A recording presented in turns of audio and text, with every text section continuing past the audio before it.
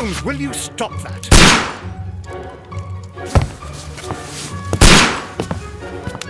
You are utterly mad.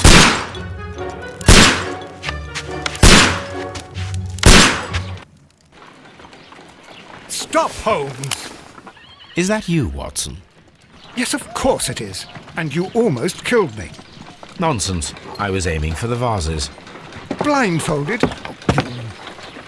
Watson, quiet, please. I'm trying to concentrate.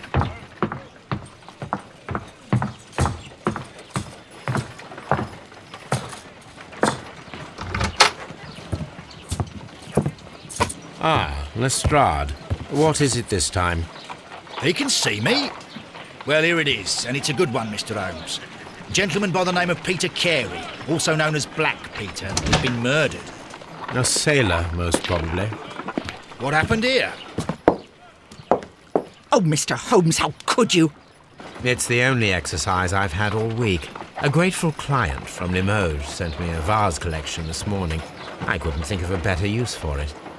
You're out of your mind. I missed 4 out of 10. Given you were blindfolded, that was very good. Can I have a try? Am I the only sane one here? I suppose that Watson is right, Inspector. A little brain work would be preferable now. Do please tell us more about Black Peter. Peter Carey, born in 1845 and 50 years old. An ambitious sort, he achieved much success in seal and whale hunting around Scandinavia. Retired in 1884 with a small fortune. He invested his money in a property called Woodman's Lee, near Forest Row in Sussex. It was where he lived for 6 years, and where he was found dead yesterday. Has the investigation already begun? Yes and no. In fact, this crime is so mysterious that I would prefer you to join me down there. Give me half an hour to prepare, Inspector. Take your time and join me there. I have to go through the yard first. The merry men struck again. What have they done this time? They robbed a powder reserve. I'll meet you at Woodman's Lee, Mr. Holmes. I should have Mrs. Hudson here. I also have several appointments that I must keep this afternoon. I shall go alone, then.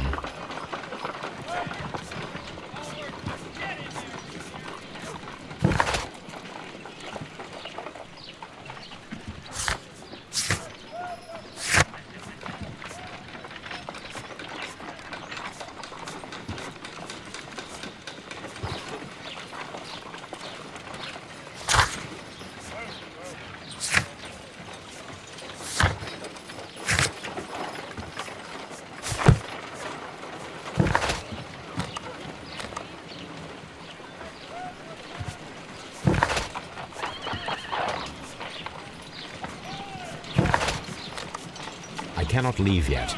I am not finished here. My analysis table.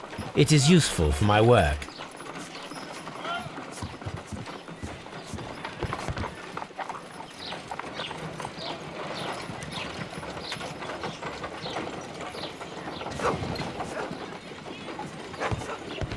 You go along to Peter Carey's house. Mrs. Hudson and I will take care of the mess you've made here. Oh, what a mess! What a terrible mess!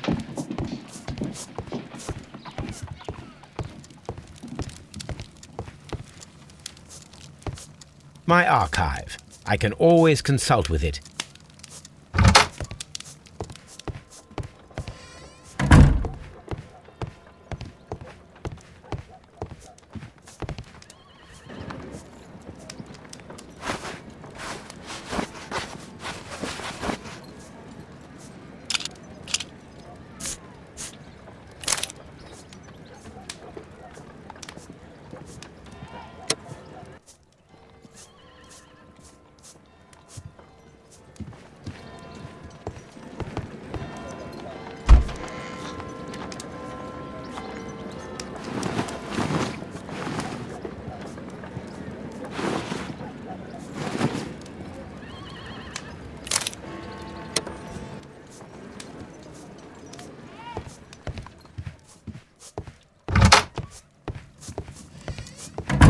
This is where I keep my post. My archive. I can always consult.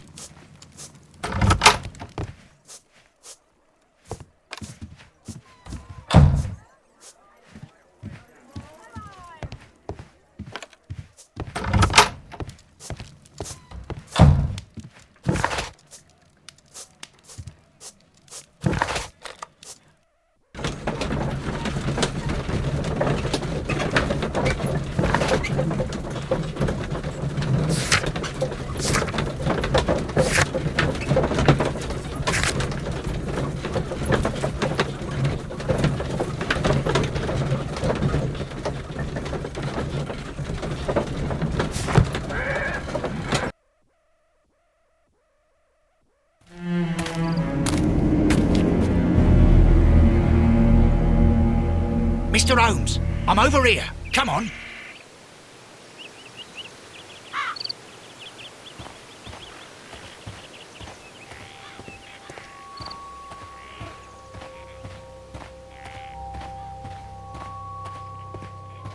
Mr. Holmes? It seems that the garden was well maintained.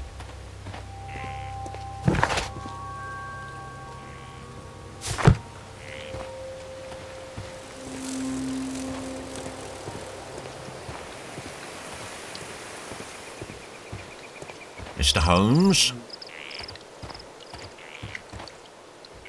Inspector Lestrade, when will you remove my husband's body? It's sacrilegious to leave him here like this. As soon as we can, Mrs. Carey, I assure you. Allow me to introduce you to Mr. Sherlock Holmes. He's a detective. No doubt you've heard of him. I'll wait for you in front of the cabin, Mr. Holmes. My condolences, Mrs. Carey. Thank you, Mr. Holmes.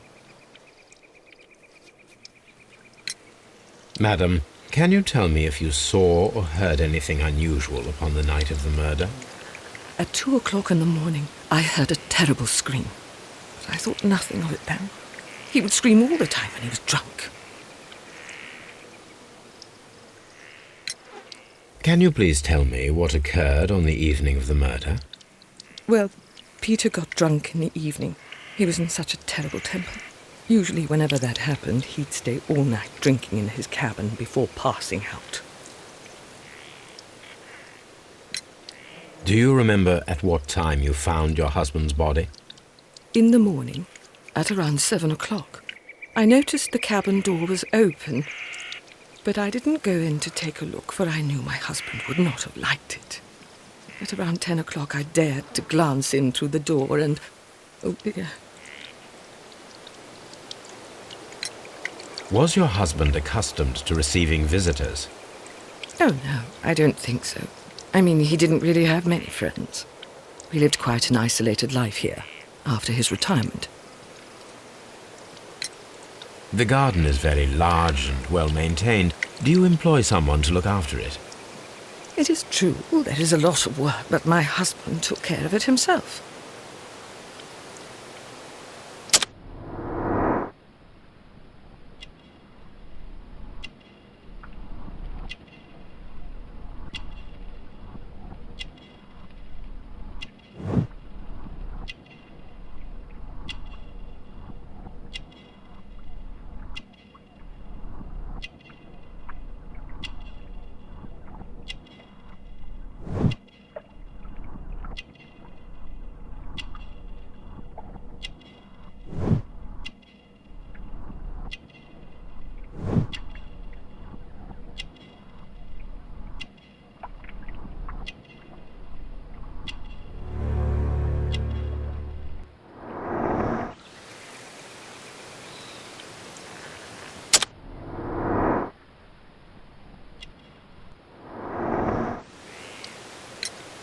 You have indeed suffered a great loss, Mrs. Carey. Nevertheless, I believe it will be less of a burden for you soon. Yes, life with Peter was never easy, but he was still my husband. He was different, wasn't he, when you first met him upon your return from Plymouth? Yes, Mr. Holmes. Oh, my goodness, but how do you know about that?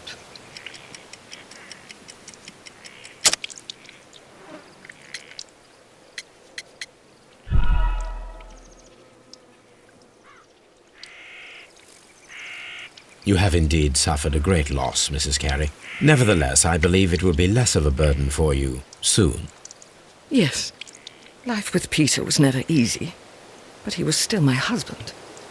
He was different, wasn't he, when you first met him upon your return from Plymouth? Yes, Mr. Holmes. Oh, my goodness, but how do you know about that?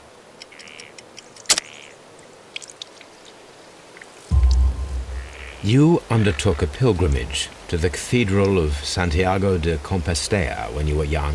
That much is evident from the rosary in your hand. The shortest route for the pilgrim from England to Spain is from Plymouth.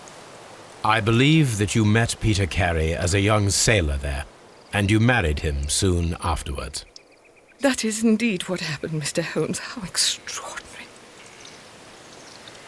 Thank you, madam.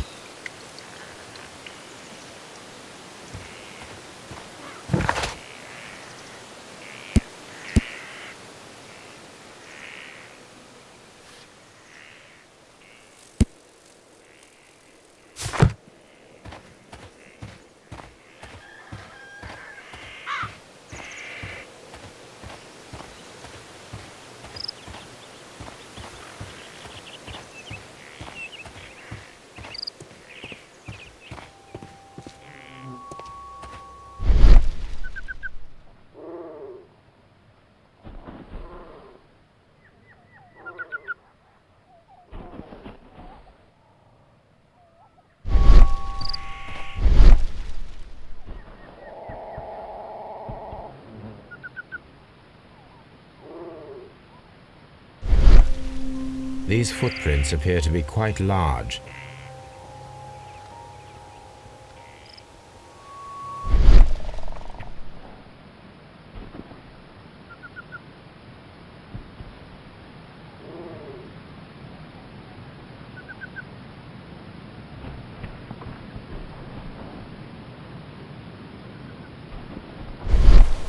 Peter Carey's body is inside the cabin. We took care not to touch anything. The door is locked. Wait just a moment, Mr. Holmes, and I'll open it. I locked it yesterday to ensure that no one should enter the cabin and tamper with the evidence. Ah, good thinking. Hello, hello, hello.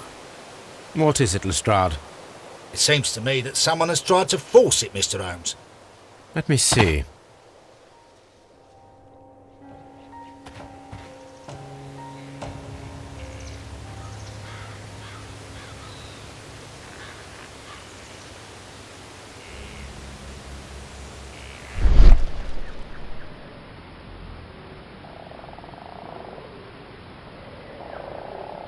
These scratches are fresh. You're right. Someone tried to force open the door. I swear these scratches were not here yesterday. Our mysterious visitor came here last night. Well, he's not the man for the job. This lock is not a difficult one. Perhaps he did not have the right tool.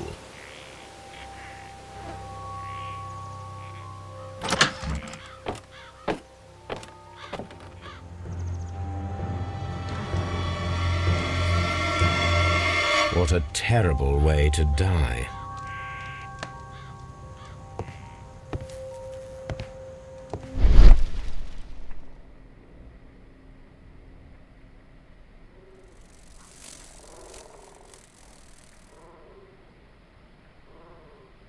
This place is not covered with dust, like the rest of the shelf. An object was taken from here. It was larger than a book. A box or a small chest, perhaps.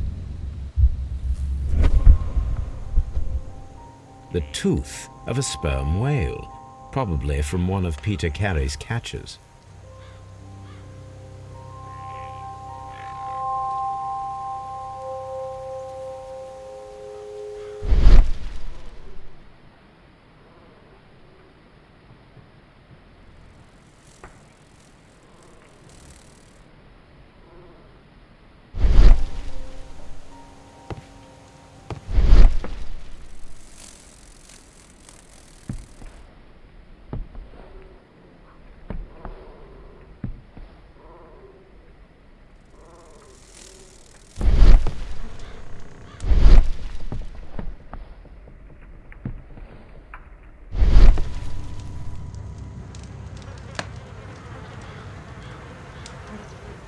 Someone drank from this glass recently.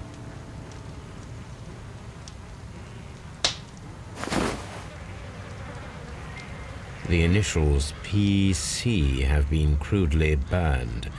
A sailor's work.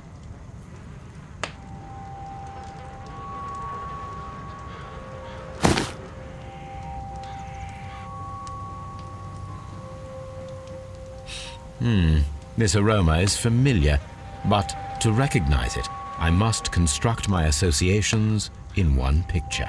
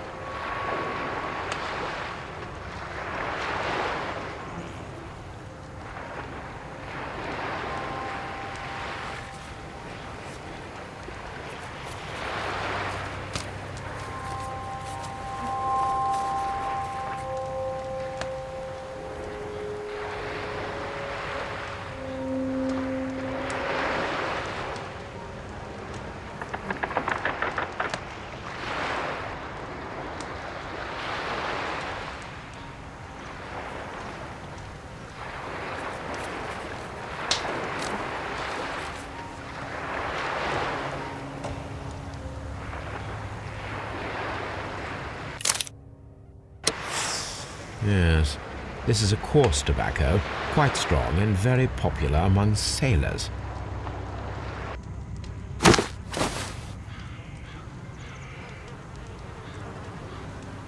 Rum, a sailor's drink.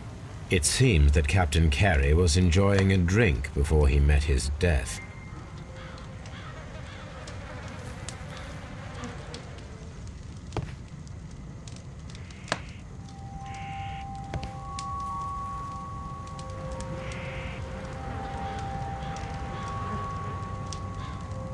The weapon fully penetrated the body. The force of the blow was immense.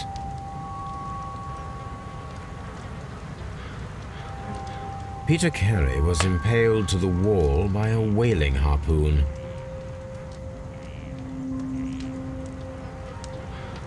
This man is in his 50s, yet he still looks quite strong. Peter Carey was fully dressed. He was not caught by surprise. It is possible that he knew his murderer.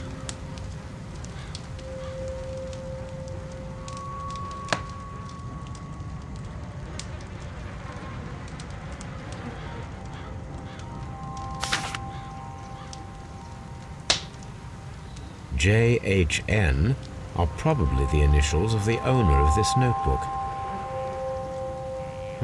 The pattern of the blood stain indicates that the notebook was not lying on the floor prior to the crime, but it was dropped into the pool of blood after the death of Peter Carey.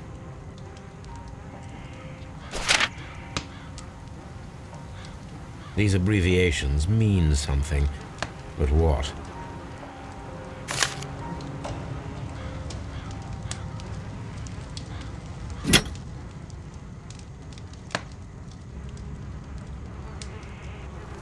This blood is from the pool underneath the dead body. This wooden handle is plain and solid. Peter Carey tried to defend himself with this knife, but he did not succeed.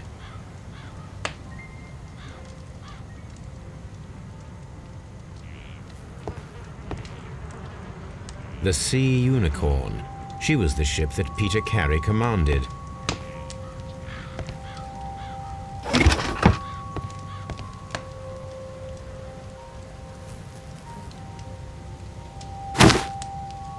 Peter Carey's boots. They look to be a size 8.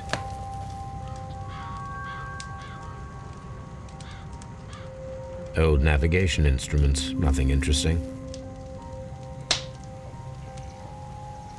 The murder weapon was probably taken from this rack.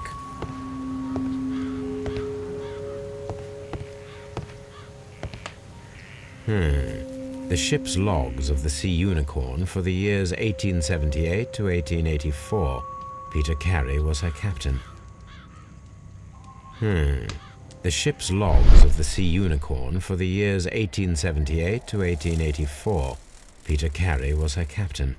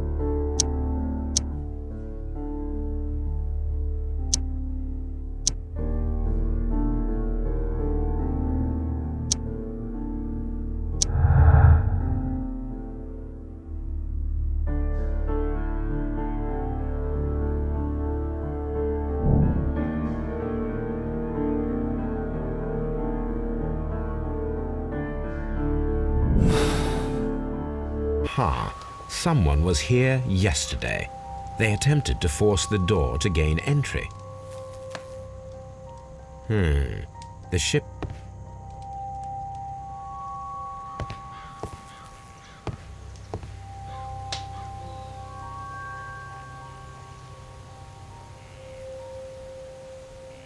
Dundee. Hammerfest. It's a whaling map.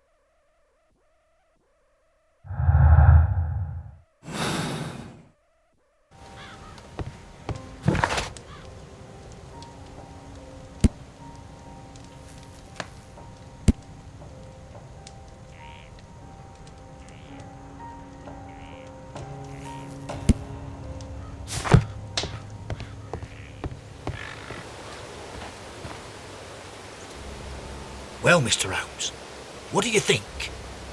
I think that we are lucky, And why is that? because of last night's attempted break-in. Oof, you've lost me. It is very probable that whoever came here hoped to find the door open. They tried to force it with a knife blade, but they failed. What will they do? Why, return tonight, when they will be better prepared. Aha! So what do you propose? We shall remain on the outside, near the window, where we stand the best chance of catching sight of our visitor. Well, gentlemen, ready your pistols. We have a long night ahead of us.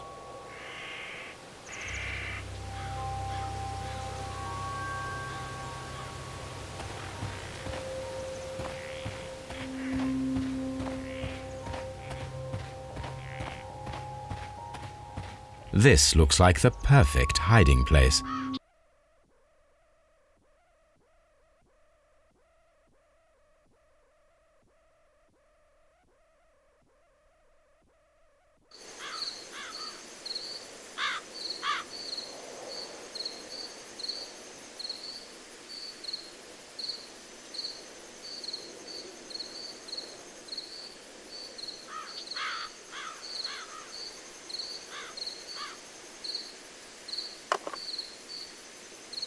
Shh! Did you hear that?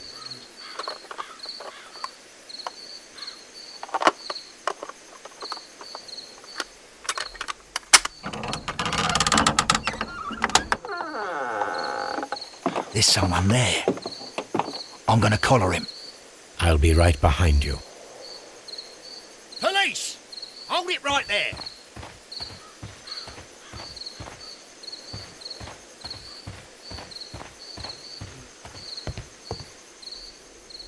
All right, my fine fellow. Who are you and what are you doing here?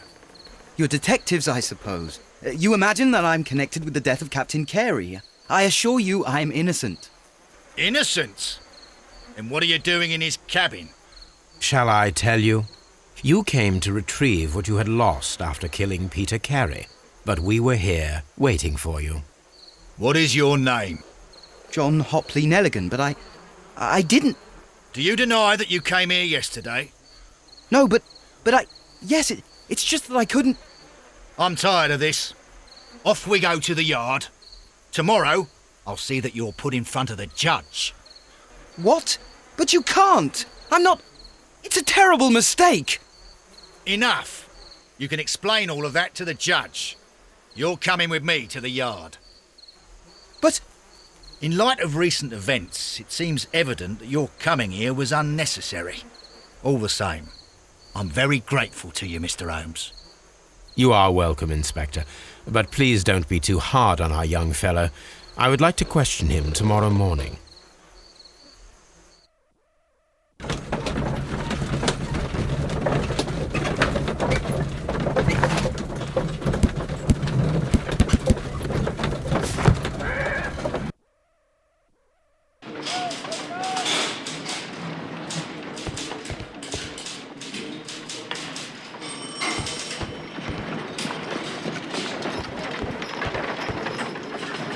Good morning, Mr. Holmes. Can I help you? Good morning, Constable. I would like to speak to the fellow who was arrested at Woodman's Lee last night. Ah, the young man. He's waiting in the interrogation room. You can go straight through. His belongings are held in the evidence room. Thank you.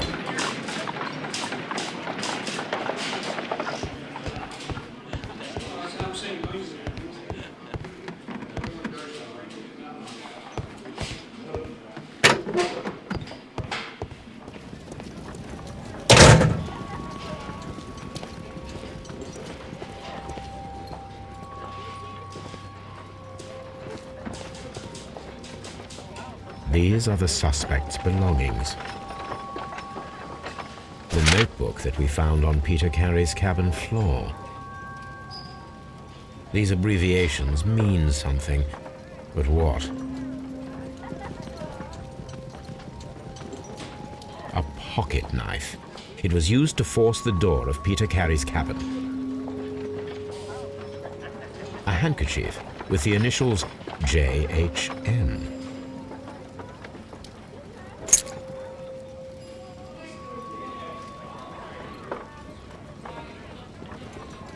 And partner, 1883. From R. Dawson. To my friend, Dawson. I've seen this name before. Perhaps my archive holds the answer.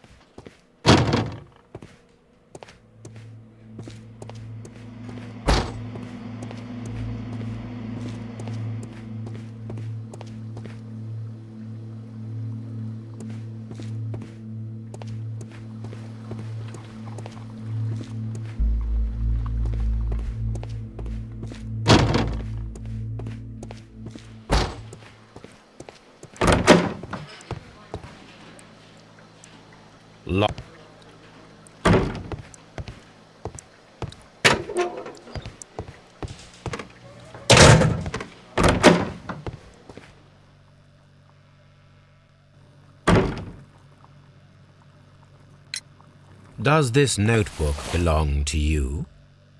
Yes. But where did you find it? I did not know... I thought I'd lost it at the hotel. What do these abbreviations mean? Oh, no. I beg you, I can't. If I told you, it would only make things worse. But I will find out eventually, Mr. Nelligan.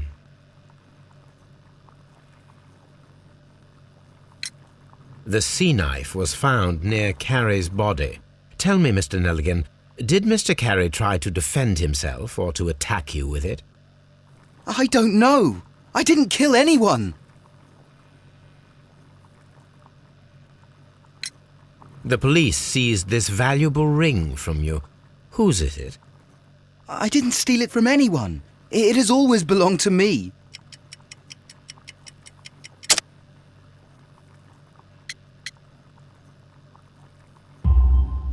The ring's date of engraving is many years ago.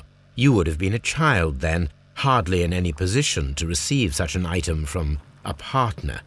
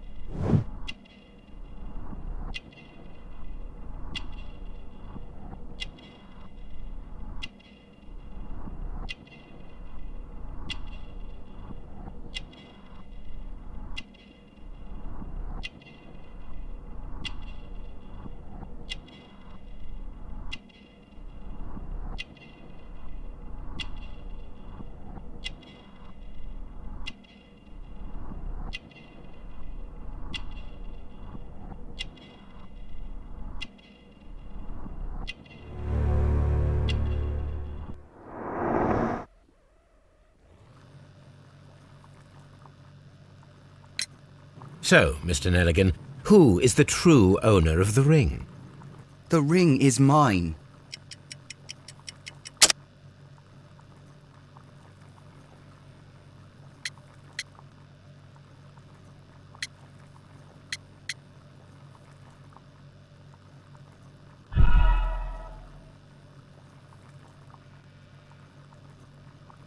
So, Mr. Nelligan, who is the true owner of the ring?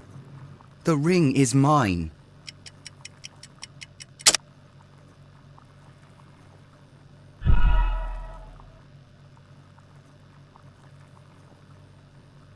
So, Mr. Nelligan, who is the true owner of the ring?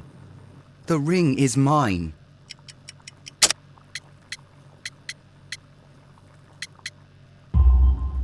No, Mr. Nelligan. I believe that the ring had belonged to your father. Oh, but how do you know? The jacket you are wearing is made of an expensive fabric that only a man of exceptional wealth could afford. You do not seem to me to be a rich man, Mr. Nelligan. Furthermore, the garment is ill-fitting.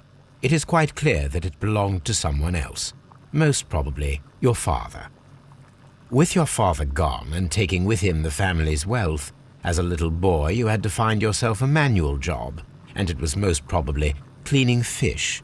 You cut your hands often while working. I can tell from the scars. I'm speechless, Mr. Holmes. It all happened exactly as you say.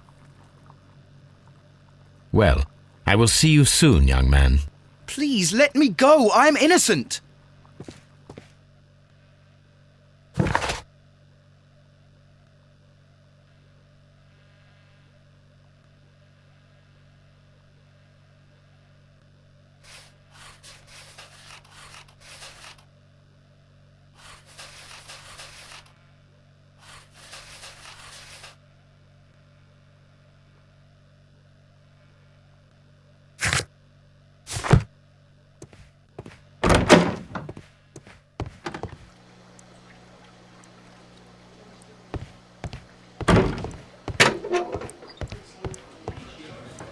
Locked.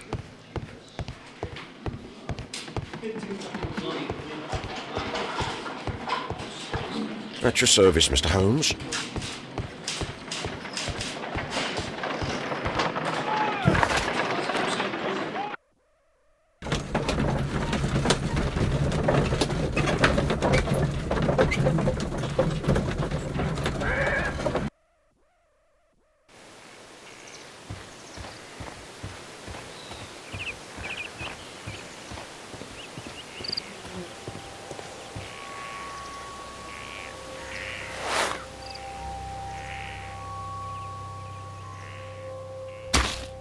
These boots don't match the footprints.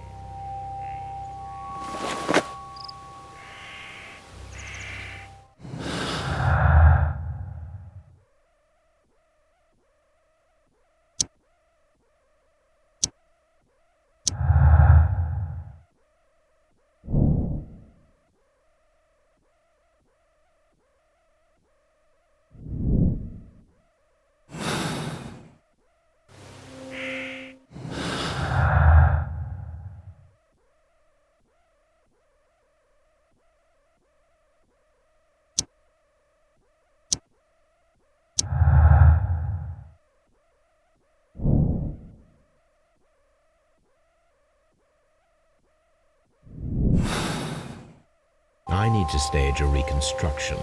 I'm sure that Watson would be happy to oblige.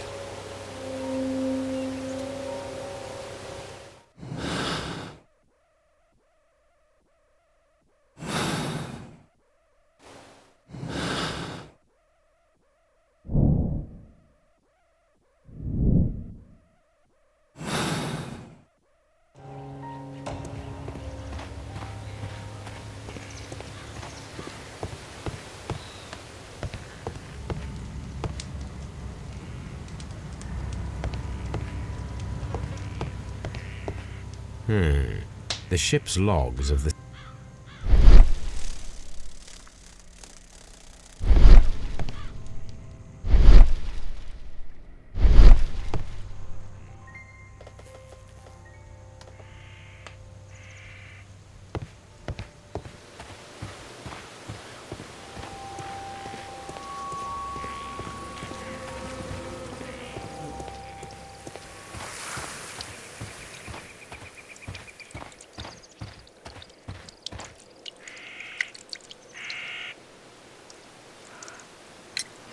Is this your husband's tobacco pouch? I'm not sure. It might be, but he hadn't smoked in a very long time.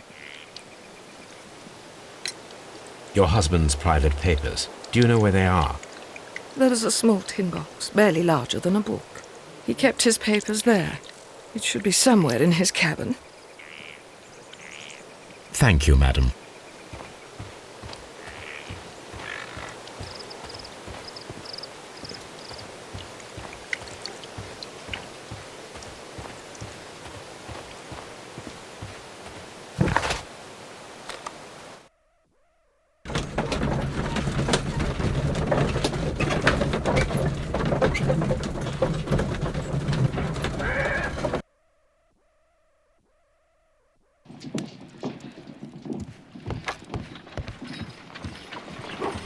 Brave Toby. Brave Toby. The best nose in the British Empire.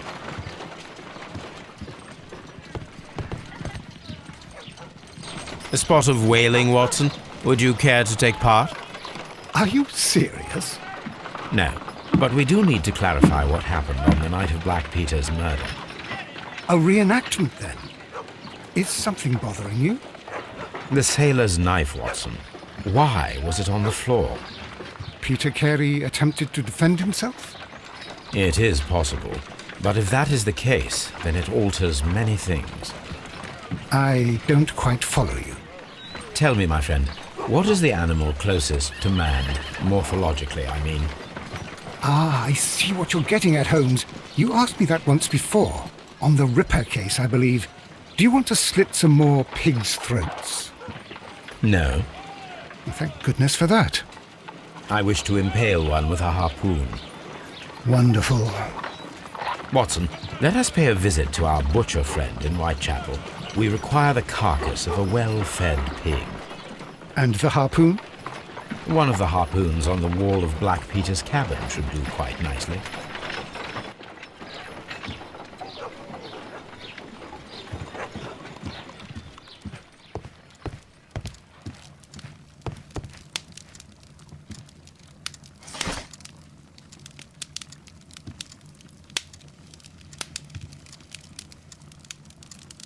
That is not the one I need. That is not the one I need. That is not the one. That is not the one I. That is not the one I need.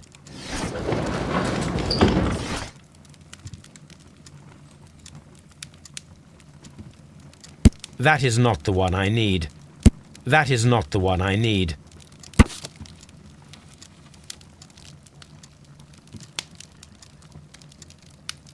Here it is. Now I begin to understand that young man's story, but I am still unclear as to what connects him with the murder. It is time to ask him.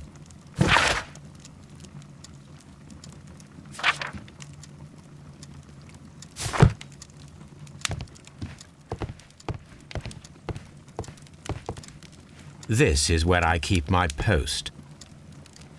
My archive. I can always consult with it if needed.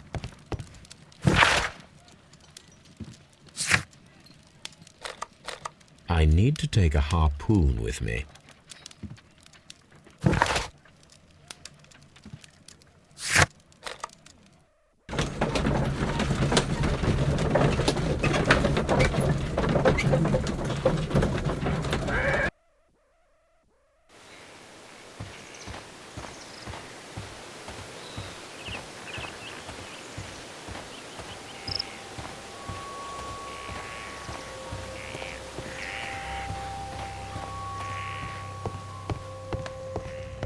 That should do it.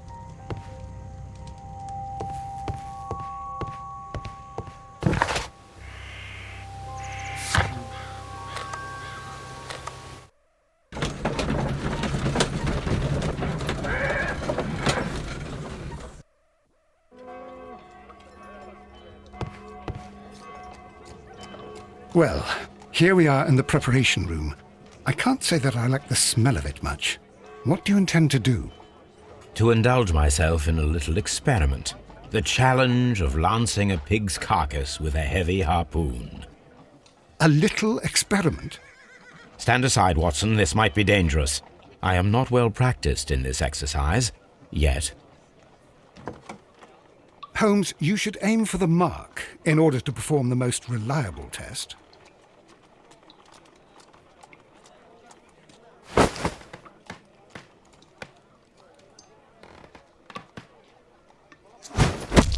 Holmes, you should try to aim better and throw as hard as you can.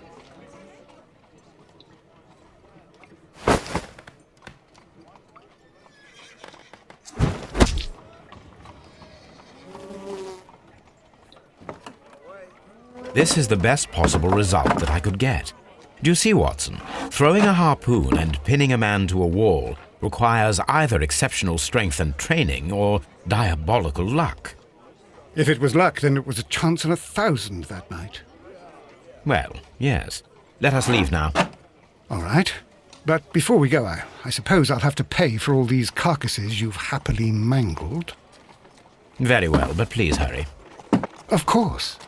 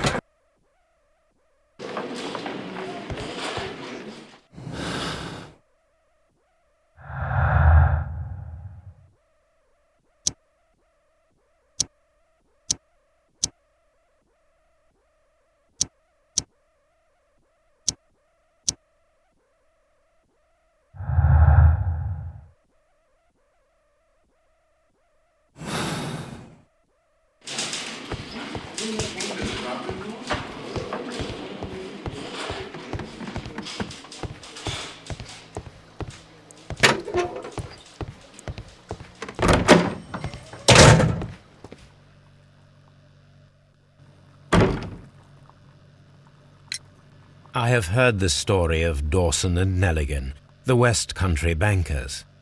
Yes, Joshua Nelligan was my father. I am aware that it had a bad ending. When the bank failed, it ruined half the families of Cornwall, whereupon Joshua Nelligan disappeared. My father was under extraordinary pressure. Dawson had retired. I was only 10 years of age at the time, but it was still old enough to feel the shame that befell our family. My father was convinced that he could pay off all his debts if the creditors gave him time. He set sail for Hammerfest in Norway in his small yacht, just a few days before an arrest warrant was issued. He left my mother a list of the securities he was taking. No word was ever heard from him again. We believe that his vessel went down, taking with it everyone and everything on board. Thank you for the story, Mr. Nelligan. At last, we are making some progress. Interesting. Joshua Nelligan and Peter Carey were both at sea in Norway. There is definitely some connection between Peter Carey and Joshua Nelligan's disappearance.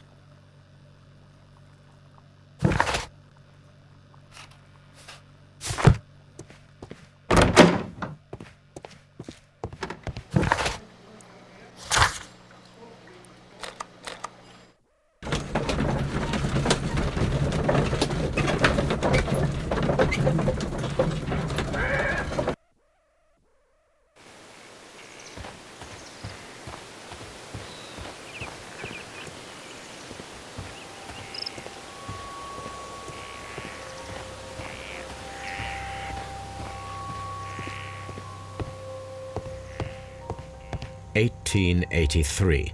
That's the one I need. This is the crew list of the Sea Unicorn.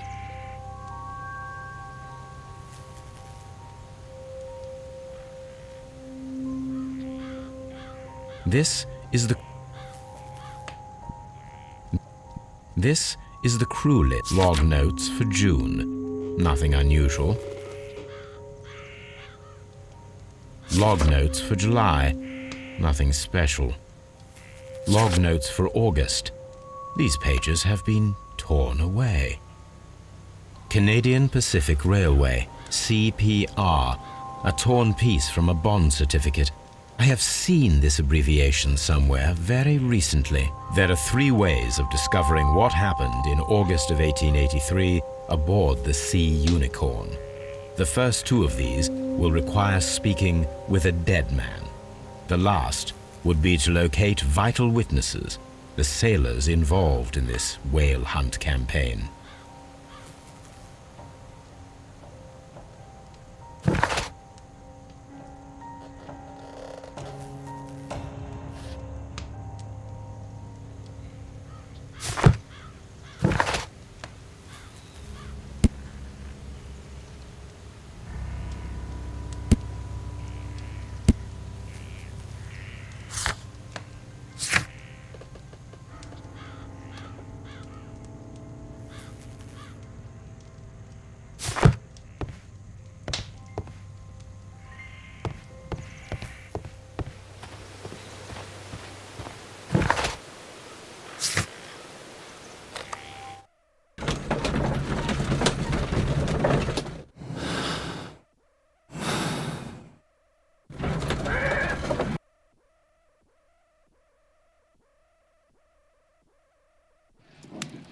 Something new, Watson. I have the list of sailors who were aboard the Sea Unicorn. We shall soon learn what happened to Nelligan's father.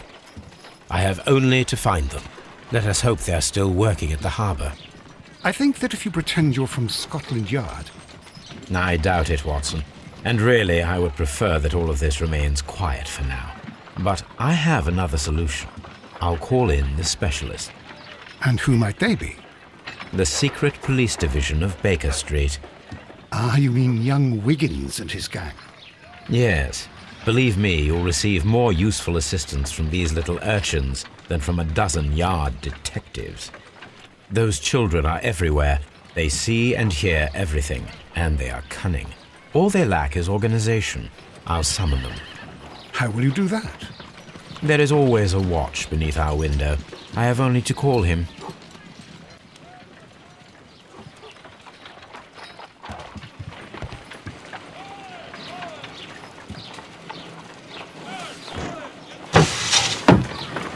Wiggins, could you come upstairs, please? At your service, Mr. Holmes. Wiggins, I need you to track down certain people for me. I'll give you a list. You can read, can't you? Big Oliver from our gang. He can, because his father is the coachman of a famous lawyer. Fascinating. Here is the list of sailors. Sailors? Easy. Just got to look where the rum and the red lights are. Sorry to trouble you, Mr. Holmes, but the inspector asks that you come to the station as soon as possible. Thank you. I'll be there shortly.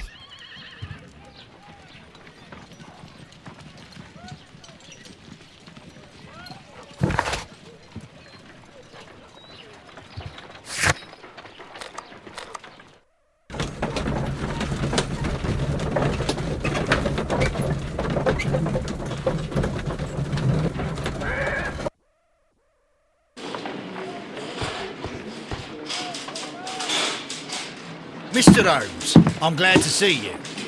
As always, what happened? We have a new suspect, Liam Hurtley.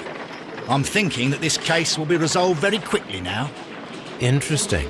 Pray tell. Well, the constable that I left at Woodman's Lee noticed a suspicious individual prowling around during the night. Do you have him here? Yes, he refuses to speak with us, but we'll make him talk. Let us hope so.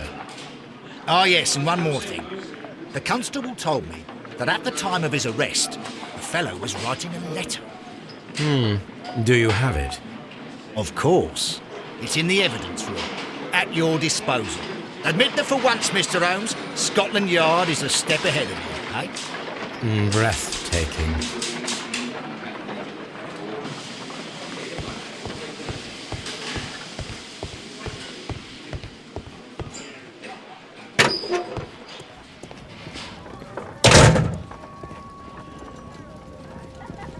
These are the suspect's belongings.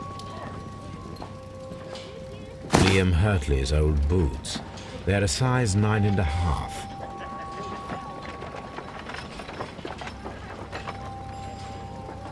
The stains are fresh. They can be removed with the proper chemicals. A pen. Nothing unusual about it.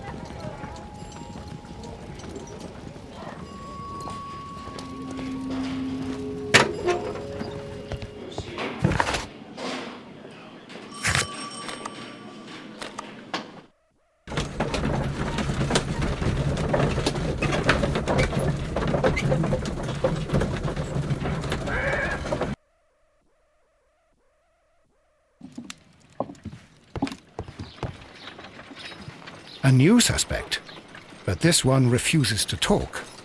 This case is more interesting than I first imagined. My archive. I can always consult with it if needed. This is where I keep my post. My archive. I can always consult with it if needed. I need to prepare a chemical agent that is capable of removing fresh ink. For this purpose, the chemicals from the flasks should be combined in a certain order to perform a chain reaction. First condition, all 7 reagents should be used. Second condition, orange reagent should be the third one in the sequence after the blue reagent. Third condition, colorless reagent should be added after the orange reagent.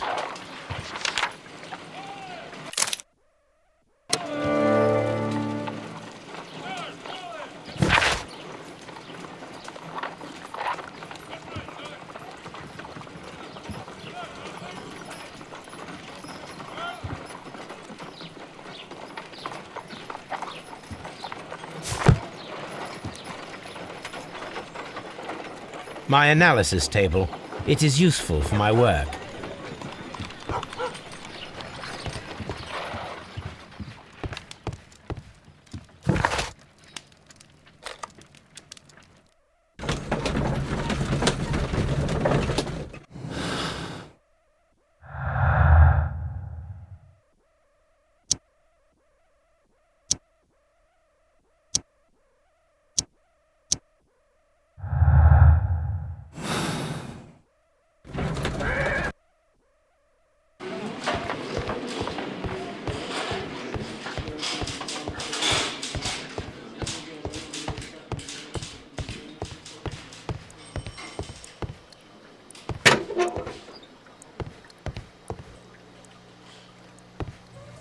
Please escort this suspect for interrogation. Allow me to introduce myself. My name is Sherlock Holmes. I would like to ask you a few questions. I've already told the police that I've nothing to say. And you're not even part of the police. Precisely, and considering your situation, it might be wise to speak with someone who is, shall we say, rather more neutral. You are a suspect in a murder case. I know. Inspector Lestrade told me. It's ridiculous. Could you at least tell me who you are, and exactly what happened that you should be brought here? My name is Liam Hurtley. That I can tell you, but you're not getting any more than that. Well, we shall see.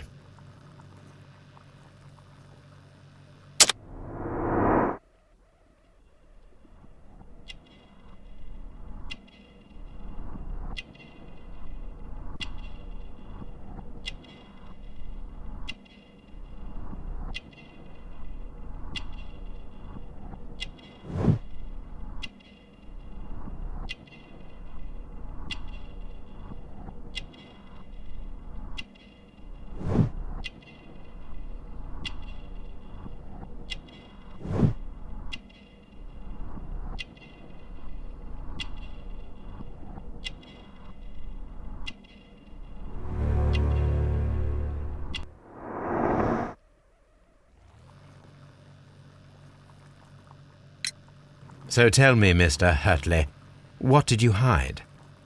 Hide? What are you talking about?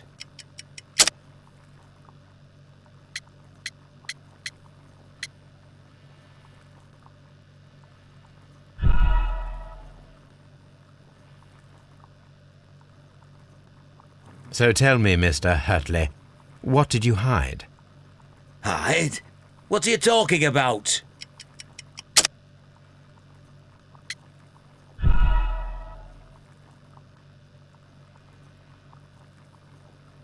So tell me, Mr. Hurtley, what did you hide? Hide? What are you talking about?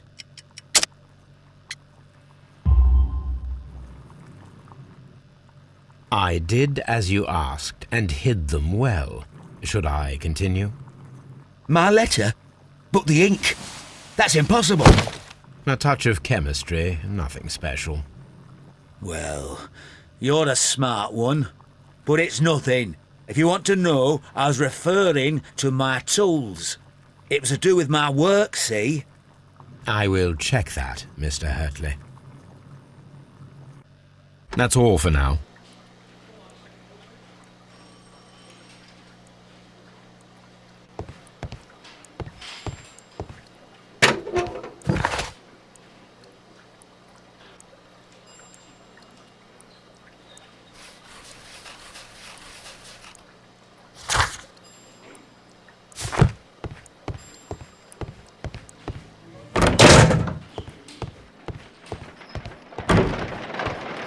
How is the investigation going, Mr. Holmes? Do you have any idea who the murderer is yet?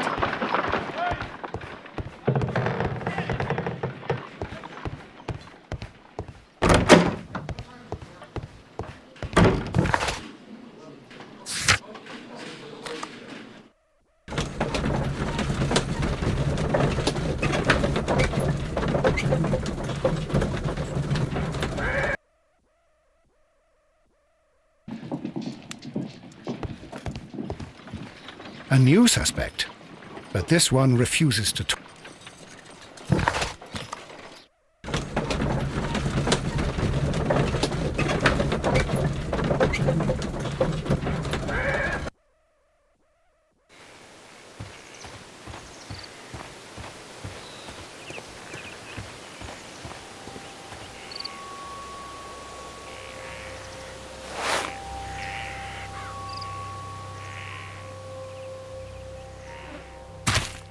These boots match the footprints exactly.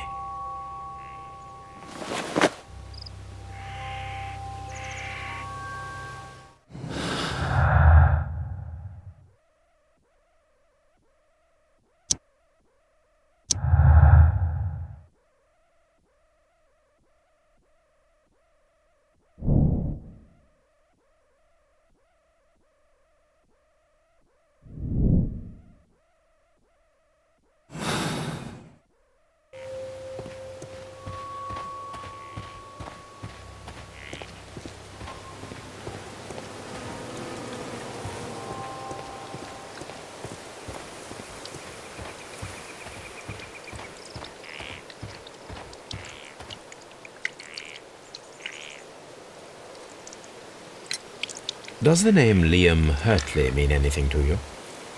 No, I don't know anyone by that name. Thank you, madam. Who could do such a thing? My poor husband.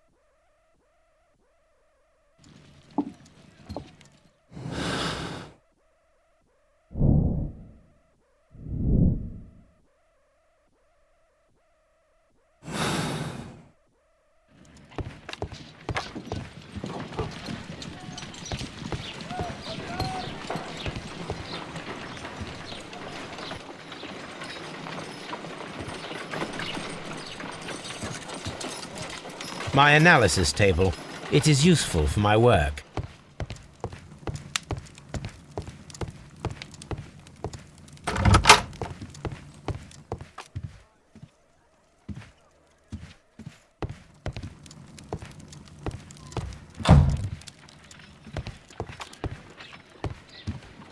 A new suspect, but this one refuses to talk. This case is more interesting than I first imagined.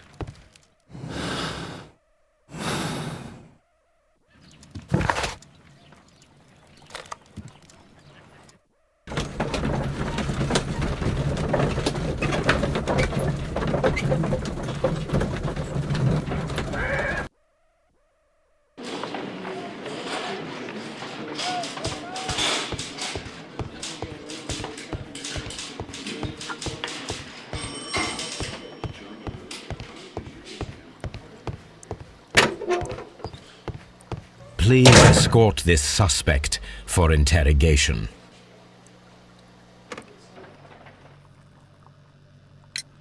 Tell me, Mr. Hurtley, what were you doing at Woodman's Lee? Woodman's Lee? I've never been there.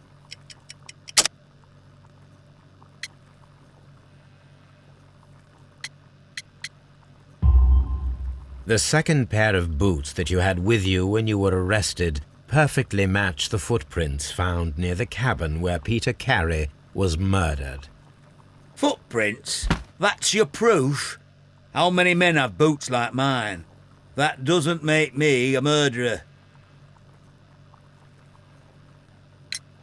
Now that your presence at Woodman's Lee has been proven, would you care to explain it? I don't remember. What would I be doing there anyway?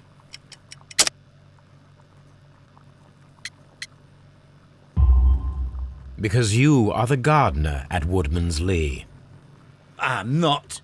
How did you... I observed your hands. They told me that you work with the earth. Small fragments of plants snagged to your trousers indicate that you were mowing very recently. But the most obvious clue presented itself in the bird embroidered on your handkerchief. A crested tit, if I'm not mistaken. All right, you got me. Yes, I am a gardener, and I went there to get my tools. That's all for now. Hurtley's stories are false leads, but now I know one thing for certain. I must examine the site where the garden tools are kept at Woodman's Lee.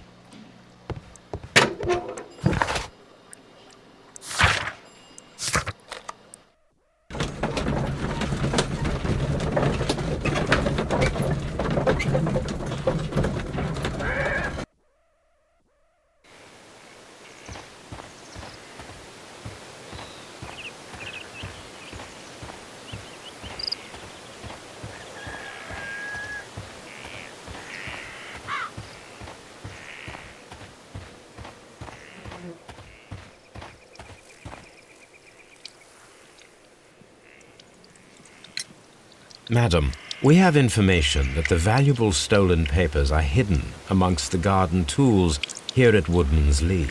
We need to find them. Oh my. Our tools are kept inside the shed that's right behind me. Here is the key to open it. Thank you, madam.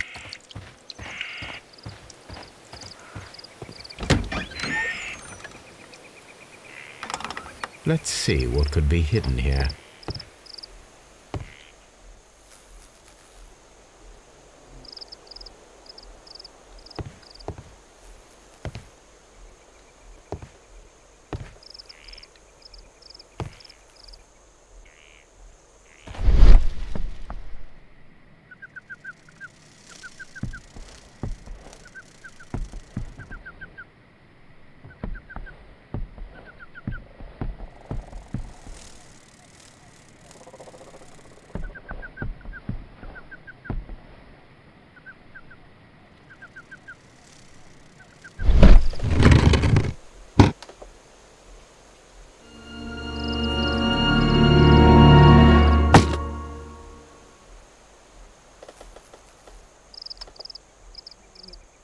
Let us see what is in this box.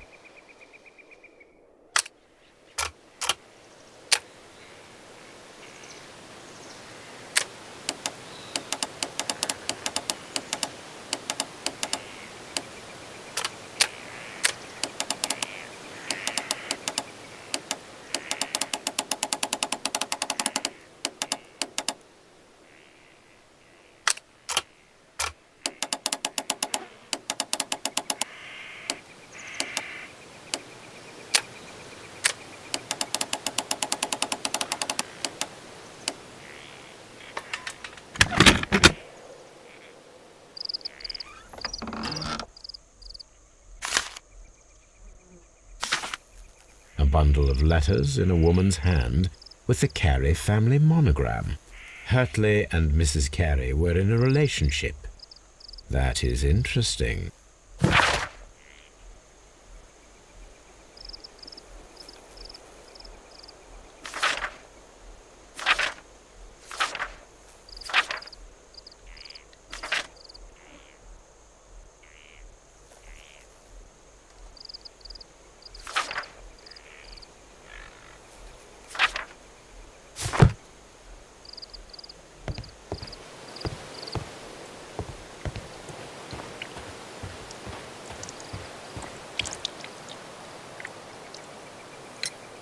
Madam, I am aware of your affinity with Liam Hurtley.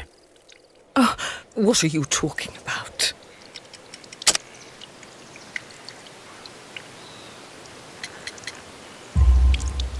Mrs. Carey, we found your letters. My letters? I asked Liam to return them to me. I wanted to burn them. Why did Mr. Hurtley put them inside the garden shed? I don't know. I wanted them back, but I couldn't see him, not after what happened. Well, here they are. Oh, this is terrible. Terrible. Liam, how could he? After what he has done. You believe that he killed your husband? No, I do not know. I do not know. Leave me alone, please. Thank you, madam. I wonder if Wiggins has managed to find any sailors.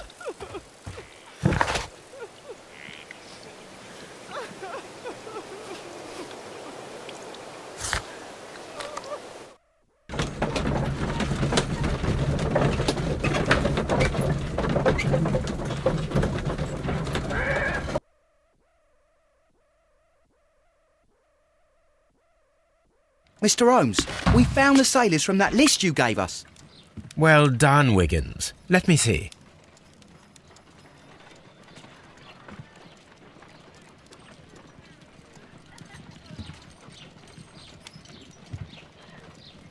This is interesting.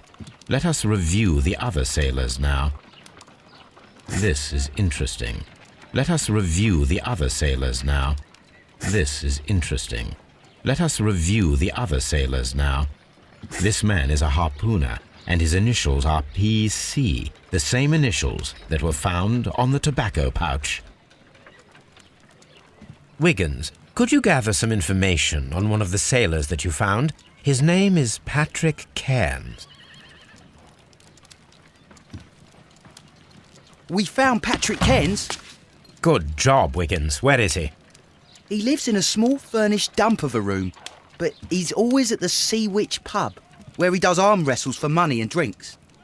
Excellent. Here is your reward. 2 guineas. Thank you, sir.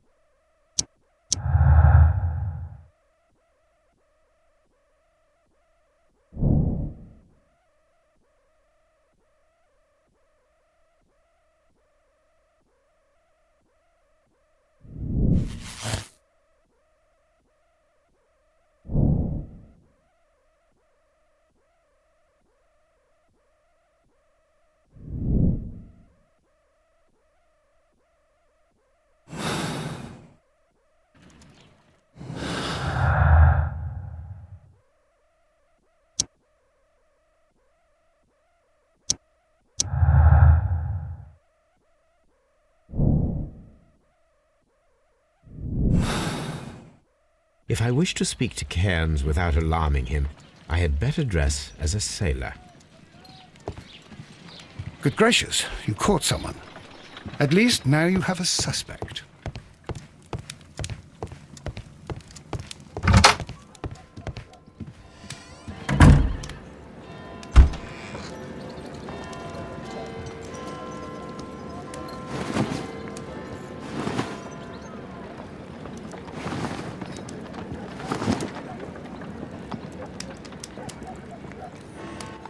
Now I can approach.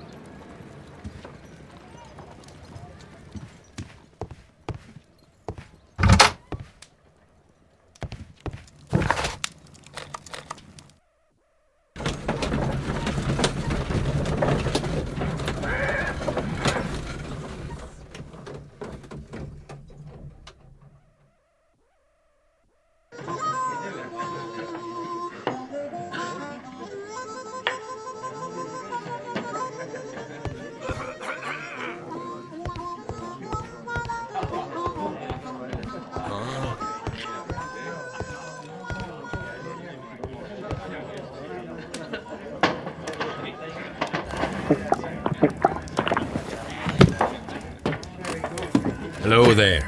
Are you Cairns? What do you want? We've heard all about the gambling and arm wrestling here. You seem like the likely sort, and I'm up for it. I start at 10 shillings. Suits me.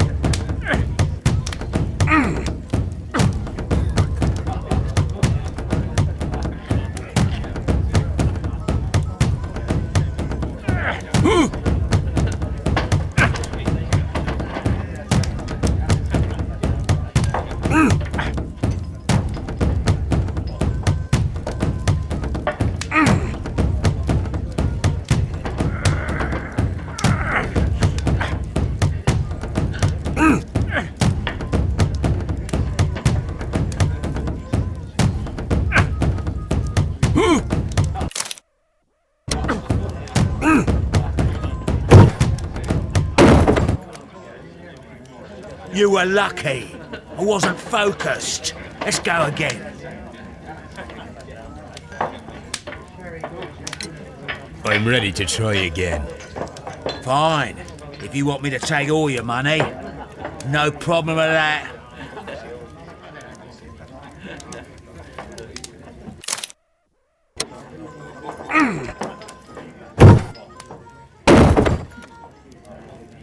Well, good for you, I reckon. You're stronger than you look. Here's your 10 shillings. I'd like to buy you a drink. Good winner as well. That's good. Let's have a drink.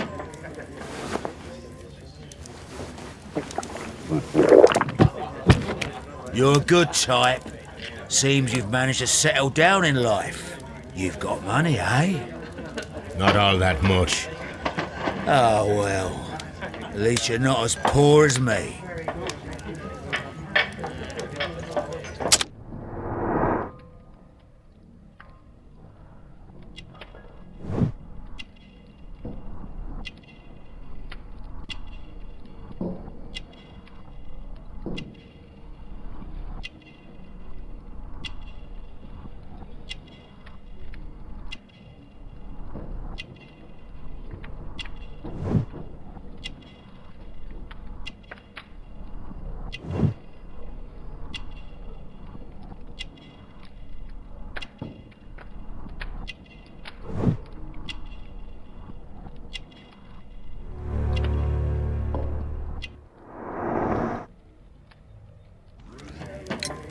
Why do you say poor? You're not working?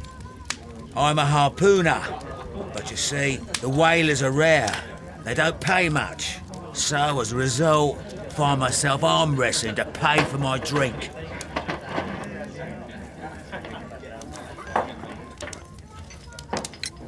A harpooner. Interesting. You've had a lot of adventures, I bet. Of course. It's been a dozen years since I've sailed. I've seen everything.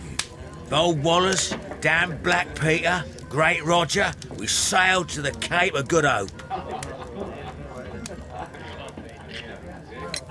Black Peter, you say? I've heard rumours about that one. He was the worst of them all. He was a liar, and violent too. Swinging those fists of his around. He was a tyrant, and not much of a captain. At least, not as good as Great Roger. I see. Yes. I was told terrible tales about Black Peter. But you ain't heard the worst. Tell me, and let's have another drink. It was in 1883 that it happened. The August of that year. Peter Carey was captain of the Sea Unicorn, and I was a spare harpooner. We were coming out of the ice pack on our way home. One evening, we saw a little craft that had been blown north. There was only one man on her, and he wasn't a sailor. The crew must have thought that she'd foundered, and they made for the Norwegian coast in a dinghy. I guess they all drowned. We took the man on board. And who was he? I dunno. During the crossing, he and the skipper enjoyed some long talks. His baggage was just a tin box. That's strange enough. Aye. Even stranger was that on the second night, he disappeared. Nobody knew what happened to him. And of course, nobody could ask Black Peter about it.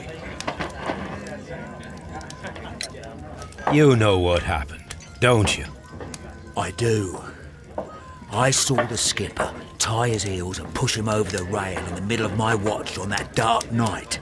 2 days before we sighted the Shetland lights. Black Peter's a murderer. Aye.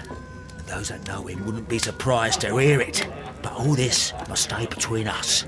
All right? Of course.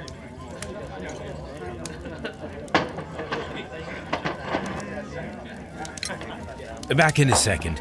I'm off to the Ghazi. I'll be here with my drink.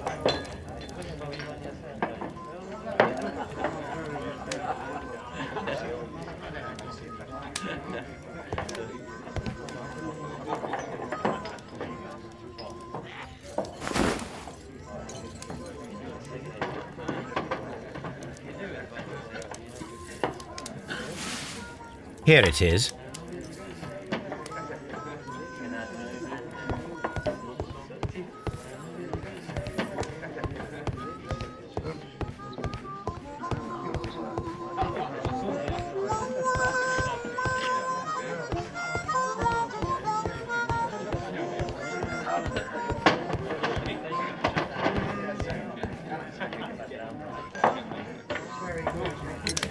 Have you got any tobacco? I've run out of mine. Nah, I lost my pouch. I don't know where. Wait a minute. What's this? Oh, is this your tobacco pouch? Well, oh, it is. Well, I have to go now. I know a captain who's planning an expedition to Cape Cod. Captain Ahab's his name. He commanded the Pequod. He might need good harpooners. I'll tell him about you. Maybe. If you like, aye. I'm done here. It's time to leave.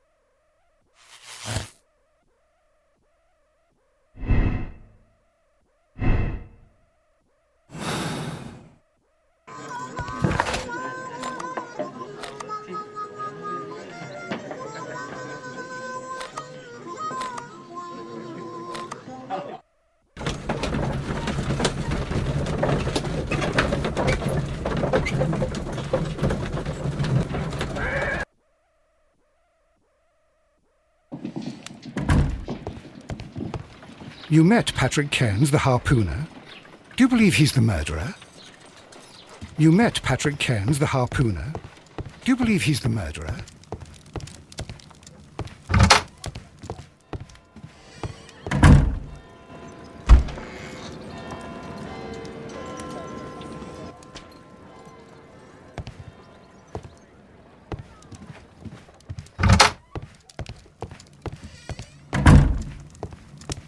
My archive. I can...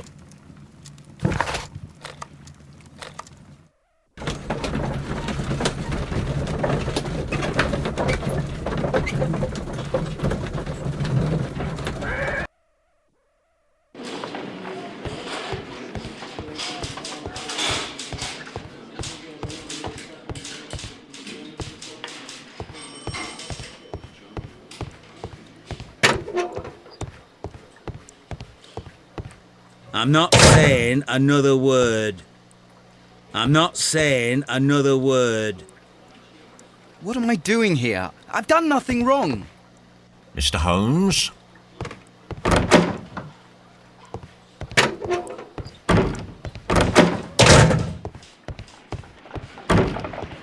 How is the investigation going, Mr. Holmes? Do you have any idea who the...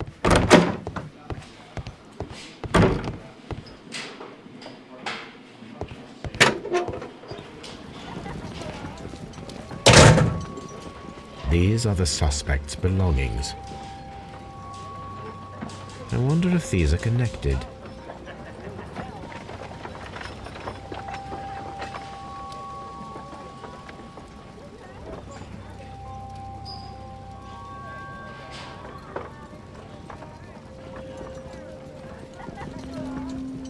Now we have the proof that Nelligan's papers were indeed here. It seems that they have vanished, however.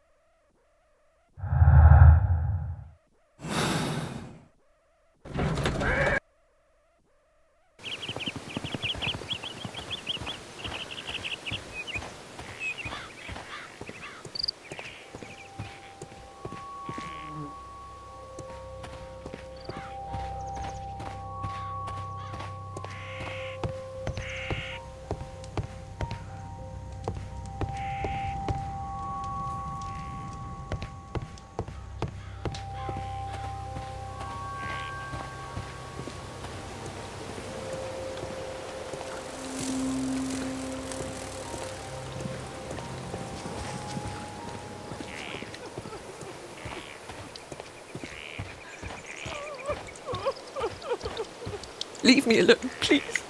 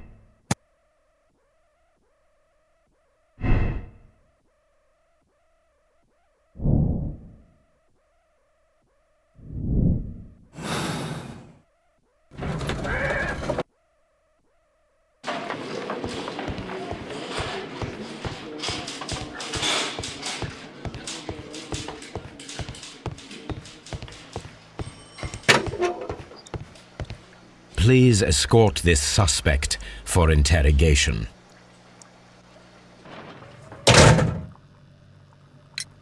Tell me, Mr. Nelligan, what exactly were you hoping to find inside Peter Carey's cabin?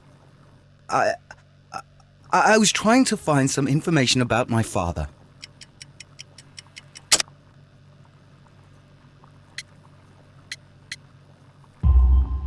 I assume you had another purpose, to retrieve the bond certificates.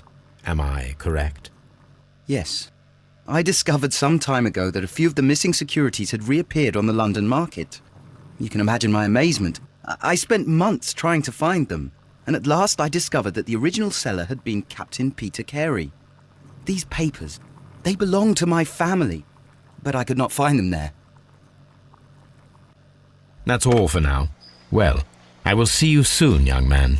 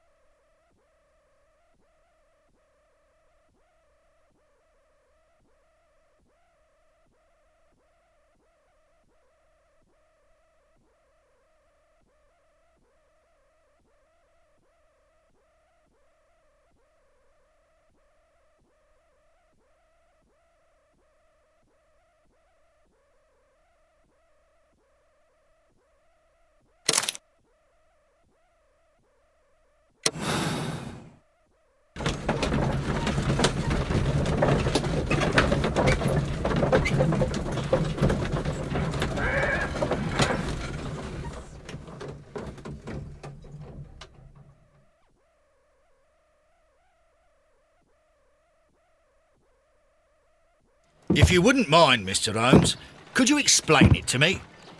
As I informed you on our way here, Patrick Cairns is the murderer of Black Peter. Why bring me here? Wouldn't it be better if we were out looking for him? That would be futile, as he will be with us in approximately 12 seconds. Oh, well, if this is your idea of humour...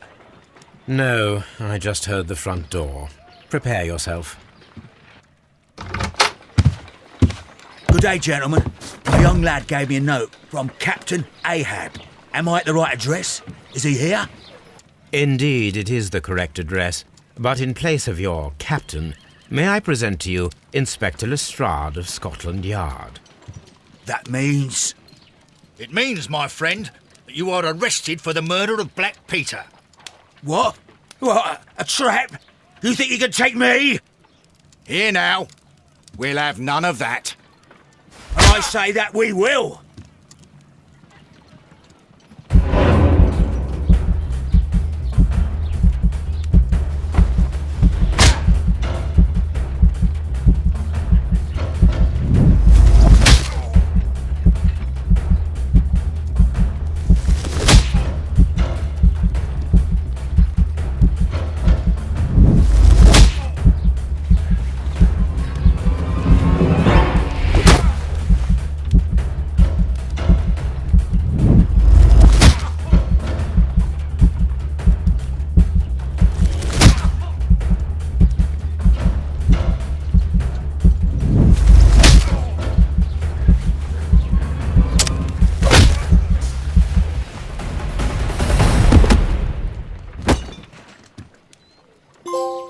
Lestrade, are you all right? Are you able to stand? Oh, my jaw! Gaw! He took me by surprise, Mr. Holmes. Otherwise, he would have seen what I'm capable of. Oh! Yes, he was lucky. But you got him. It was remarkably easy. He lost his balance after he struck you. And you practice boxing, I know. You must have hit him hard. Our fellow is knocked out. We should call for a police cab and then take you to the hospital. Yes, well, no need for a hospital. I would prefer to keep this between us. You know. Of course, Inspector. The case is closed.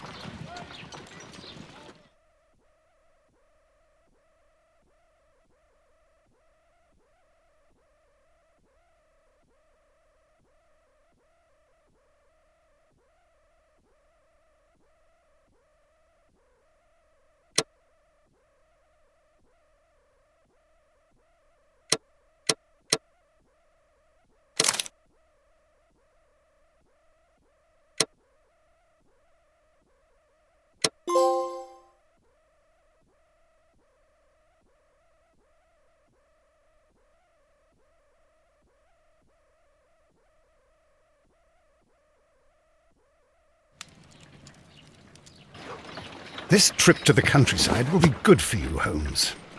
As your friend and your doctor, I really do recommend that you give yourself a complete change of scene. Fresh air, brisk walks, bird watching, chopping wood. Sounds intolerable. Certainly it sounds delightful. But you haven't yet told me who your friend is, the one we're going to visit. He is a bee lover. A bee lover? Do you mean that he keeps bees? That must be Mrs. Hudson, bringing the warm cloth that I requested. There is someone to see you, Mr. Holmes.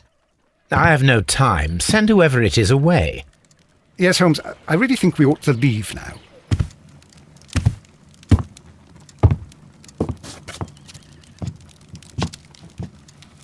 Mycroft. Sherlock. Oh, Mr. Holmes? Perhaps you don't remember me. I'm Dr. Watson. We met at the Diogenes Club a few years ago. I documented our encounter in a short story I gave the title The Greek Interpreter. He does remember you, Watson. My brother remembers everything, and that is why he is so valuable to the government. We are about to depart for the train station. I know. You know? Sherlock, I need your help. There are people who presently threaten both our country and the Crown itself. You must help us with those methods of yours. Need? Help? Those are not words I would readily associate with you, Mycroft. I wrote you a letter, but you did not reply. And this is not about politics. It's about people. People similar to those whom you pretend to defend in your petty detective affairs. Everything is about politics with you, Mycroft. I'm not interested. Have some of your agents, your spies, or worse, undertake this job of yours. You are defending your people, and they have little to do with the people I choose to help, I can assure you. That is the point. You think exactly as they do. Who are they? The Merry Men. He is talking about the Merry Men, a band of idealistic terrorists. Sherlock, do please think about it. They are planning something diabolical. Your country needs you. You need me, Mycroft, and you are not the country, although if your waistline expands very much further. Mrs. Hudson, tea will not be necessary. Dr. Watson, the train conductor, Mr. Parker, is aware that you will be 7 minutes late. You are in the 4th car. The train will be waiting for you. Sherlock, enjoy your time in Staffordshire. And do, please, at least write to me on your return.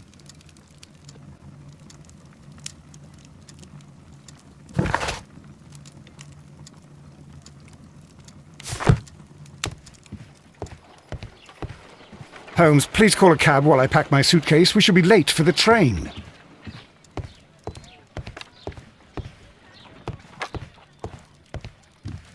A map of London and the surrounding area.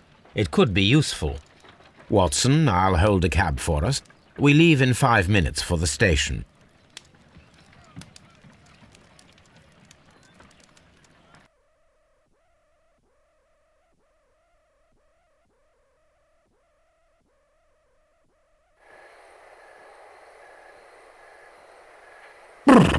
What a gloomy night.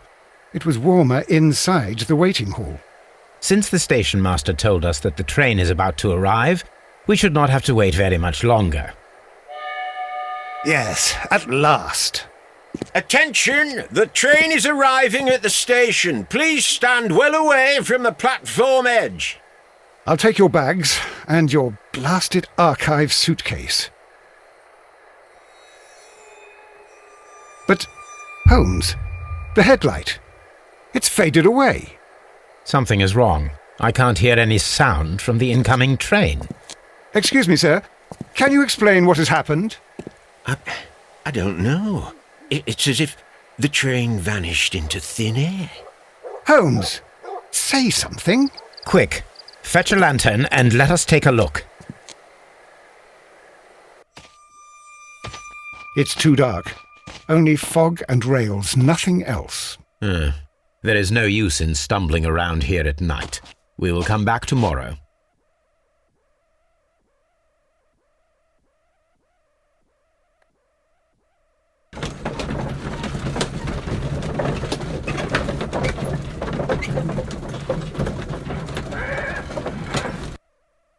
Well, here we are again at Evesham Station. We have a full day ahead. Let us begin our investigation.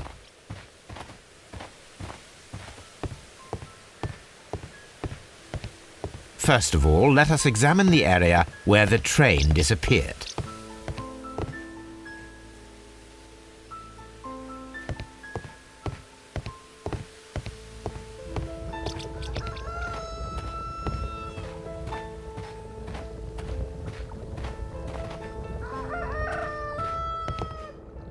Trains can't just vanish without leaving a trace. It isn't possible, is it, Holmes?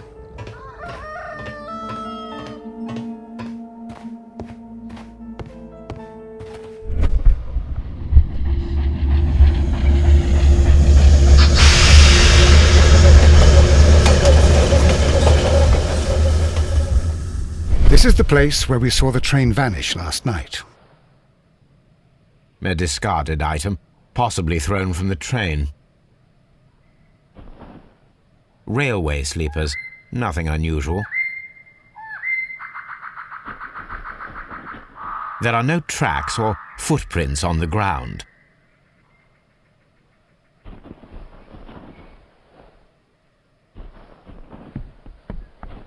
The rails have not been touched. There's nothing unusual here. There are no signs to indicate that the train ran off the track, nor are there any other traces. There is nothing whatsoever. There are no clues. But then, a negative result is also a result. Oh, I see what you're getting at. No clues and you're smiling. Yes, Watson, I do smile on occasion. This mystery appears very promising. This investigation won't be simple. We shall require a map of the region. Perhaps the station master could lend us one.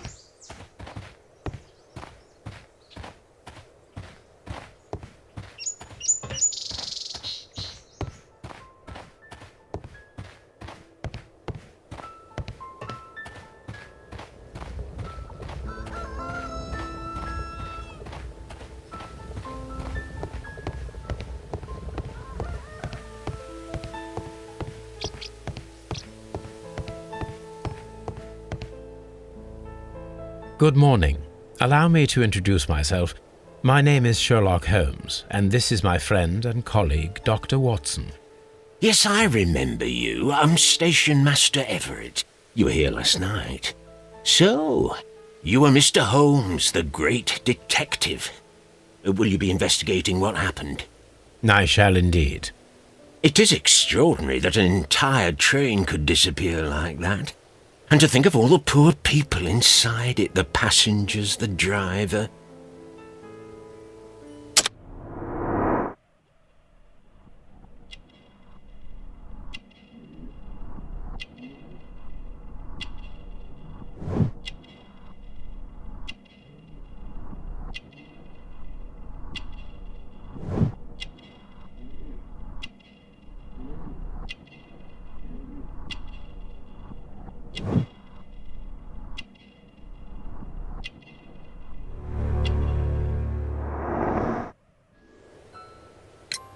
Could you please give us any details about the train? Well, there was nothing so very special about it. At least not that I can recall. My memory's not what it used to be. However, if you need it, you can have the train composition report. It's inside my office. I would be glad to have a detailed map of the local railway district. But of course, please, take the one that's pinned inside the waiting hall. See you later, my good man.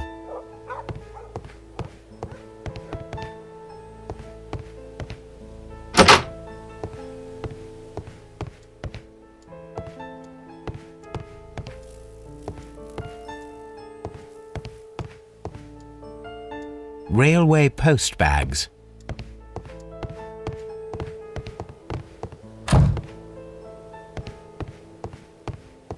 Holmes, how is it even possible for a train to disappear?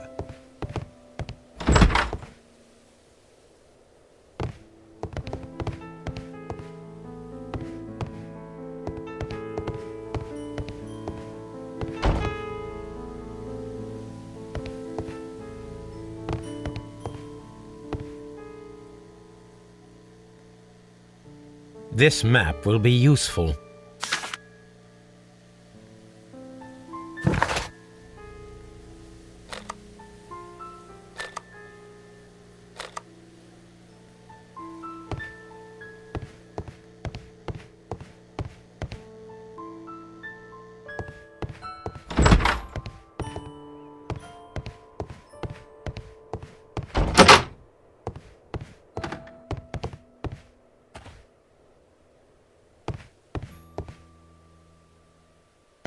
This part is probably from a locomotive.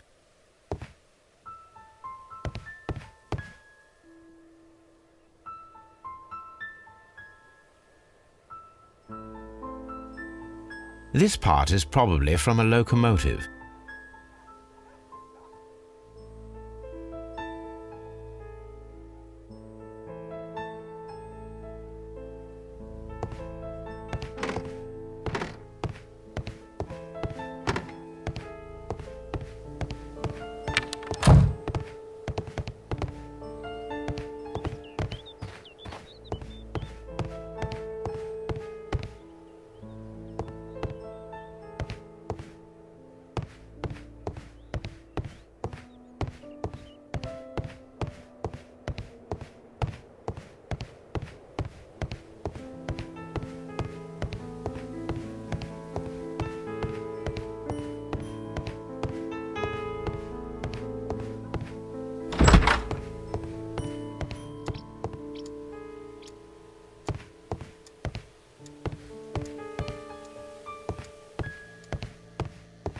A telegraph.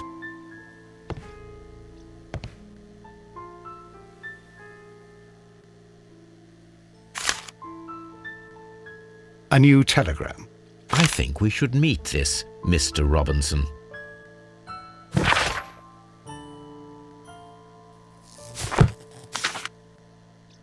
Here is the train set.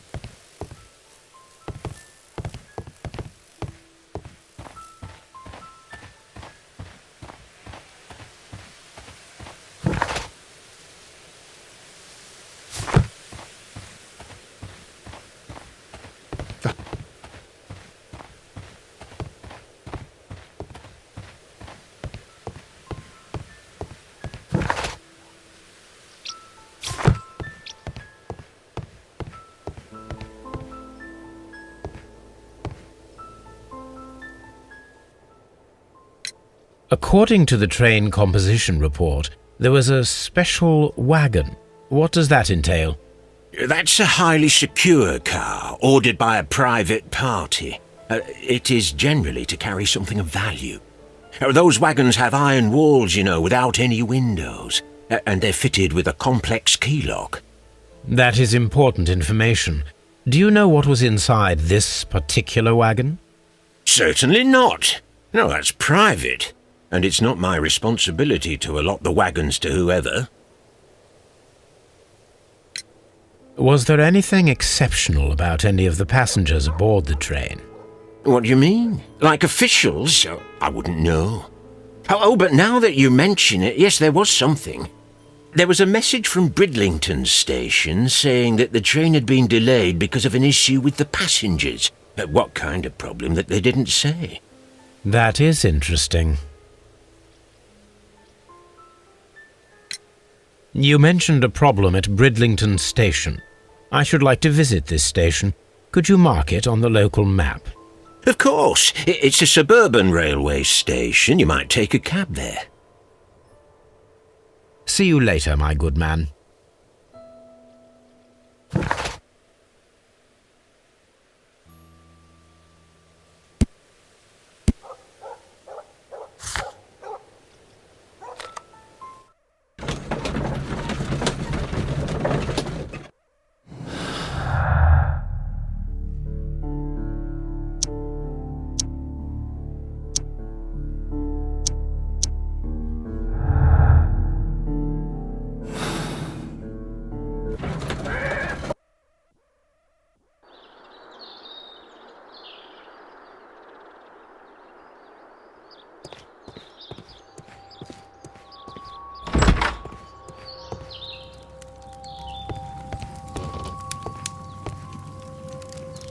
This is an absolute scandal.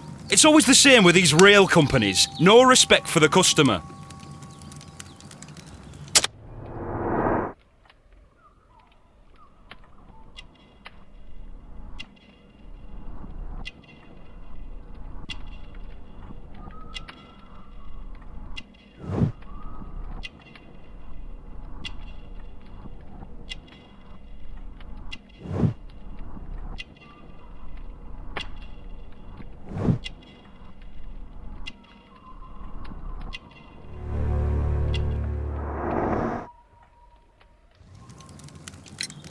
Please calm down, sir. What is your concern? Concern? What is my concern? I'll tell you what my concern is. Last night I were on the train as usual with my colleague, heading home.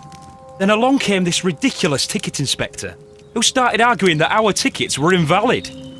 He made us get off the train, and he was extremely rude about it. Were you aboard the train that vanished last night? Yes, I heard that it disappeared, but I don't care because we would have stopped before then anyway. Our tickets were valid and no doubt about it. And then, to top it all, the ticket inspector pushed everyone else out too, except for a bunch of rich. Well, because their type don't need a ticket.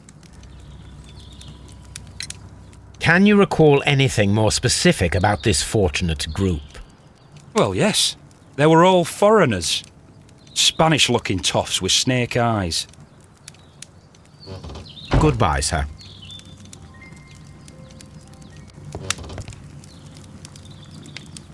Good day to you, sir. Good day. To whom am I speaking? My name is Sherlock Holmes, and this is... Are you a representative of this damned railway company? Because I have a complaint. We are not from the railway company. We are... Well, in that case, Mr. Shamrock Flomes, please excuse me, but I'm not in the mood for idle chit-chat at the moment.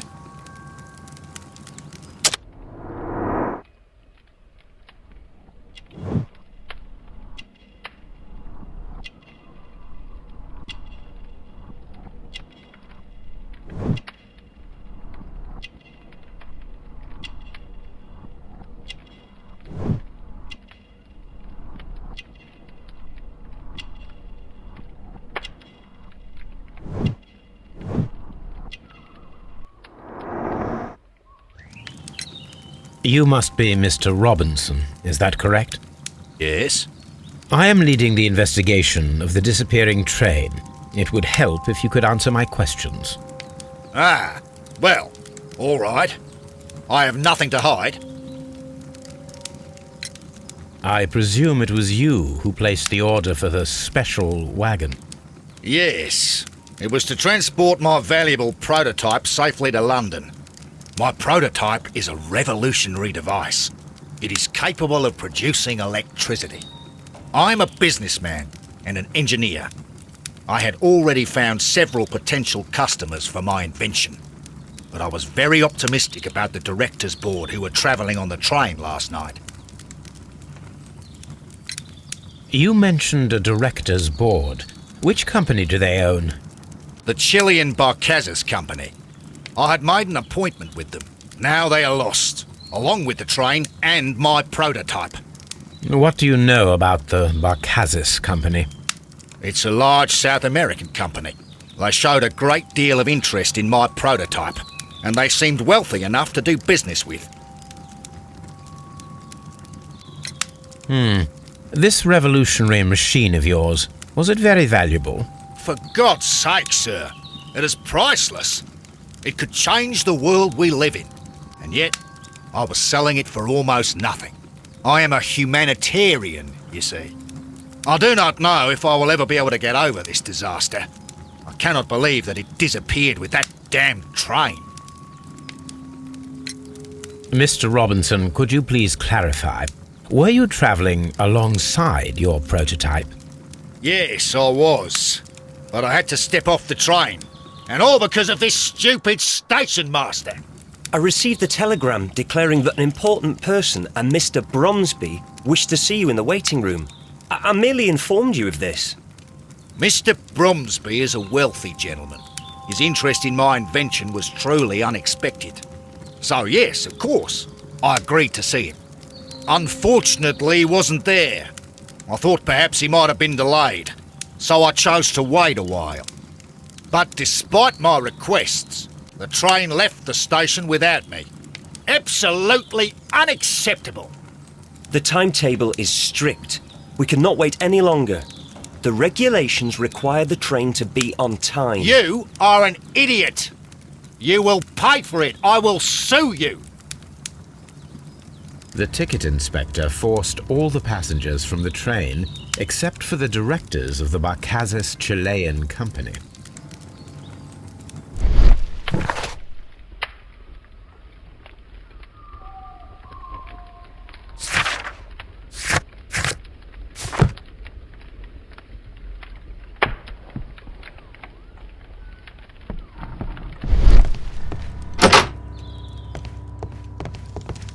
A telegraph.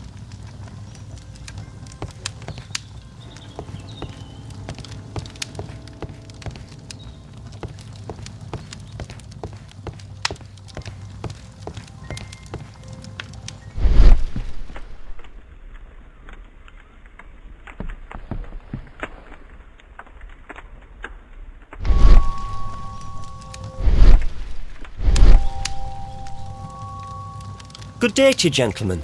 How may I help you? Good day to you, sir. My name is Sherlock Holmes. I am investigating the unfortunate disappearance of last night's train. I see. I'm Station Master Bertram, but my supervisor has not informed me about this. I do not know if... Do not worry. I have only a few questions.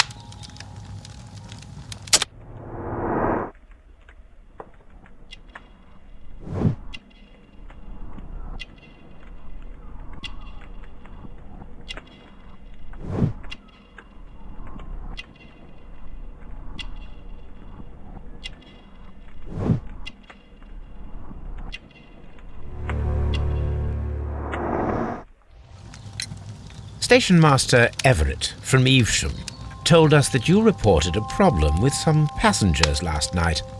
Indeed. This train is a regular line for those who work at Nottingham. But yesterday, everyone was asked to get off the train here at my station. I've no idea why, and it delayed the train. But the worst of it is that now I have to deal with two furious passengers who are complaining about the company's service.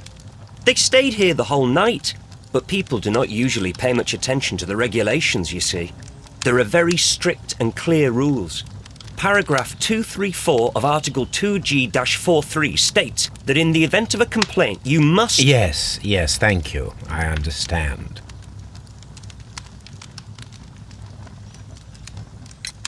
Apart from the passengers disembarking, did you notice anything else that was unusual last night? I did. And I mentioned it in my report to our higher management on the matter. What was it? Sorry, but I can't tell you. The station master's reports are confidential. Confidential, you say? How long have you been working here? I've worked here long enough to be quite capable of managing a railway station.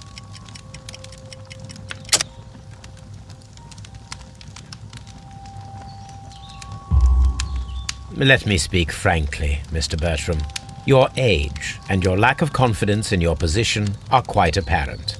You cannot deny that you have only recently completed your studies. I was at the top of my class. Listen here, young man. I am aware that you wish to protect yourself behind all these regulations, but I represent the law.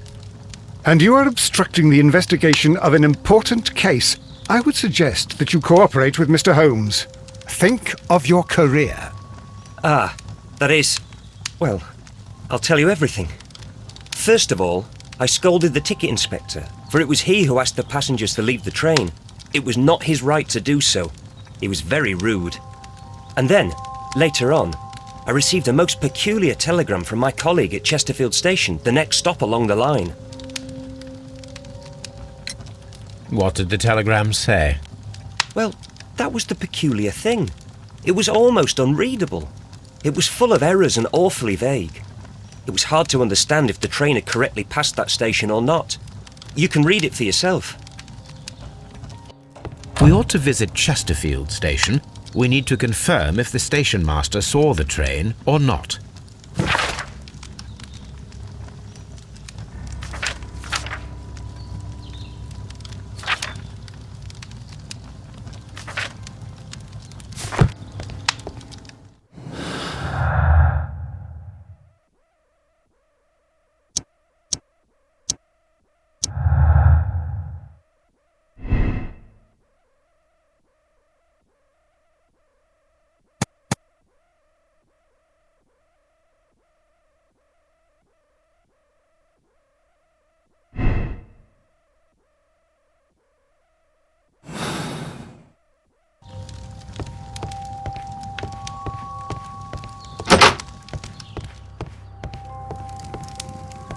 I will not move from here until I receive my refund.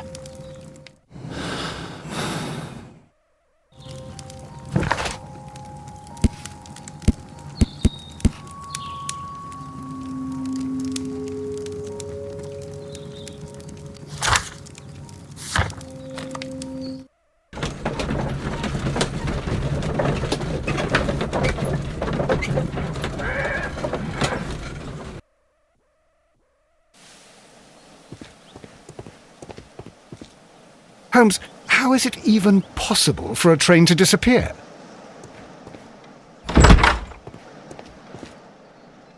This bin is full of empty bottles. A fishing advertisement.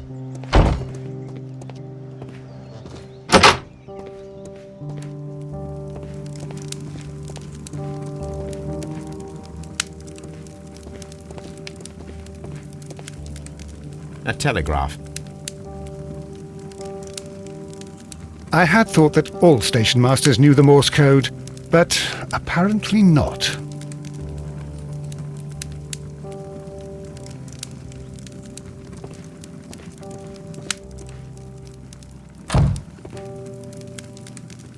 How could he fall asleep at work like this? Excuse me, sir. Wake up. Ah, his breath. He must have swallowed half a distillery. And that explains the how. By his sleeping off the alcohol, you mean? Wake up, please, sir. Huh? What? The 18 hours 72 train has arrived? Good day to you. We are investigating the disappearance of last night's train, and we should like to ask you a few questions.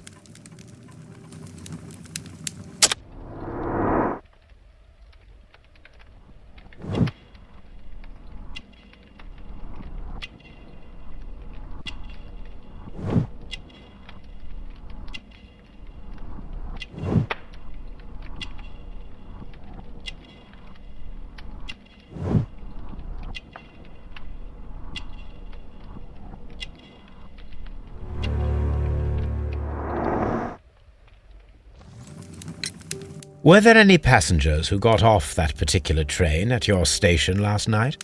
No, nobody, it seems to me. Although I did not leave my office, so... No doubt you were very busy. You don't say. You can't ever get any peace around here. Now you have to send a telegram each time a train arrives and departs. Station Master Bertram from Bridlington showed me a strange telegram that he received from you last night. It concerned the train, but it was barely comprehensible. What? He's a fastidious little twerp, that Bertram. I remember everything quite clearly. It was late, and I was tired, but I did my work. So what? There's no need to be so petty.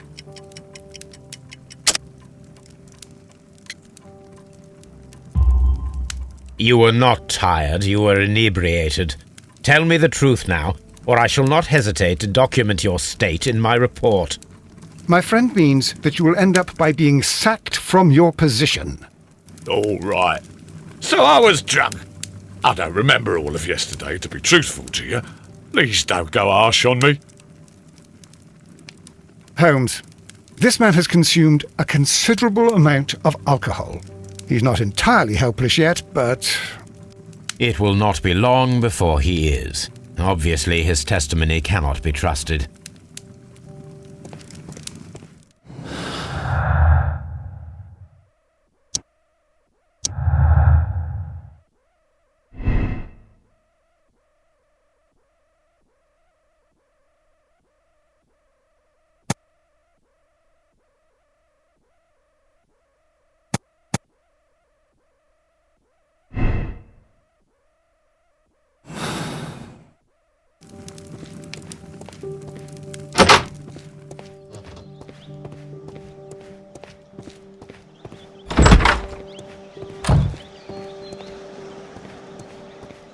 Locked. There is no sense in asking the station master to open it. We shall have to pick the lock.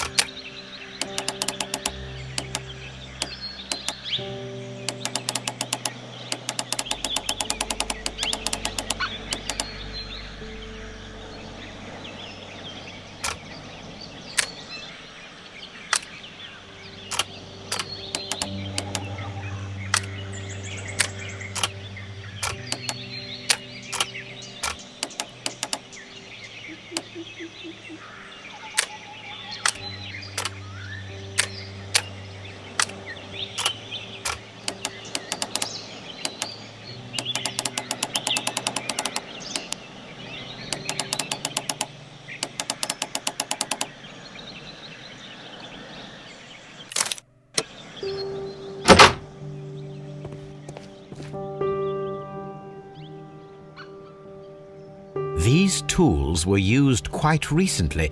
They are still muddy. We should ask about them.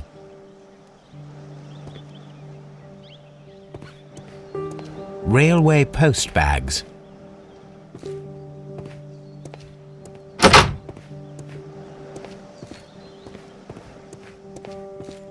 The whole train just disappeared. It's...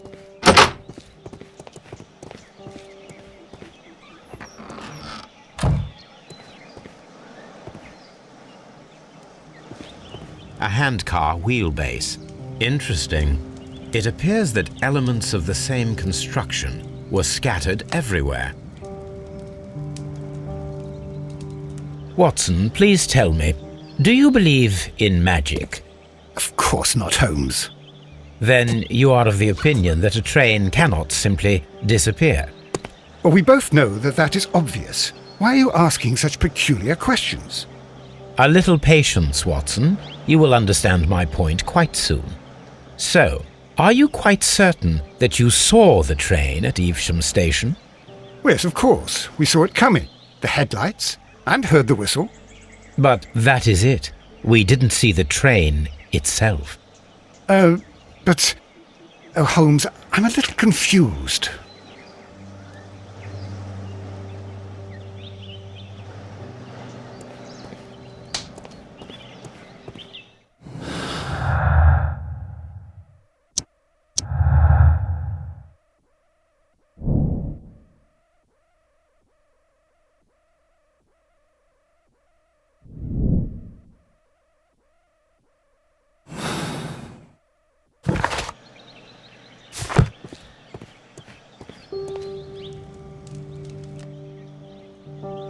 I should use the appropriate object here.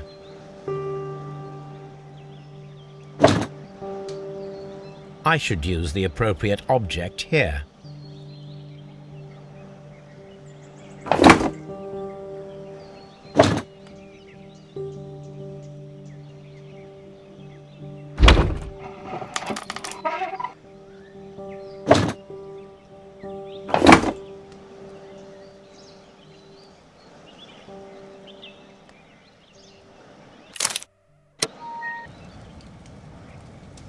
So, now here we have the fake train that we saw approaching Evesham Station last night. Doesn't look much like a train to me. Be patient, Watson, I haven't finished yet. Try using your imagination. Our train requires only a headlight and a steam whistle.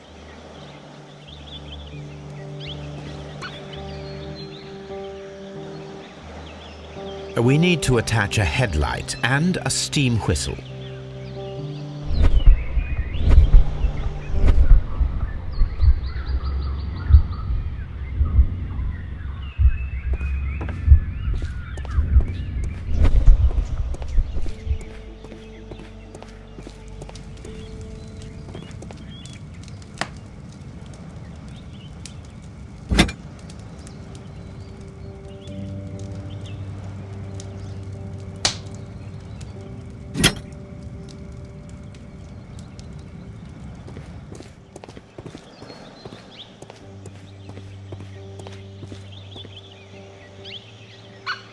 I need something long for the headlight to be attached.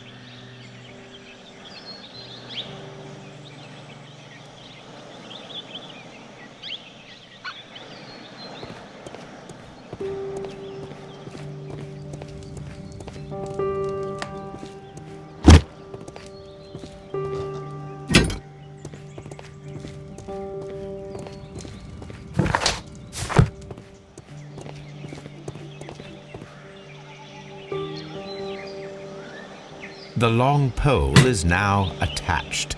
It will allow us to connect the headlight. The headlight is attached. The steam whistle is now connected. Holmes, what can we do to make the steam whistle work?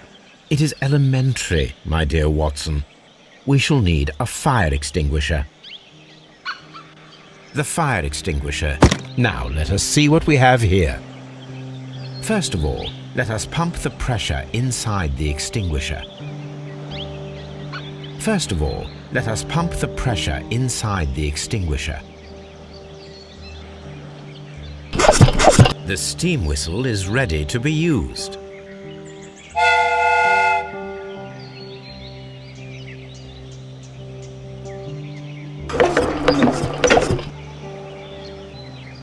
Watson, I do believe that we have created an exact replica of the train that vanished in front of us last night. The criminal mind can be most inventive. I am somewhat in awe. So such a thing is possible. If someone went to all the trouble of creating this fake train, then it was surely with the intention of stealing the real one. Ah, Watson, you should not jump to conclusions. In fact, this does not tell us very much at all, except that the train did not evaporate into thin air. Although you half suspected it. At any rate, we now need to find where the real train might be hidden. I suggest we use my archives to find a more detailed map of our surroundings.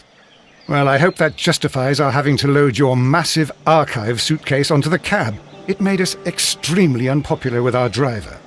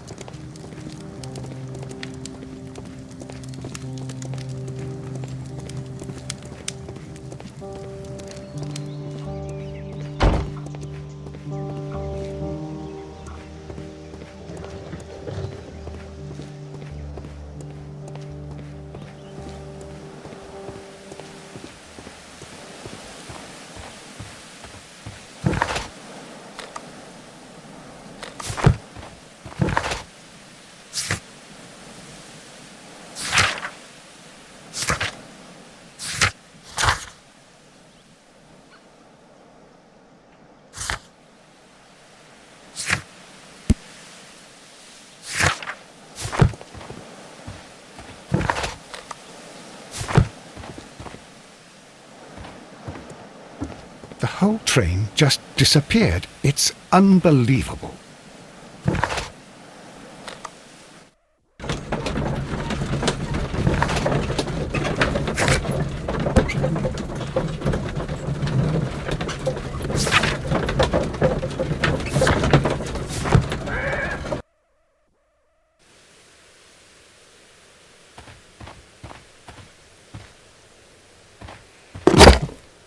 Now we have two maps.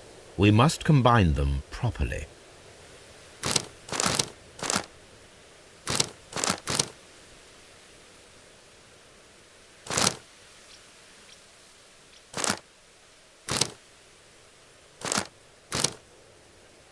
Here it is. There is a side branch to the railway. Its first switch is located between Bridlington and Chesterfield stations. There is one more station to be visited. It is located between Chesterfield and Evesham, and there should be a side railway to the nearby quarry. There is a small section of a railway at the end of Evesham station. This suitcase contains my archives. We can consult with it if needed. It is fortunate that we took it with us.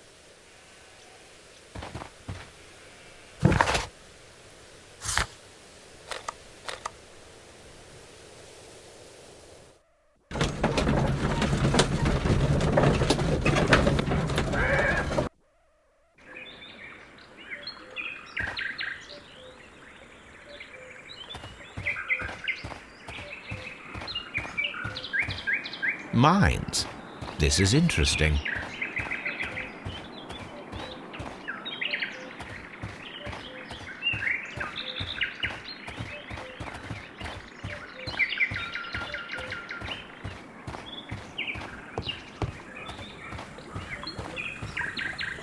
The switch is rusted, but it still works.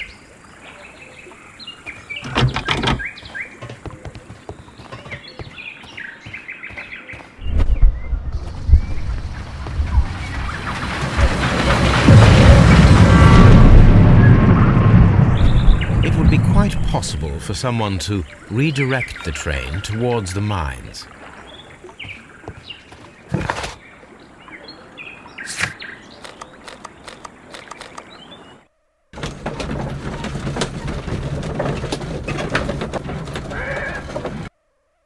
Here are the mines, Holmes. They appear to be abandoned.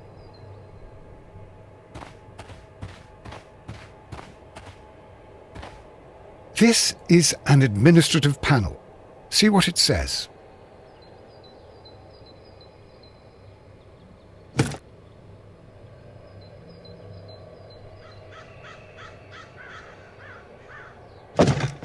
Watson, you are a gentleman, and gentlemen tend to carry handkerchiefs.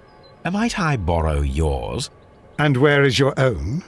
I haven't the faintest idea. Very well. Here it is.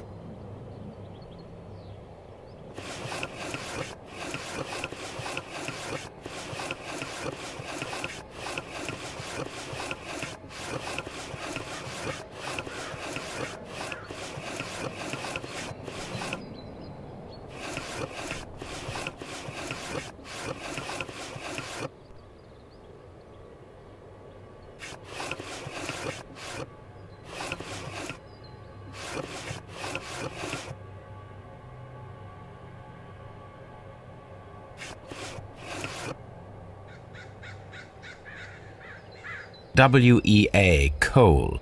These mines belong to them.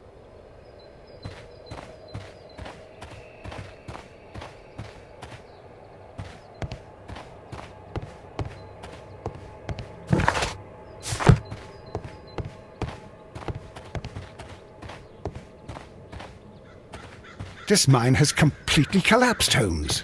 It is curious, but to be truthful, I am not entirely surprised. It's difficult to follow you, Holmes.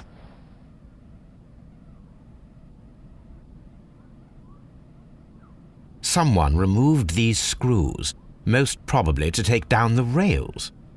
A few feet of the rails have been dismantled.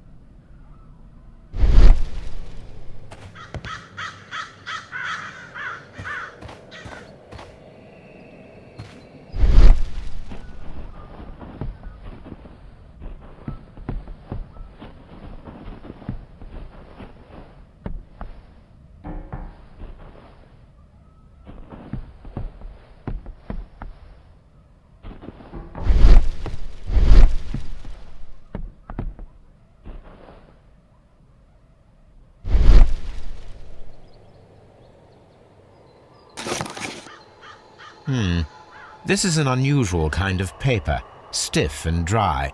It was used for a specific purpose. Let us look inside.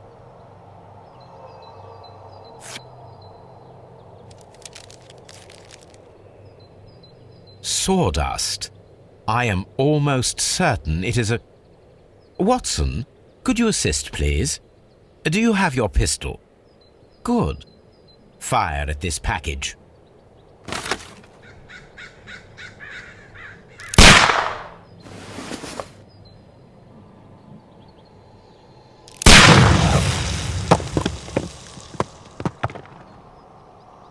Dynamite.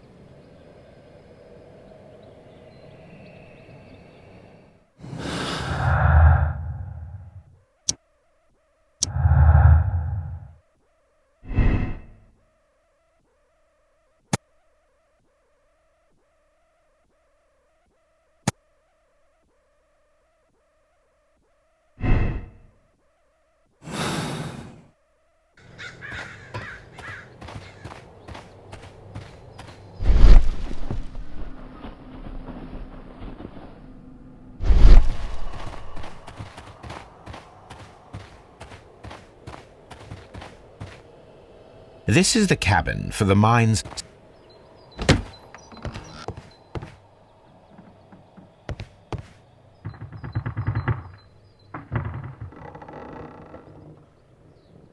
This box must be the safe. Let's open it.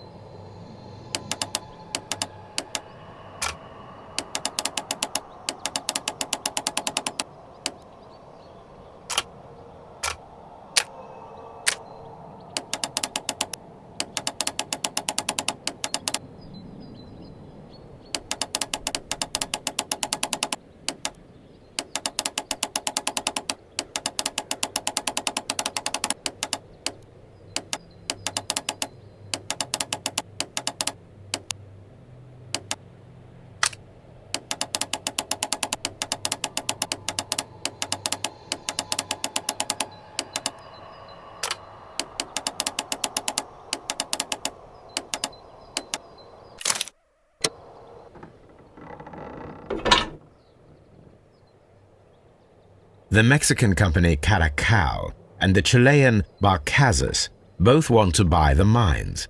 I need more information. Perhaps Mycroft could help.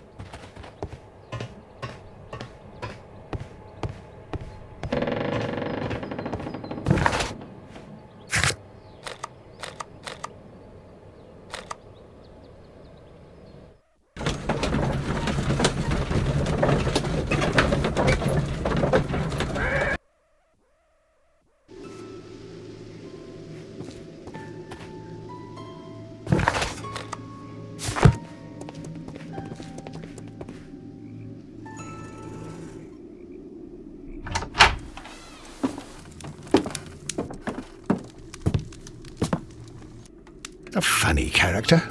He looks anxious. And he is not an Englishman.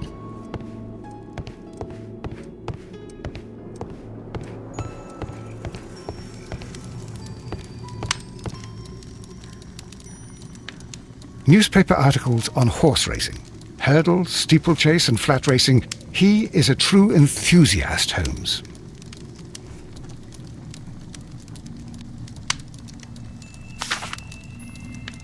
Betting slips for horse racing.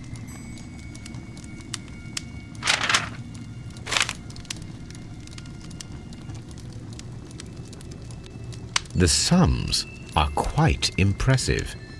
It can be an expensive vice. This man had probably used all his savings.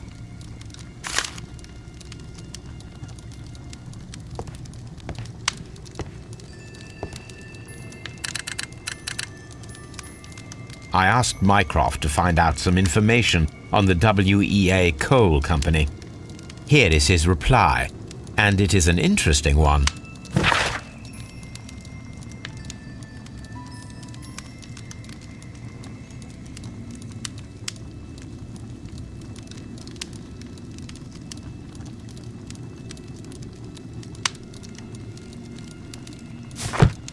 A telegraph.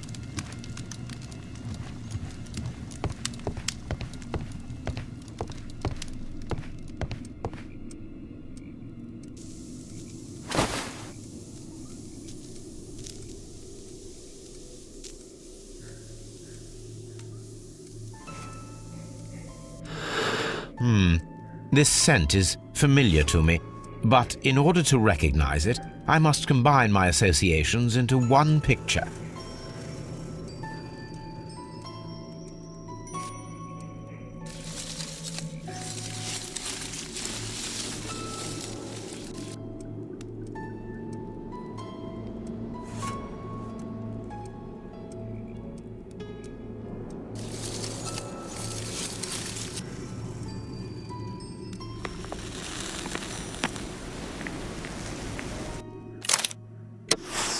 A greenish-brown cigar with a strong aroma, a hint of peppermint.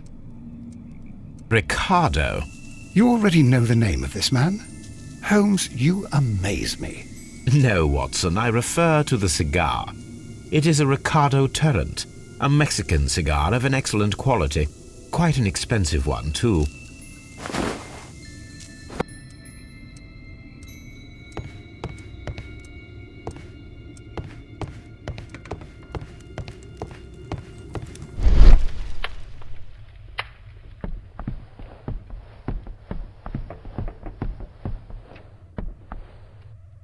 This ashtray is full of ash and cigar stubs. Apparently, there was a conflict between the Mexicans and the Chileans. A greenish-brown cigar with a strong aroma, a hint of peppermint. These ashes and cigar stubs are similar to the one that we found on the floor. Some of the stubs were recently smoked. There are others that appear fairly old. That means that the fellow spent several days here. Judging by his clothes, he's hardly a traveller or a tramp. Well concluded, my dear fellow. A man who smoked the Ricardo brand of Mexican cigar spent several long days at Doncaster Station.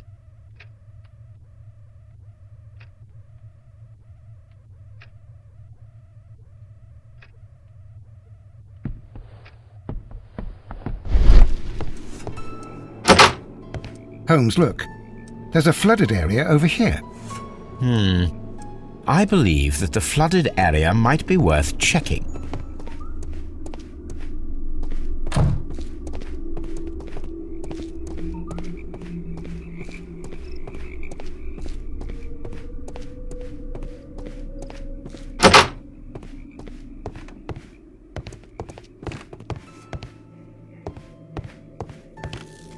Railway post bags.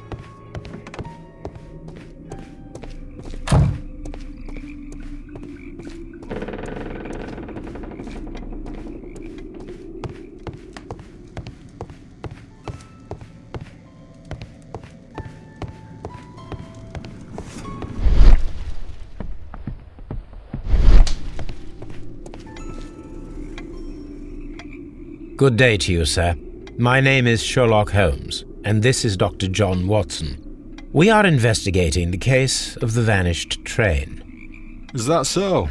Well, good day, gentlemen. I am Mr. Duff, the station master of this station. I'll be happy to help you in any way I can, but there's not much that I can tell you about last night.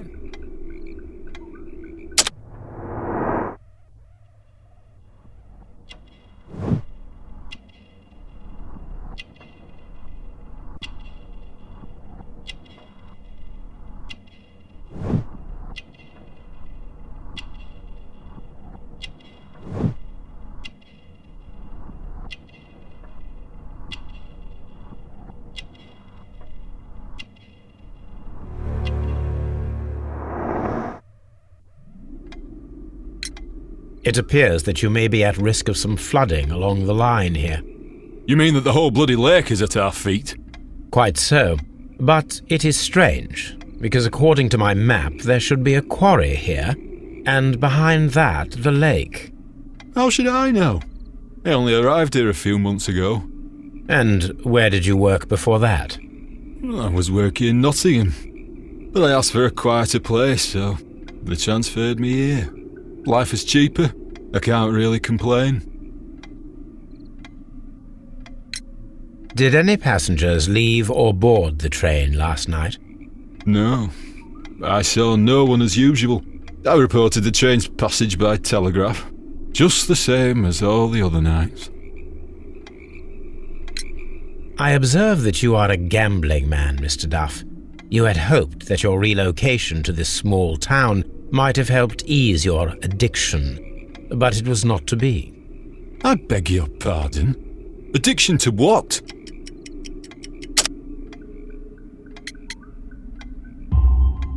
We found a number of horse racing tickets inside your office. Well, we all have our weaknesses. An expensive obsession, surely, for a station master. It is none of your business. I occasionally attend the races with my colleagues. And anyway, that's my private life. There was a gentleman of Mexican origin, I believe, in the waiting room. Did you notice him? What? A Mexican? Here in the back of beyond? Are you quite sure about that? Goodbye, sir. It is obvious that we cannot inspect the quarry. Instead, we can check the beach area around the flooded lake.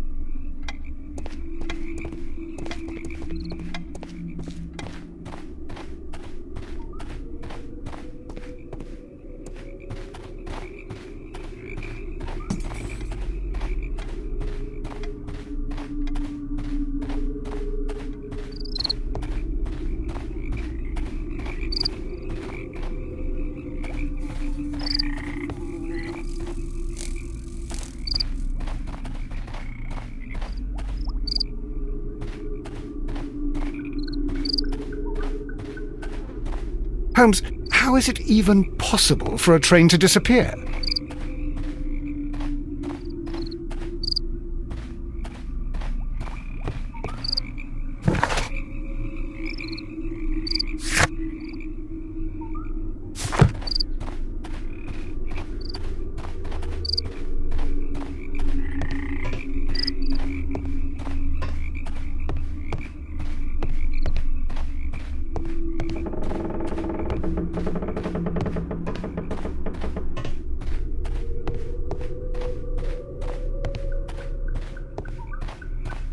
This railway branch should lead to the quarry.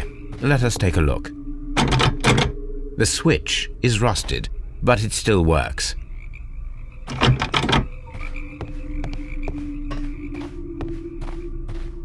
The rail is rusted and looks old, but the railway is still usable.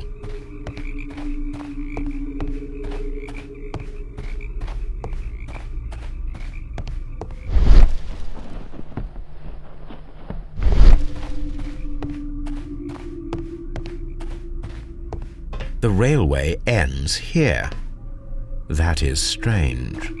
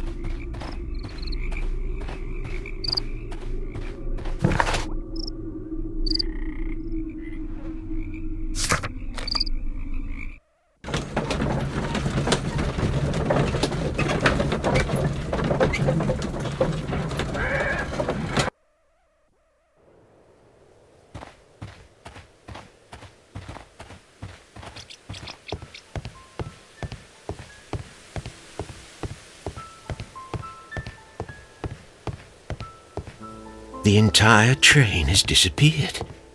It's a disaster.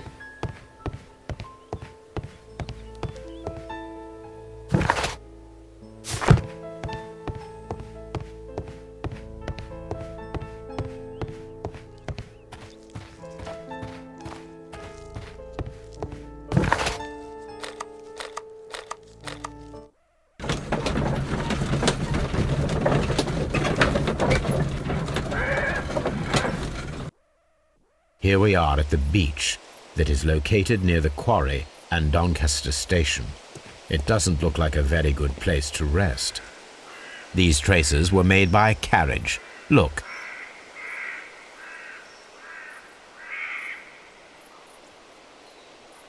The vehicle pressed this stone into the ground. It would have been quite heavy.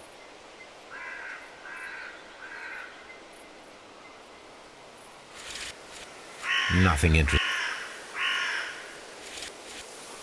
interesting here. Nothing interesting here.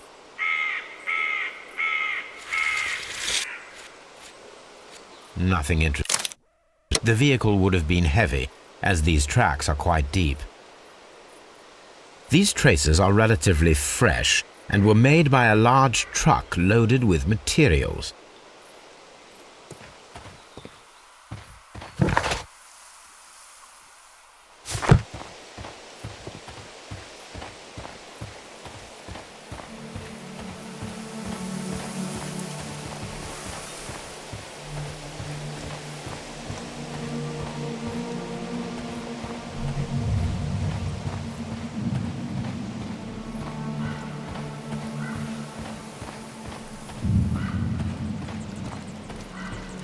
This place was abandoned fairly recently.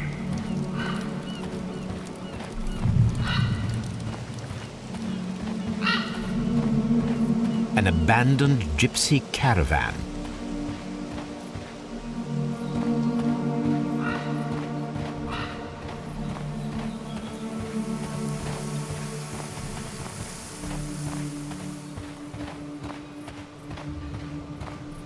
Observing the coastline and the moored boats, we are able to see that the lake's water level dropped. The lake has flooded the quarry. The dam was probably breached.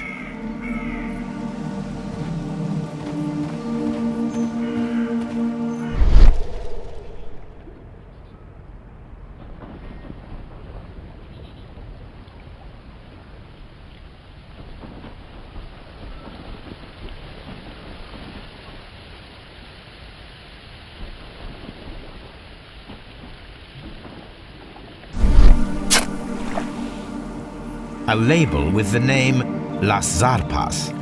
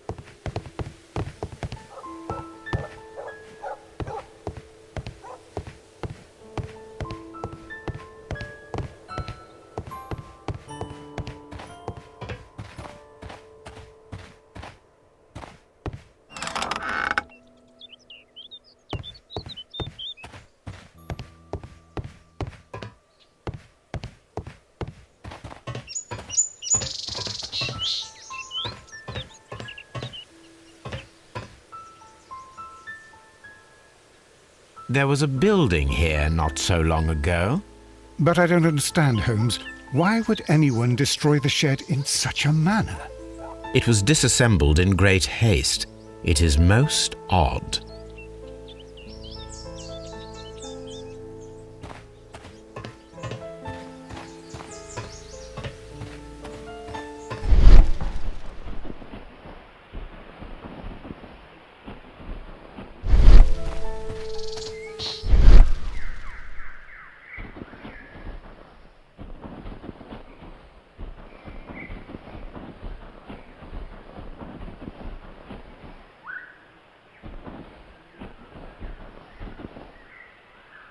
Traces. Let's take a closer look.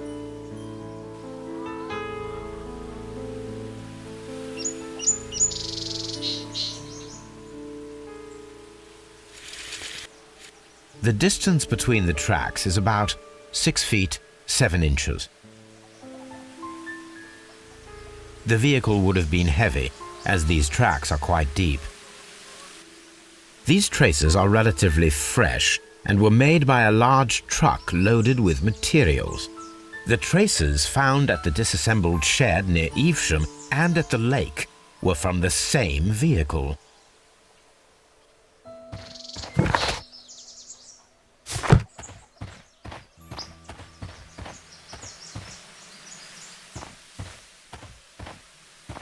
This road should lead to the town of Evesham.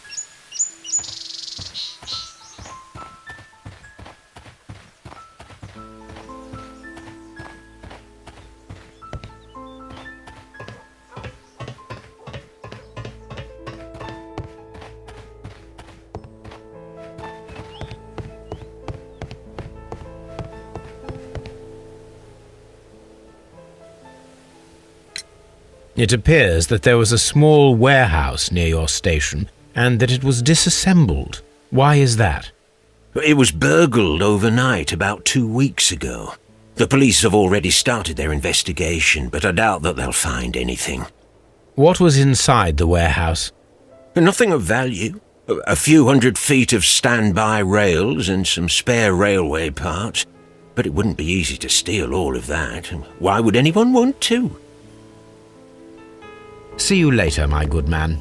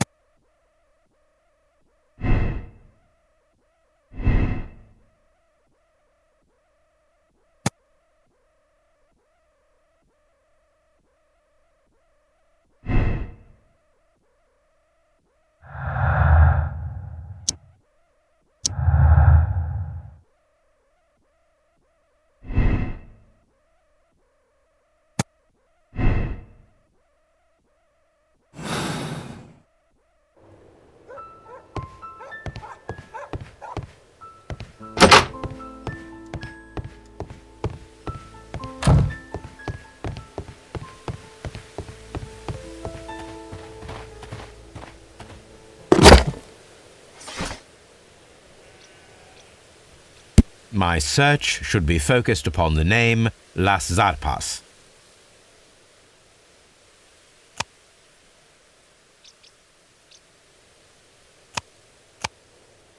My search should be focused upon the name Las Zarpas.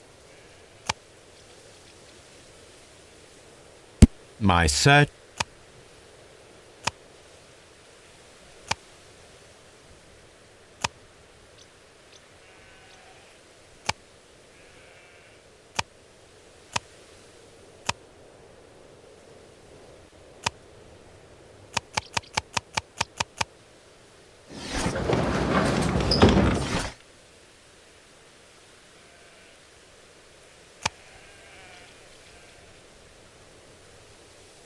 My search should be focused...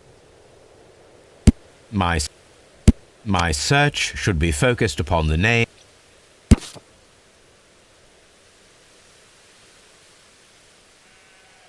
Here it is.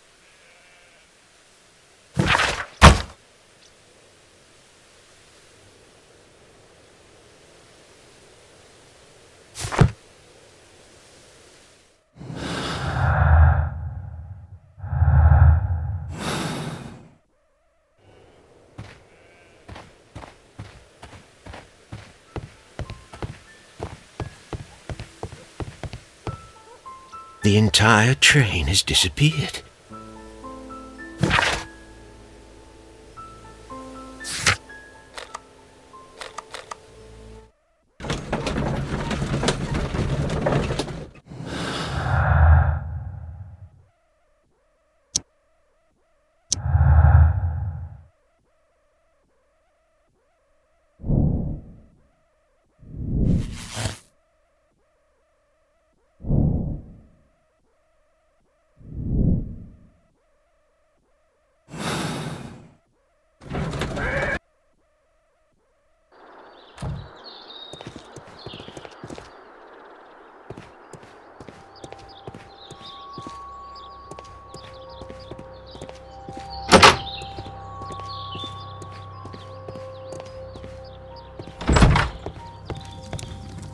I will not move from here until I receive my refund. It's a scandal. An app... Don't touch anything, please.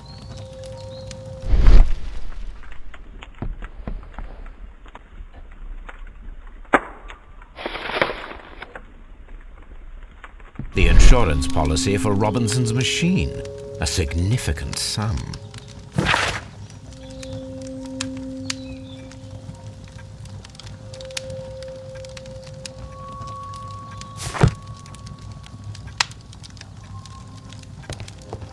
Don't touch anything, please.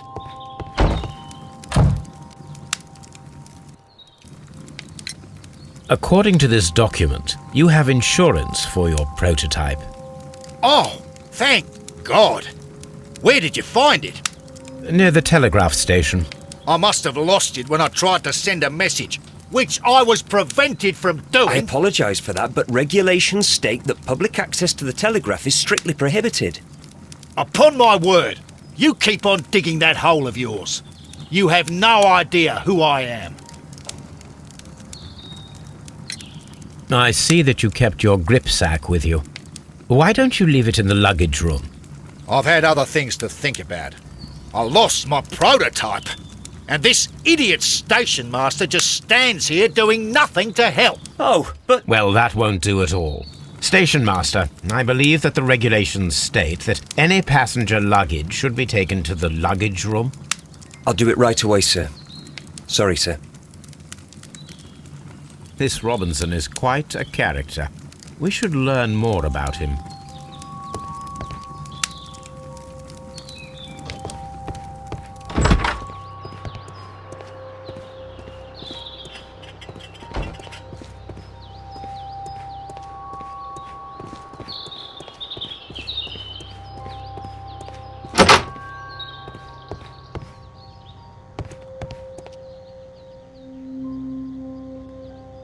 This gripsack belongs to Mr. Robinson. I think we should open it, Holmes. This is what they call force majeure. I'll keep watch. Of course.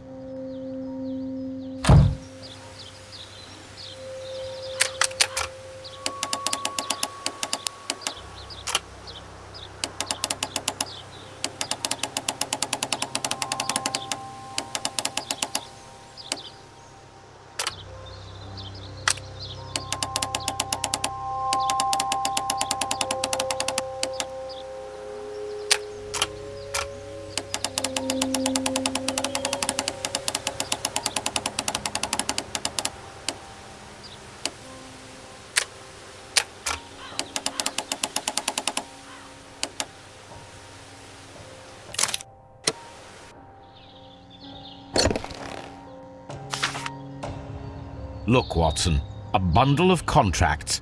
Very suspicious. We should study them carefully. An exclusive sales contract. Mr. Robinson is the seller.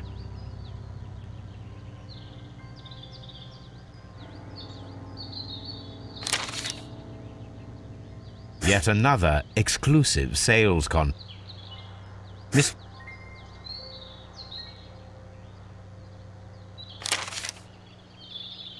Yet another Mr. Robinson is the seller. Yet another exclusive. Mr. Robinson is the seller.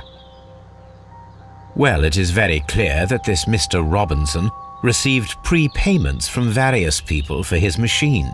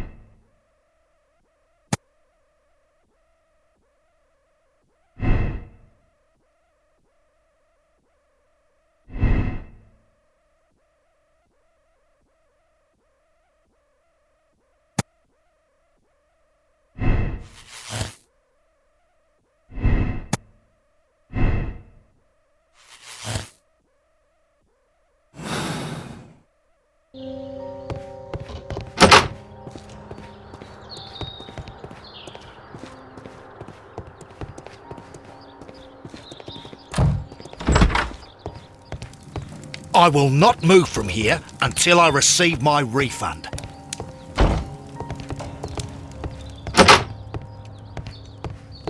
Don't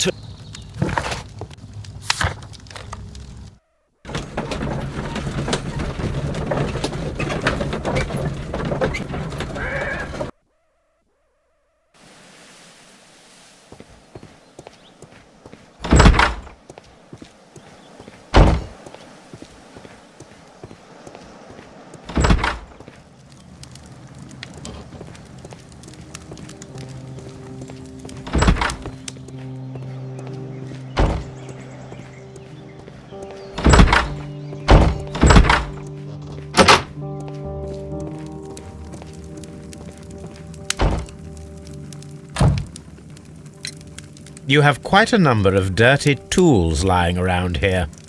Ah, yes. Well, thank you for reminding me. I should clean them. Although, might be easier to put them outside. Seems it might start raining soon. I meant, what were they used for? Some workers come here and borrowed them from me. They wanted to lift the edge of the railway to one of the stations on the line, so that the water wouldn't come in too close. Who were these workers? Well, they didn't seem to be from the company, but they was fine lads. They invited me to share a drink, and whatever it was, it had a kick to it. They wasn't English. No, I don't believe so. But see, they knew just what a man needed to brighten up his dull evening.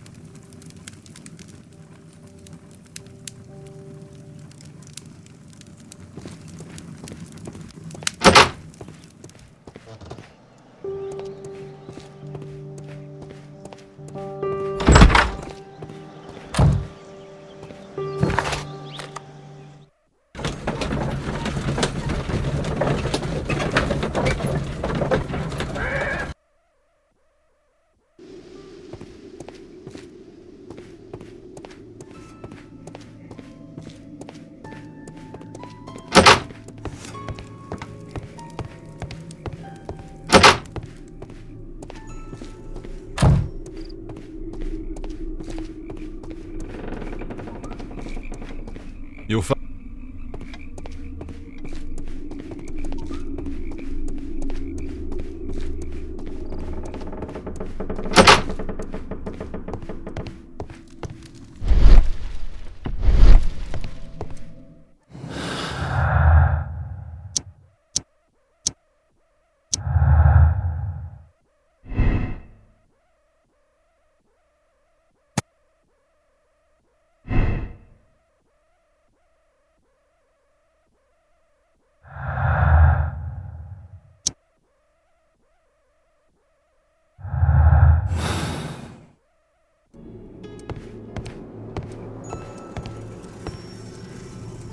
This ashtray is full of ash and cigar stubs.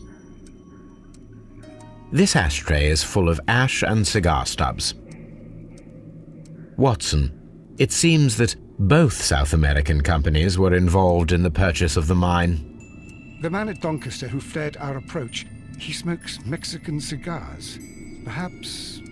Yes, Watson. We should certainly speak with him.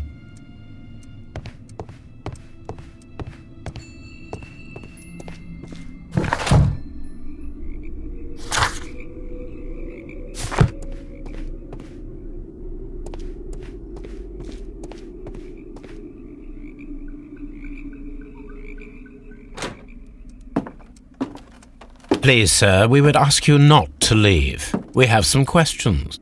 Are you the police?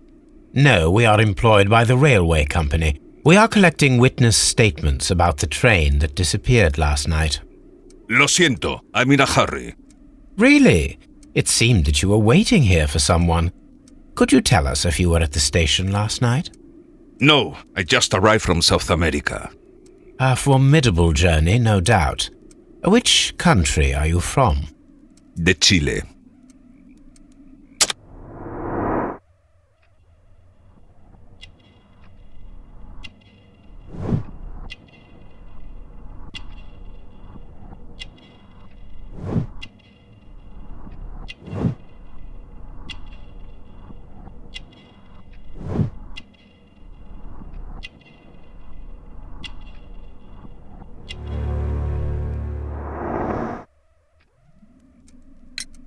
Chile? But you are Mexican. No, you are wrong. Why would you think I'm Mexican?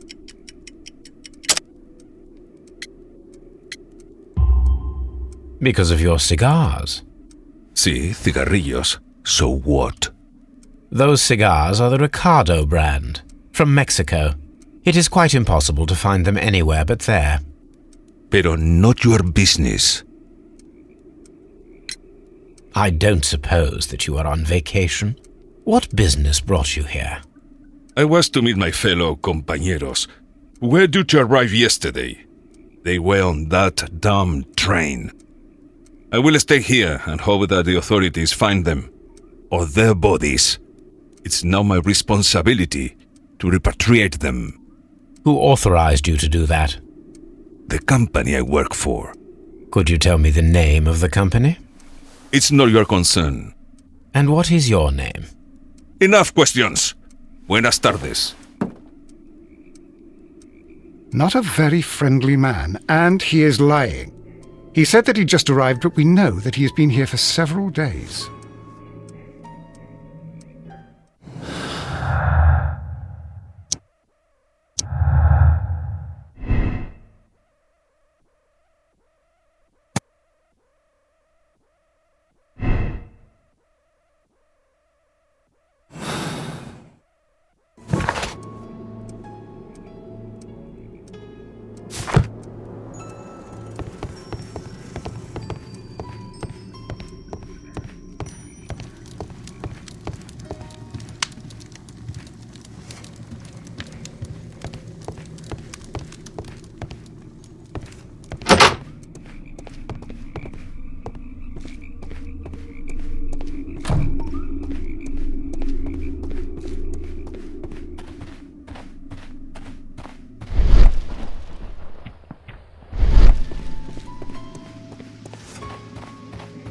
This suitcase contains my archives.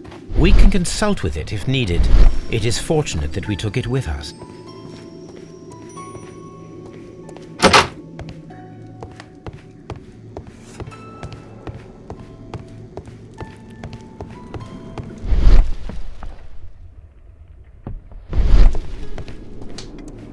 You'll find nothing interesting here, I'm afraid.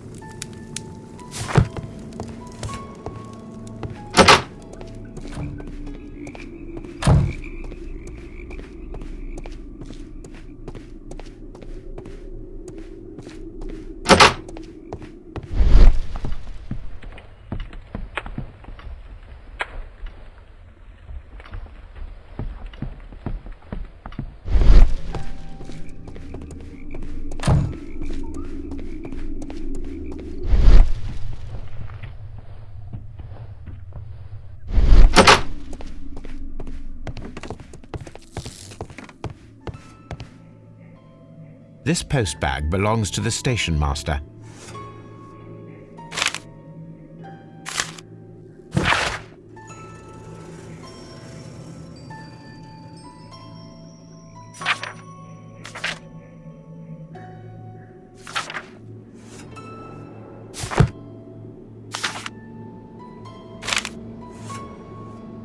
The station master appears to have found himself in some financial trouble.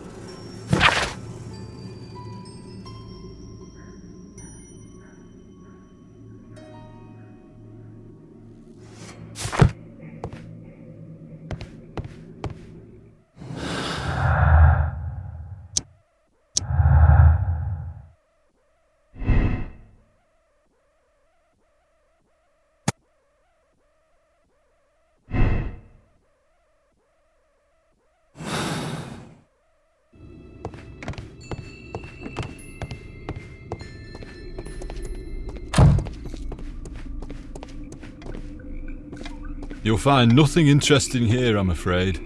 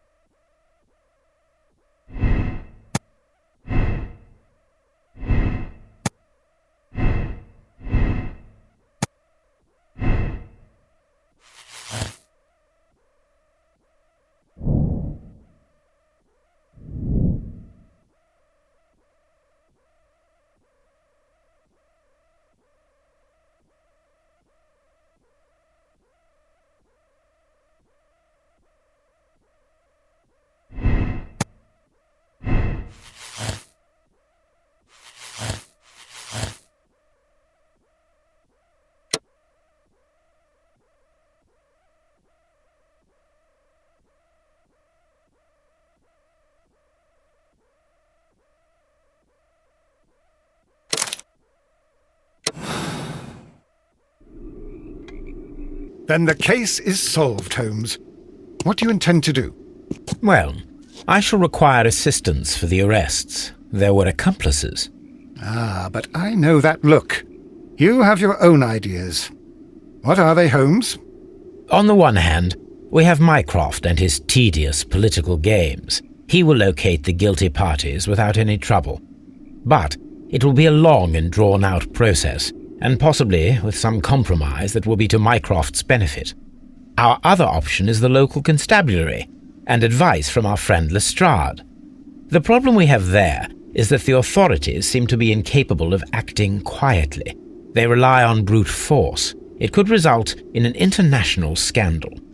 All the same, I think that I prefer the forces methods. It would be better to resolve the case quickly and efficiently, without any talk of politics. Let us go home, then. I'd like to begin writing a draft of this story. I did not say that we had finished here yet. Well, all right. What did I miss? Watson, we know that the Barkazas Company directors were drowned in the flooded quarry, along with the train and Robinson's prototype. But we still need to corner the guilty party. But how do you intend to prove... Oh, no. Please don't tell me we have to dive into the lake. You may rest assured that I have a far better idea. We have only to use our corrupt Doncaster station master as bait.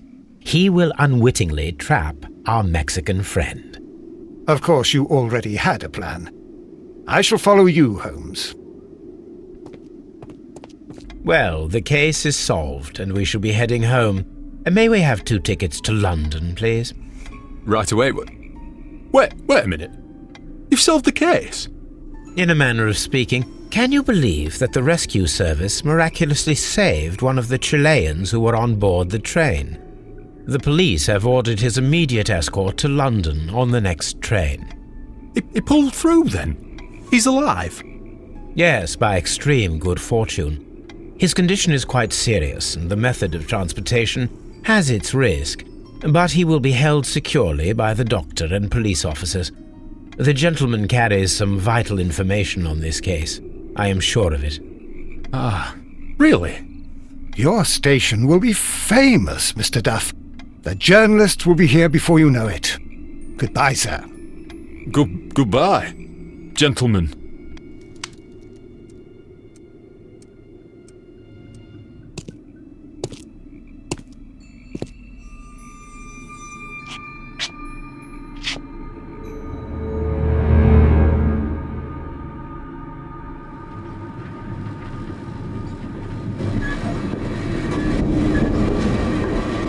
Gentlemen, you are under arrest.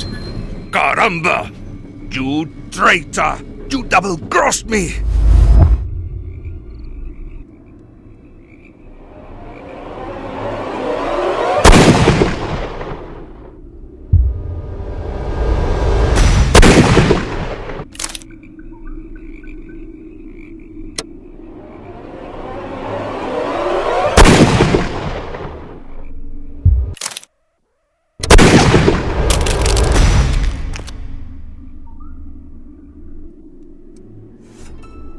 Good shot, Watson. I always knew you were a talented marksman. I didn't want another life lost in this case, Holmes. Oh my God! I thought I was a dead man. You shouldn't be so glad about it. You'll be up before the judge. Your testimony will be of great importance to the investigation. I would remind you that your cooperation will be the best way to ease your sentence. By the way, Watson, would you be so kind as to give me some shooting lessons later on? Yes, but not in our sitting room, and not with you wearing a blindfold.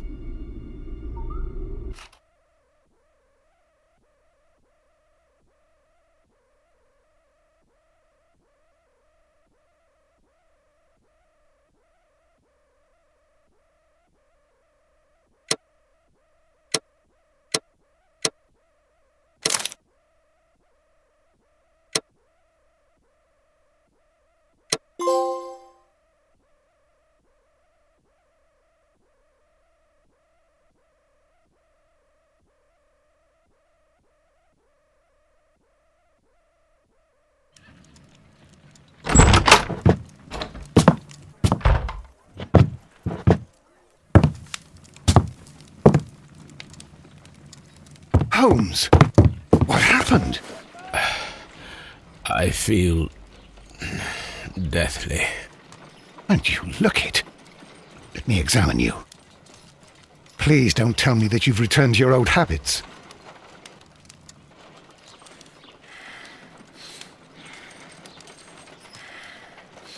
The temperature appears to be normal. The pupil is dilated. I need to concentrate and count the heartbeats.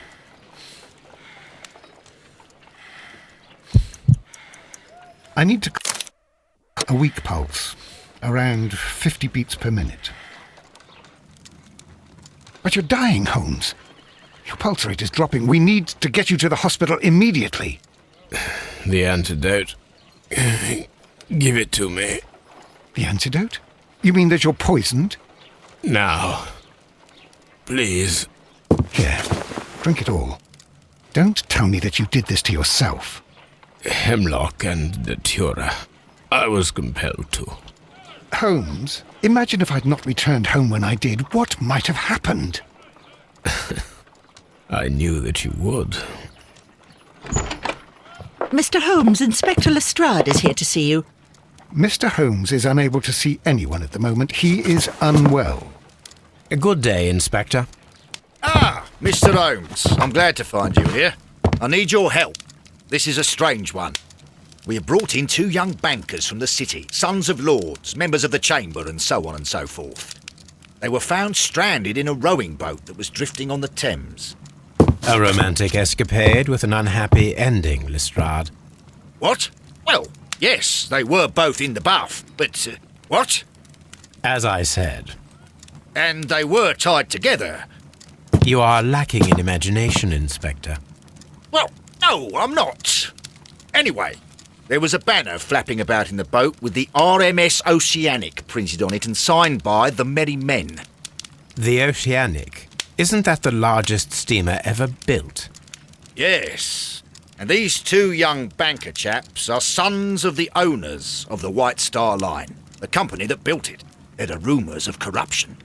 I'm not interested in politics, Lestrade. I'll keep it then. Here's another one that's a bit more complex and maybe to your liking. It's a murder, but we're unable to find any weapon. We haven't touched anything. It's at the Roman Baths in Strand Lane. A murder, a vanishing weapon, the Roman Baths. That's for us. Watson, fetch your hat.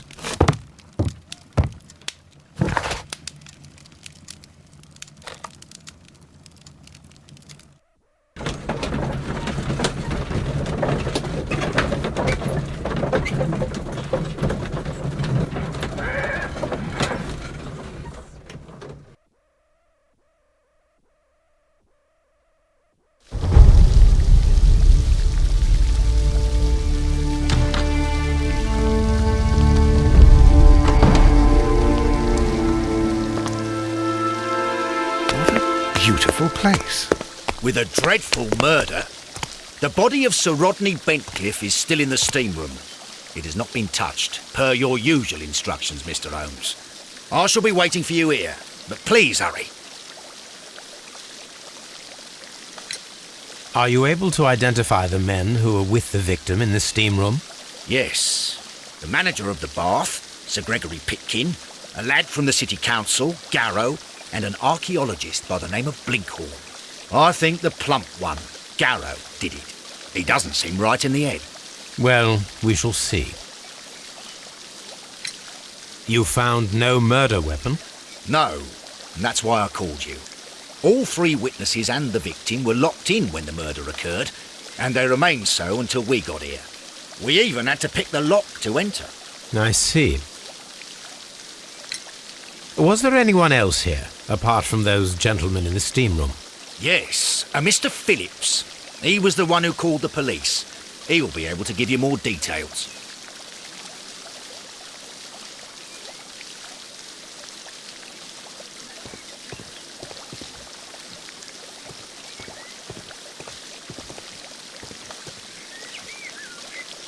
Good day to you, Mr. Phillips. My name is Sherlock Holmes, and this is my colleague, Dr. Watson. Would you be so kind as to answer our questions? Certainly, sir.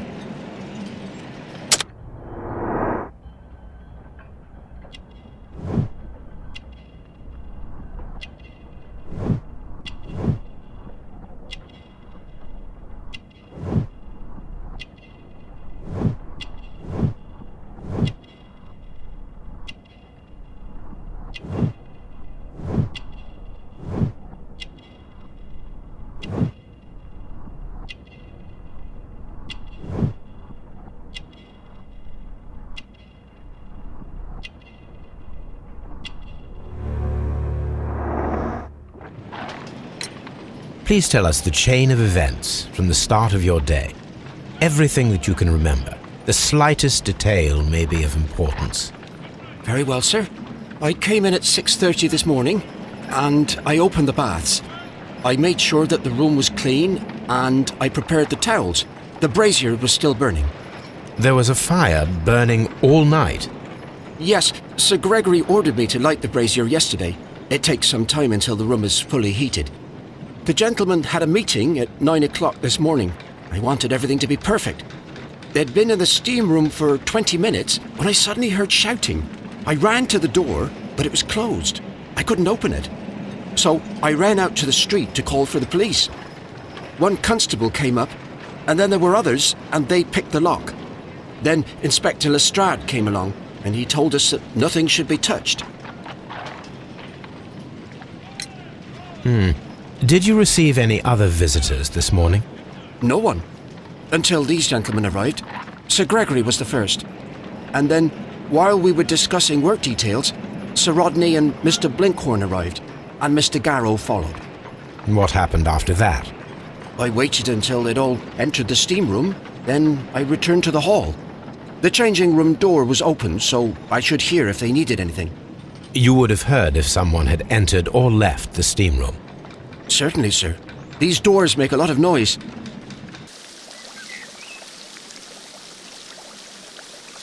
The steam room's on the other side, Mr. Holmes.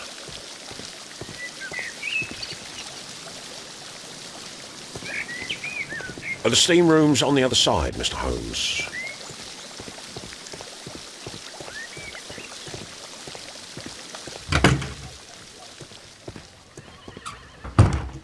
These clothes belong to one of the suspects from the steam room.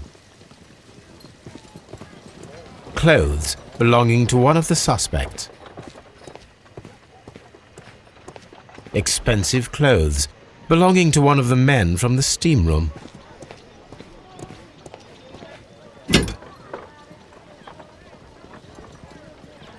Unopened. It was intended to be enjoyed after the steam session. Champagne for a special occasion. An ice bucket to keep the champagne chilled.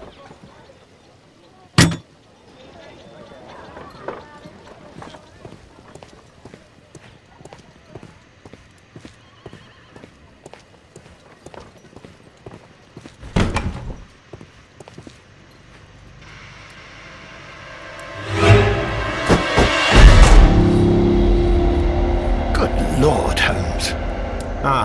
Death with a peculiarly Roman piquancy. Like the one you almost had an hour ago. Let us forget about that.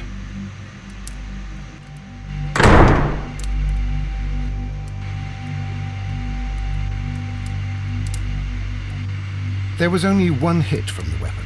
It pierced the right eye straight through to the brain. Death would have been instantaneous.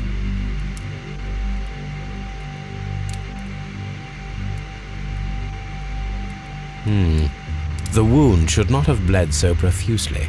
This pool is rather large.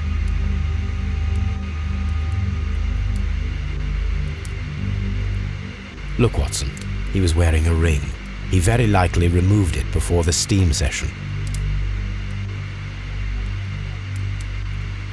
Some dirt or earth. I'll take a sample. Well, death is very recent. Between 30 minutes to 1 hour ago. I think we have found all that we can here, taking into consideration the abysmal lighting. Constable, we have finished with the body. We don't have many leads here. What concerns me is that we still have to find the murder weapon. Mr. Holmes? Please have the body removed without disturbing anything else in the room. All right, Mr. Holmes.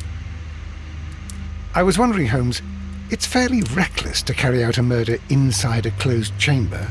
Why do you suppose they did it? There are a great many possibilities. The murderer was in a hurry. Or he is an artist. Or a ghost. Or he wanted to ensure that I'd be brought in on the case. Probably the latter. You are ridiculous, do you know that?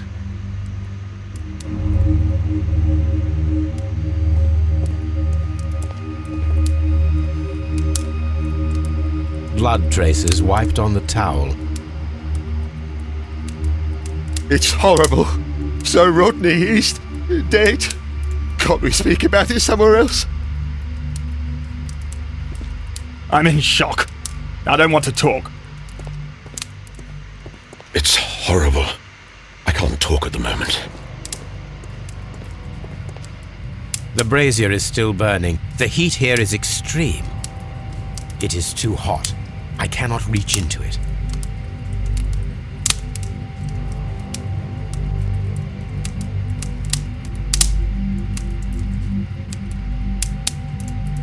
I will need something to pick up this melted metal.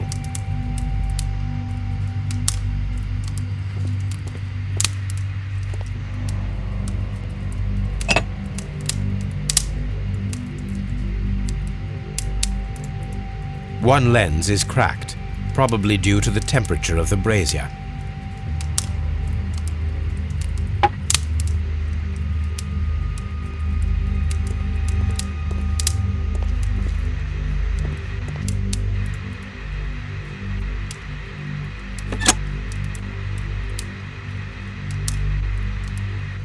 With the steam on, I'm unable to see even a few feet away.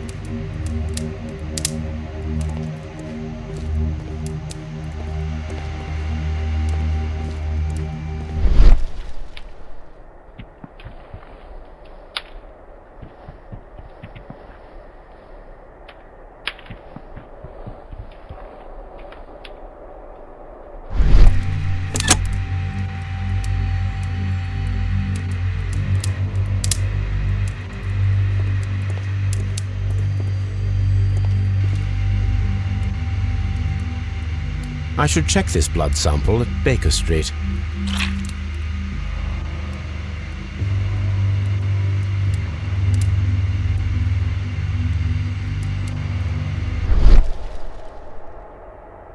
This key was covered in blood.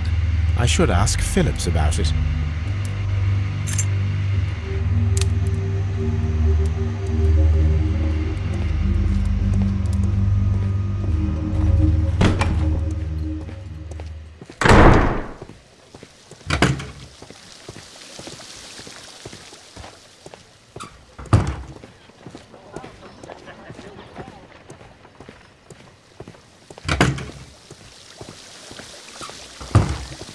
Any progress, Mr. Holmes?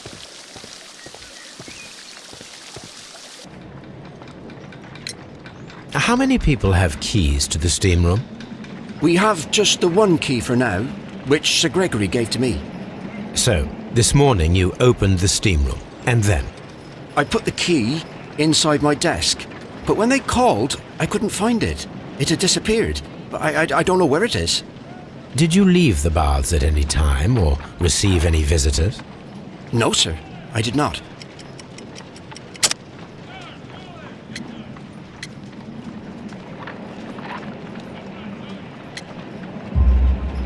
You are not telling the truth, Mr. Phillips. You left your work this morning, and you went to the post office, where you dispatched a telegram at around 7:30. But how could you... No, The telegram was for someone in Manchester. Mr. Holmes, it's I'll tell you everything. I left the baths at 7:20. My sister wrote to me yesterday, and she needed a reply, or our mother is unwell. I was away for 20 minutes, and I closed the baths on my way out. Did you receive a reply from your sister? No, she wasn't meant to. I just told her to pawn my old school uniform so that she could pay for the medication. Did you check to see if the key was still in your desk when you returned? No, I didn't. Please, Mr. Holmes, don't tell the police about this. Sir Gregory would give me the sack. I need this job. I see. There is a bottle of champagne on ice in the changing room. Do you have any idea who left it there? There is? Are you quite certain? I didn't pay any attention. Do you believe that it's important?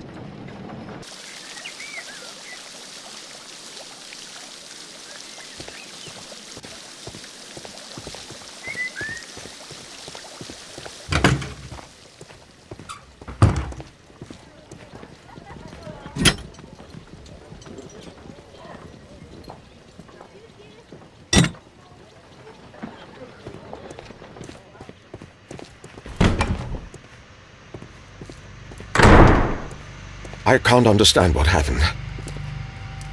If you have to interrogate me, I'd like to be I found him. The brazier is still burning. The heat here is extreme.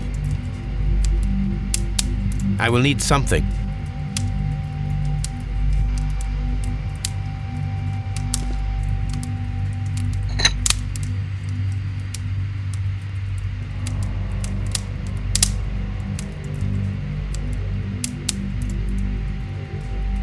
These lenses are for myopia. The wearer is short-sighted.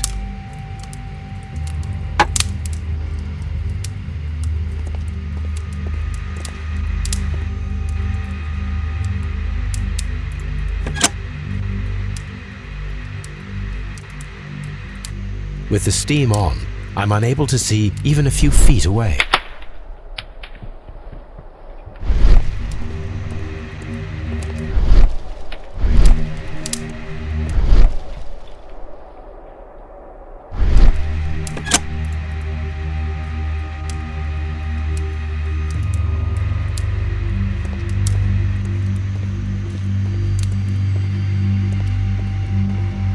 The grid cannot be removed.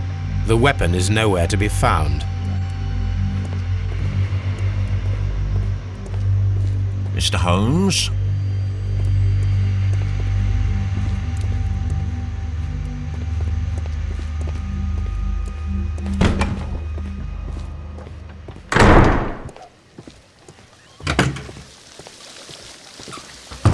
Mr. Holmes, I should like to take the suspects to the yard.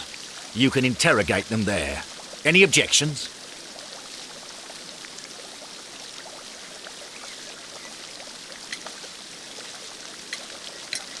None, Lestrade.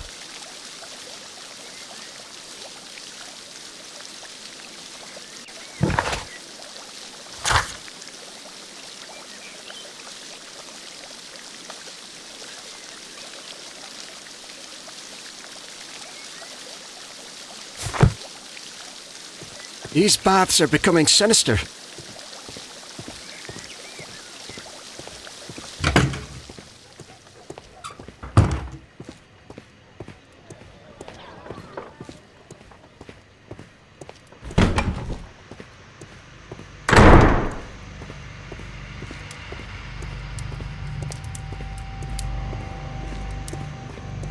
Mr. Holmes?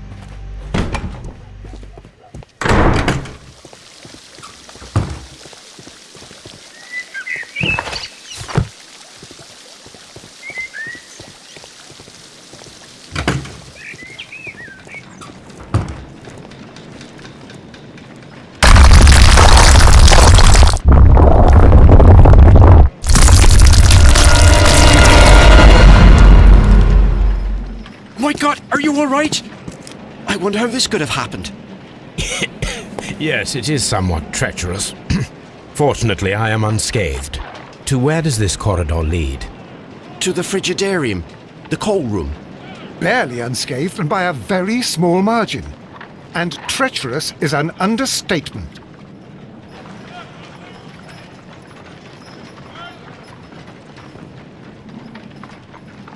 Those stones weigh tons. We won't move them. It does not matter. If our investigation requires it, we shall ask for them to be removed.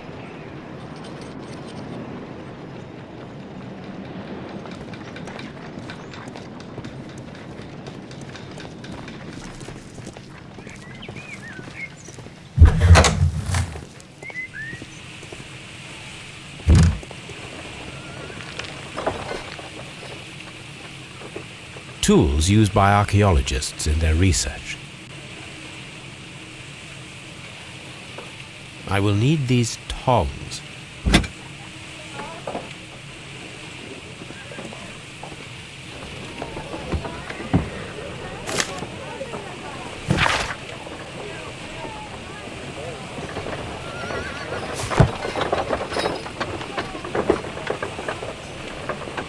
Archaeological findings, old clay pots with numbers inscribed upon them.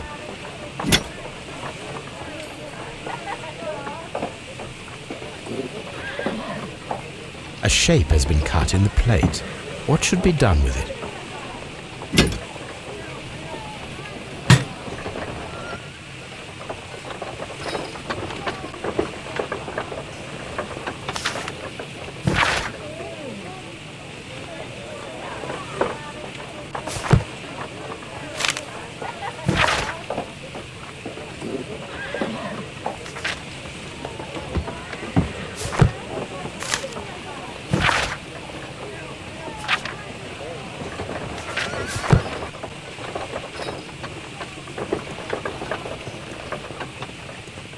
Archaeological findings, old clay pots with numbers inscribed upon them.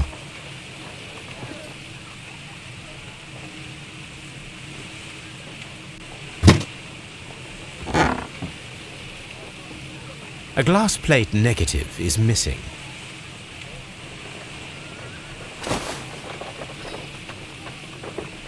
It is a glass plate negative of an Egyptian statue.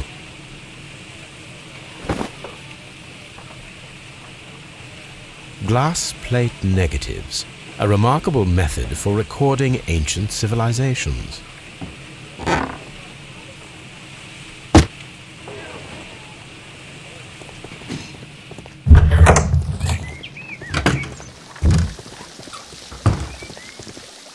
All these events are bad for the baths. And my...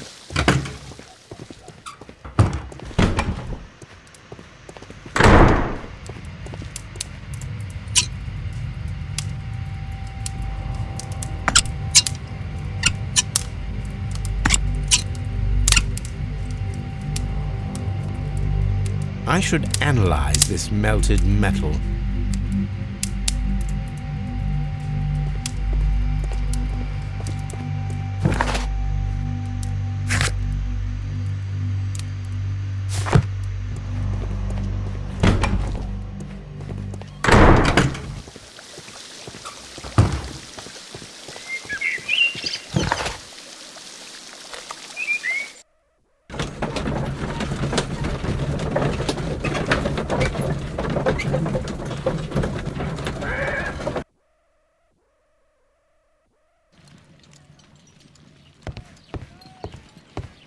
On the sofa for the third time today.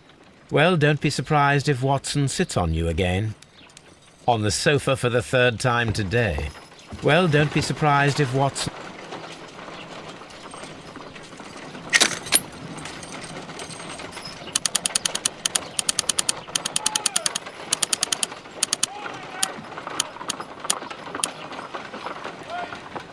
Pyrite, otherwise known as fool's gold. Selenite, pyrite, white clay particles. Interesting. According to the color and its composition, I deduce that this sample is white clay. Now, I need to find which area near London this sample belongs to.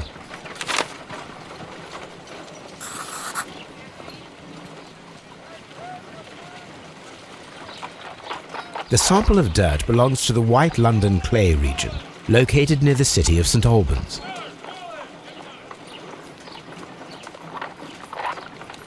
Let us analyze this blood sample. This blood has not coagulated well. It seems very liquid. That is strange. Let us see what is inside it. Hydrogen peroxide will bring any foreign matter to the surface. I must take a pipette and place several drops of hydrogen peroxide.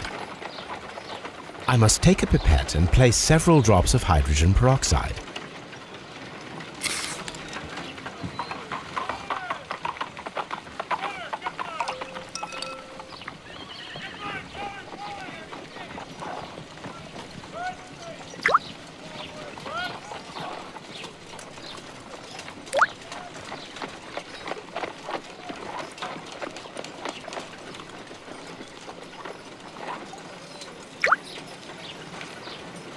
water.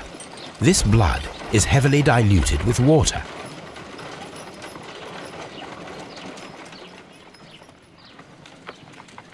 This is a piece of metal taken from a brazier. It appears to be silver, but I need to be sure. If it is silver, it will be possible to melt it, since silver's melting point is at around 900 degrees Celsius. Let us compare this sample with a silver penny by testing it with acid. If it changes color to match the result of a reaction with a silver coin, then it is silver. I must take a pipette and place several drops of acid upon the samples.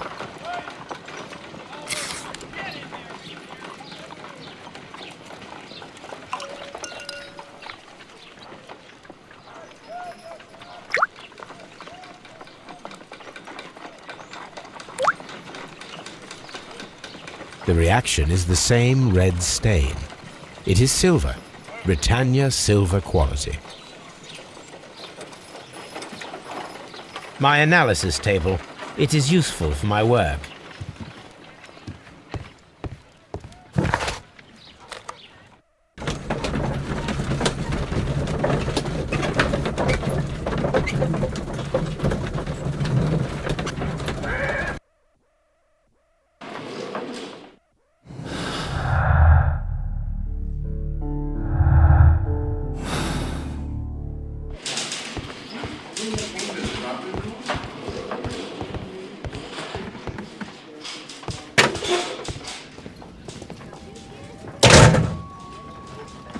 When Garrow found Sir Rodney dead, he wiped the blood upon himself. A phial with herbs. Do you know what it is, my dear fellow? It's the St. John's wort flower, Holmes. It's commonly used as a drug against melancholia. However, an overdosage might lead to a rash or even hallucinations.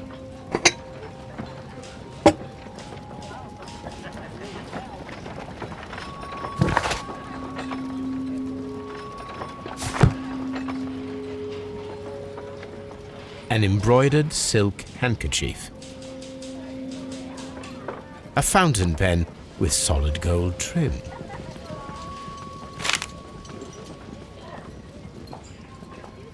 Sir Gregory Pitkin's visiting card.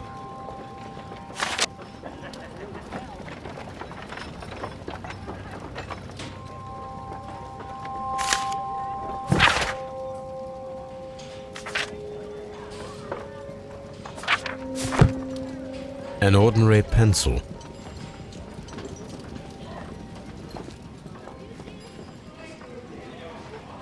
This ring was most likely the one that Sir Rodney wore. He removed it before entering the steam room.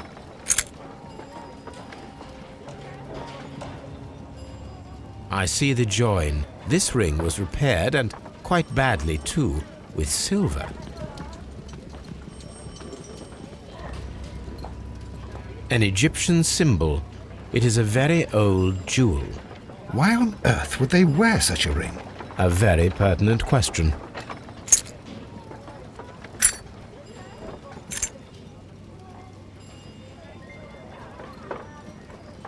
An old and rather dirty coin.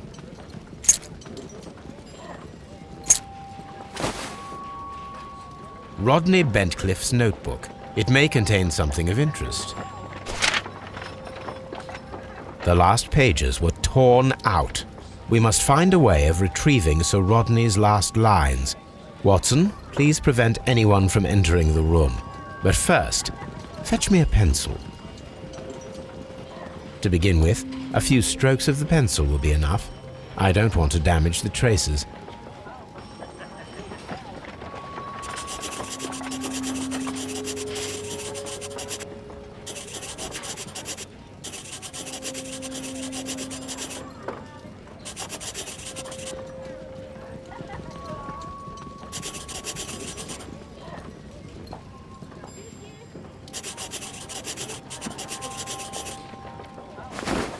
And then to gently smudge the leftover pencil marks with a handkerchief.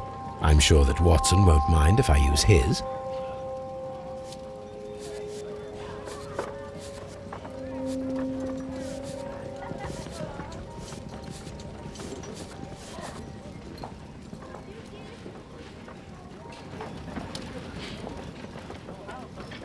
Mr. Holmes, the coroner...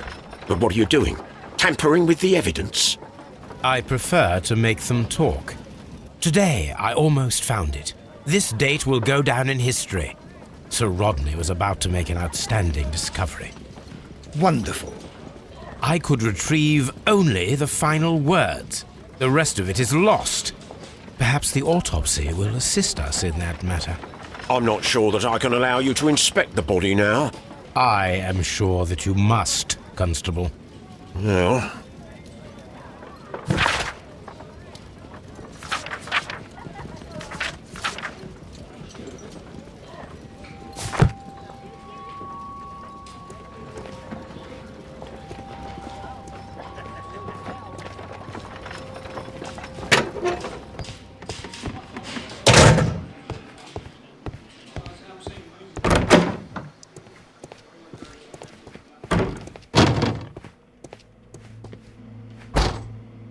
According to the coroner, there were no cardiac problems nor lung congestion, but there were traces of fungus, possibly contracted from the Egyptian tombs.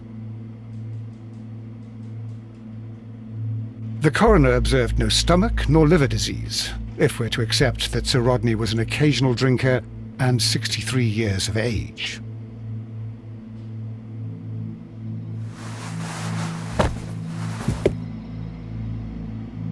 The bruising is in lines. Some light bruising, caused by a rope. They were caused by a rope around the waist.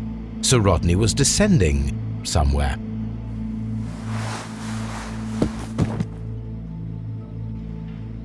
An unusual wound, inflicted by a curved knife, which resulted in instant death, as the coroner's report says.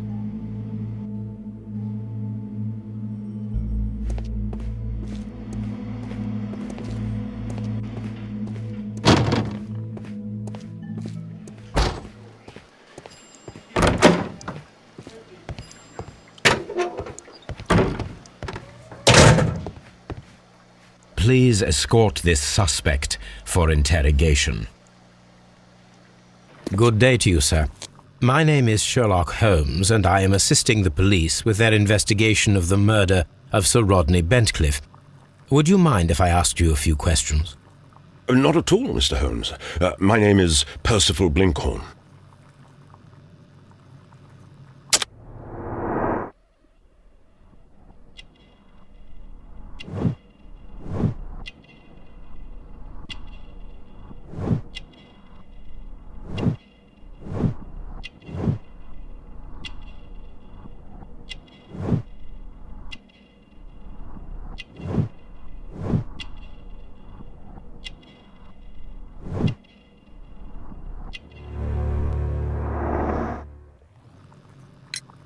What is your occupation? I'm an archaeologist, specializing in the Roman period. I'm working on several excavation sites at present, including the baths at Strand Lane. Can you tell me more about the baths? Well, we're hoping to retrieve a great many interesting artifacts from the site, and to list any items of value before their eventual restoration and exhibition. And has it been successful? It has, thanks to Sir Rodney. What was your relationship with Sir Rodney? Well, I couldn't say that he was a kind man, no. But he was talented. I felt a great admiration for him, I must say. Was it your first collaboration? I had met Sir Rodney briefly once in Egypt, and I'd shared my researches with him. Surprisingly, my work did convince him to come here. He arrived only a couple of months ago. Surprisingly? Well, Sir Rodney was a cold man, and so very secretive too. But I learned so much from him. I can't believe that he's dead. Can you tell me what you saw today? Well, we entered the steam room and we all went to sit down. The steam was particularly dense, and I didn't see anything much further after that. I just heard Mr. Garrow shouting, but we all ran for the door and bumped into each other. I was very alarmed by this point. What did you do? Well, the door was stuck. And with all the steam, it was quite frightening. I was barely able to see my own feet. Garrow was covered in blood. Do you believe that Garrow killed Sir Rodney? Oh, no. Garrow couldn't harm a fly. Can you recall any recent event that would occur to you now as being a little strange? Well, yesterday we had a small argument. Is that all? No. Sir Rodney informed me that he was to attend the London Archaeological Congress with me. Then he advised me of quite the opposite. And rather aggressively, too. Do you recognize this ring? Certainly. It's the famous Aswan ring. Sir Rodney brought it back from his last campaign in Egypt. And he kept it for himself? Sir Rodney has had his own particular ideas of archaeology. What can you tell me about Garrow? Well, he always looks so sad. And he has been acting strangely lately. He complains about voices and visions. I will keep an eye on him because I'm worried. How well were your researchers progressing before Sir Rodney's arrival? Rather well.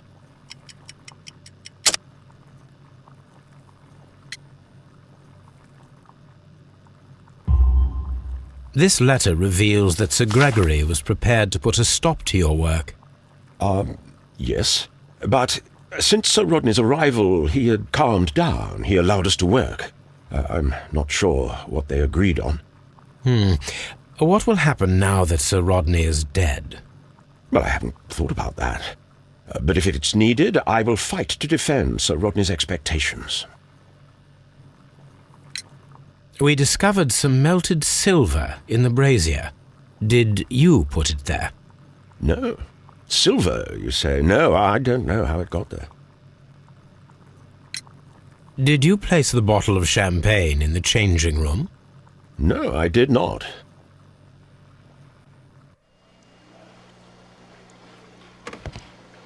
Please escort this suspect for interrogation. Good day to you, Sir Gregory. My name is Sherlock Holmes. I'm assisting the police with their investigation of the murder that took place this morning. Would you mind answering a few questions? Tell me, Mr. Holmes, will I need to stay here for very much longer?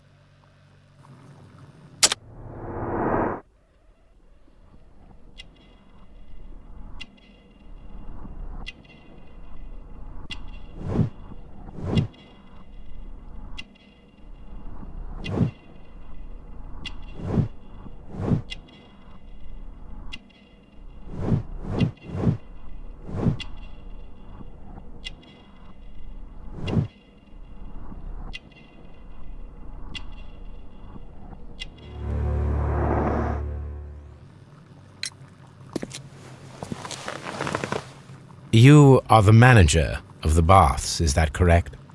Yes. I'm passionate about archaeology. I wanted to restore the ruins. My ambition is to open the baths to the public. Living archaeology can be a profitable business, although now I'm not so sure. I see. When do you wish to begin using the baths? When the archaeological researches are over, I will be free to complete the restoration. It is the usual process. What was your relationship with Sir Rodney Bentcliffe? We were not particularly close. He had an unpleasant temperament. Suspicious, authoritarian, unkind. People possessed by genius may be forgiven for their nature, but not by me. Was he obstructive? Not at all. Everything he did led us to greater success. He helped us increase the potential of the building. Please tell me what happened this morning. The test that we performed this morning was a success. The steam was working well. But then, of course, that awful murder. What did you see? The steam was too thick to see anything. But ask Garrow. He saw the body first. Had Sir Rodney exhibited any recent strange behavior? Look, I'm not a suspicious fellow, but I think that he had professional interests elsewhere that he did not wish us to know about. Why should you think that? Where? I have no idea. But after all, it was not my business. How was the work progressing before Sir Rodney's arrival? Rather slowly, I would say.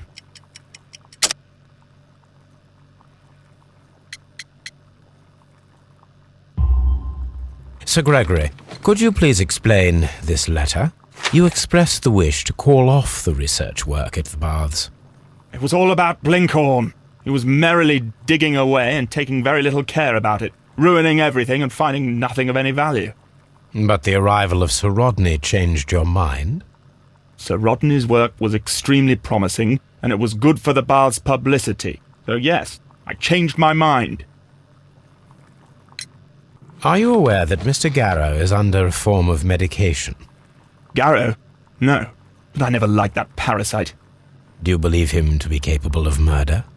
Well, he did have blood on him. Does that make him a murderer? Some melted silver was found inside the steam room brazier. Do you know where it came from? Silver? No. Did you bring a bottle of champagne to the baths? Absolutely not. Sir Rodney did, I think.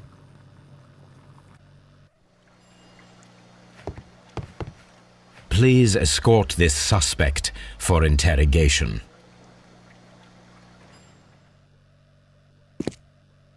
A good day to you. My name is Sherlock Holmes. I'm assisting the police with their investigation of the murder of Sir Rodney Bentcliffe. Would you mind if I asked you a few questions? I am Tristram Garrow.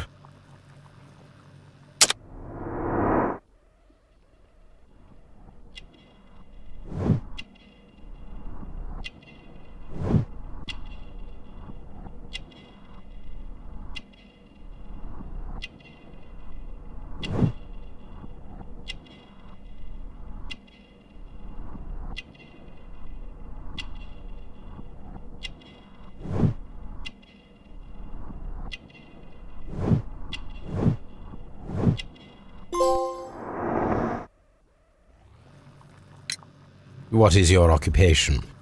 I am a councillor at the district chamber. And what were you doing at the baths? Well, I follow the researches.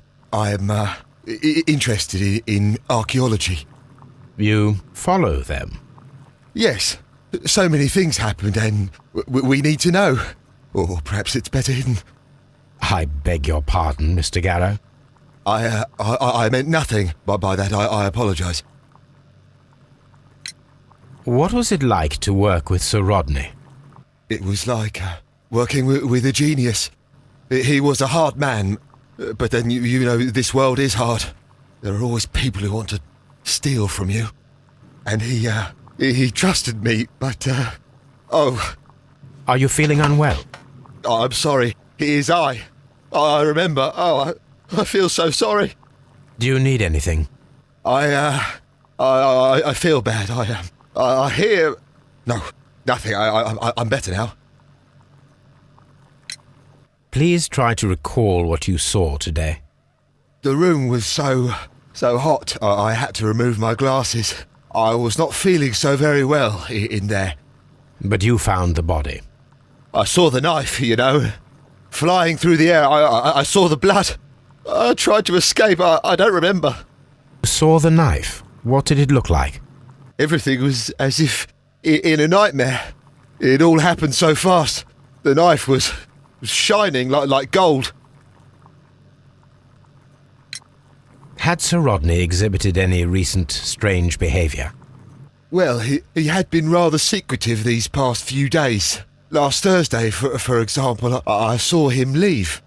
When he returned, it was very late. He showed me some wet coins, Roman coins, and he started to laugh. His ring! Oh, it should be destroyed. Why do you say that? It is a cursed ring, digging dark secrets. Really? It is after me now. I know it. I shouldn't have worked on it in the workshop. It's too late now. This is the coin that he showed me. It is from the 3rd century.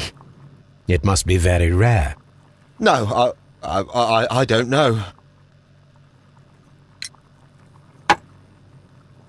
Thank you. Thank you. This will help me to calm down. Do be careful with the dosage. I will. I mean it. We discovered some melted silver in the brazier. Did you put it there? It didn't help. The power is too strong. Did you place the bottle of champagne in the changing room? What? No. Garrow appears to be rather mentally disturbed. Either that or he is a good actor.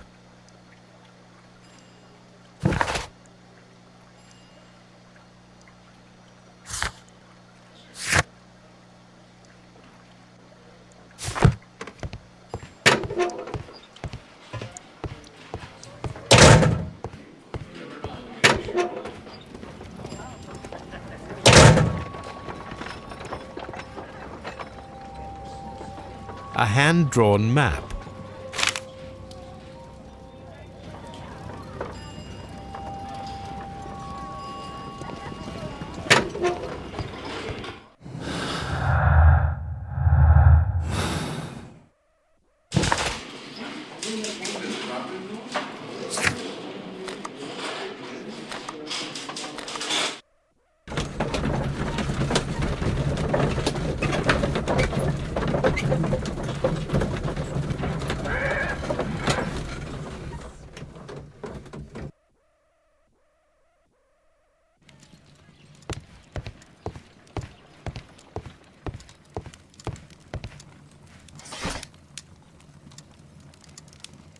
That is not the one I need. That is not the one I need.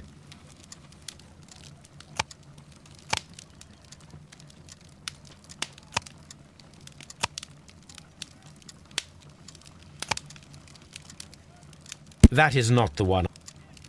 That is not the one I need.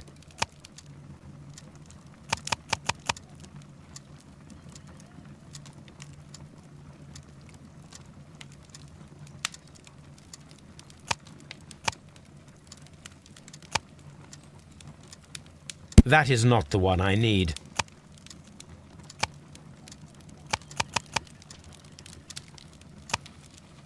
That is not.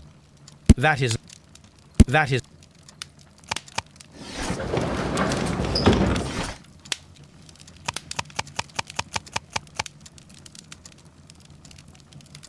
That is not the one I need.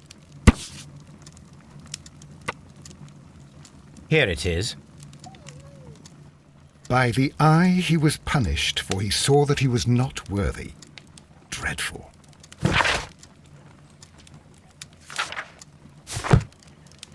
My archive. I can always consult with it. My archive. I can always consult with it, if needed.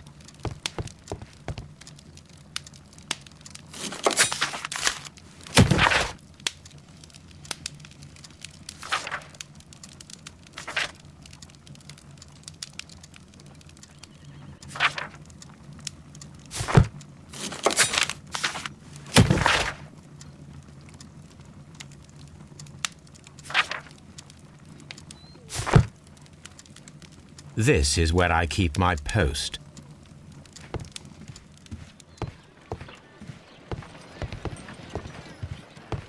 A map of London and the surrounding area. It could be useful.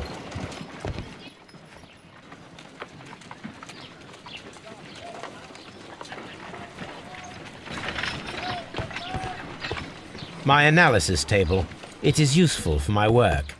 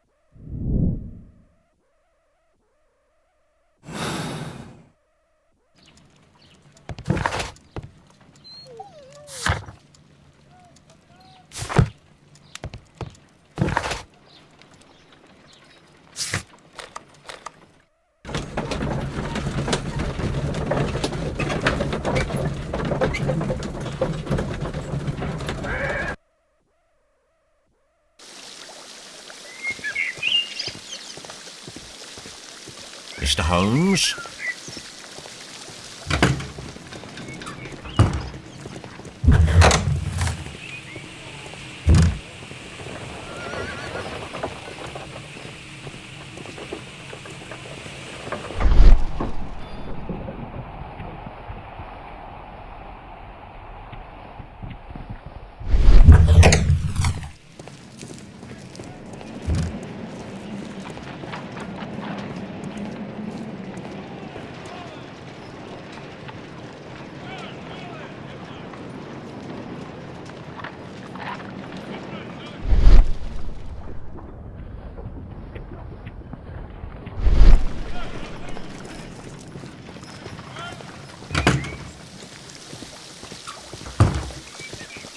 These baths are becoming sinister.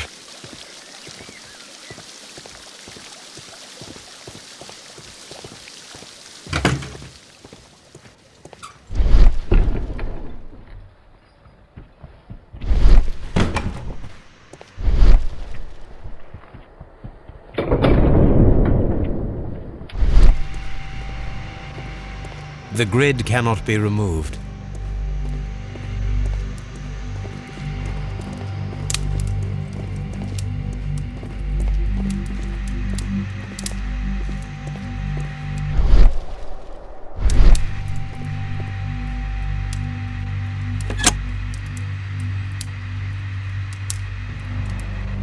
With the steam on, I'm unable to see even a few feet away.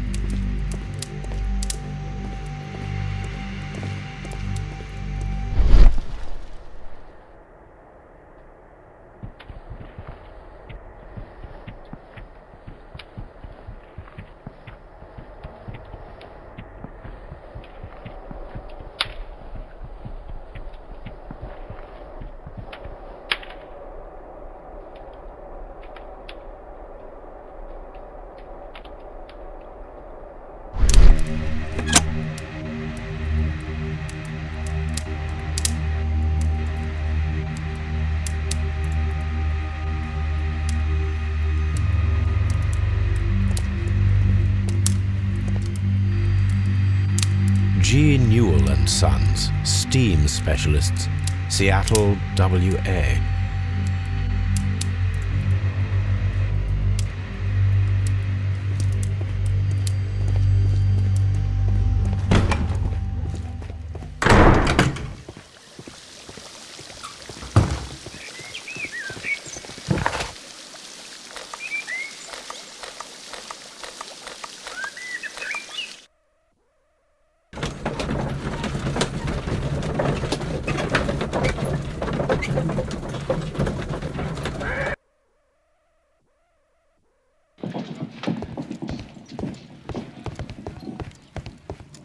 My archive. I can always consult with it if needed.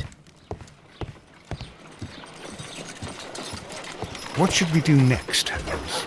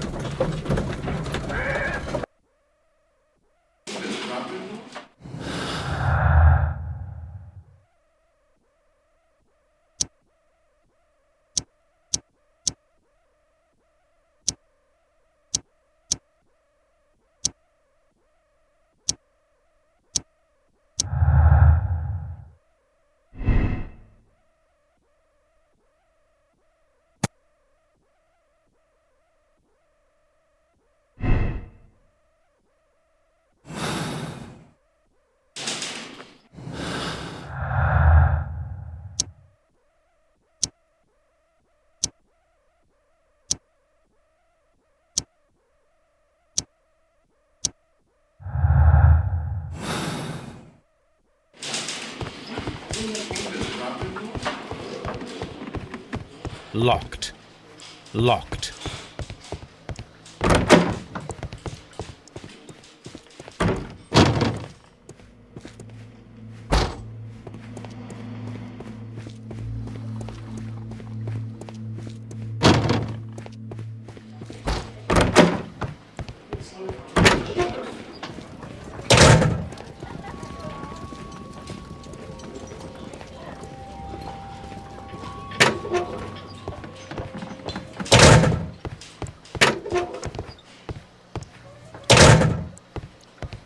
I'm trying to rest.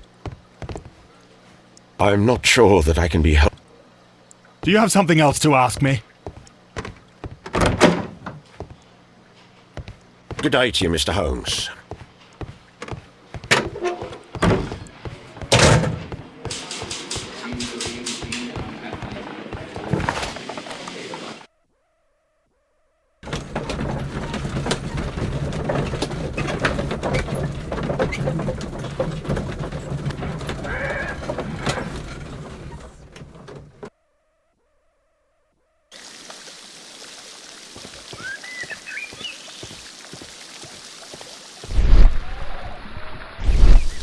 All these events are bad for the baths. Frigidarium.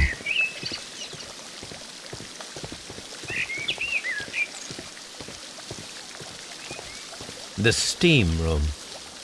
The changing room.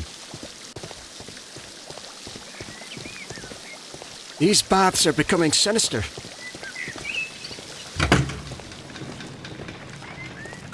This area serves as Sir Rodney Bentcliffe's workshop.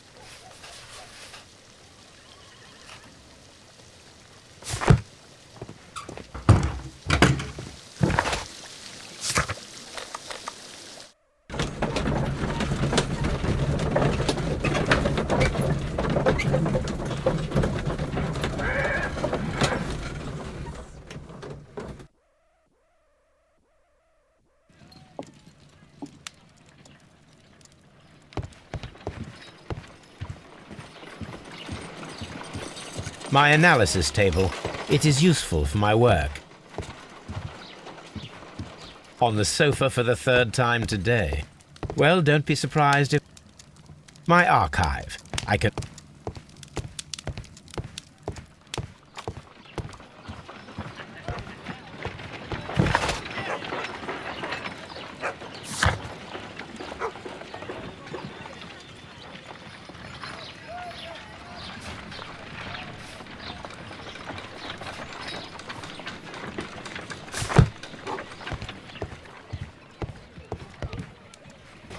Now we have two maps.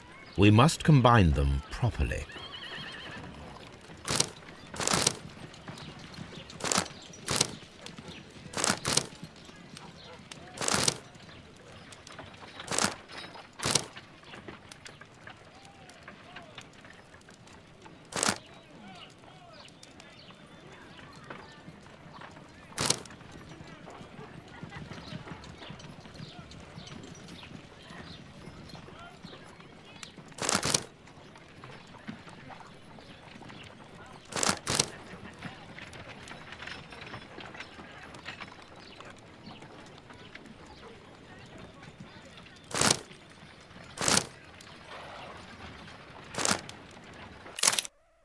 Watson, pack your bag. We are visiting a location in St. Albans marked on Sir Rodney's map.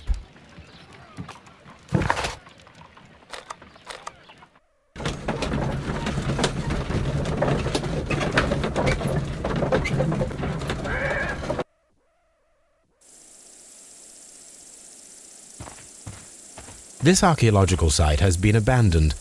Why did Bentcliffe come here?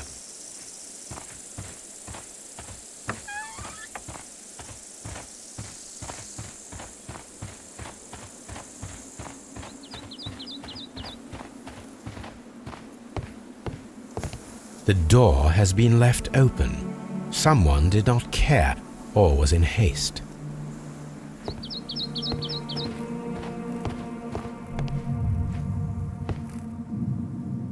This is the map of the site. We are at the heart of an old Roman city.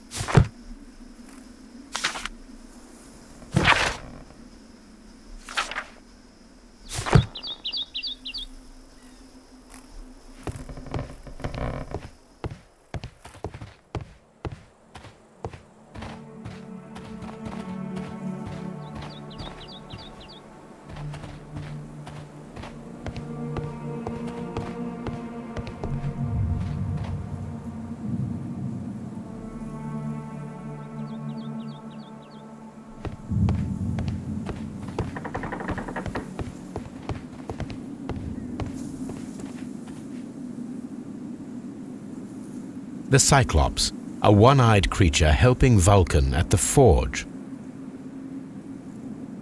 Vulcan, the god of fire and metalworking.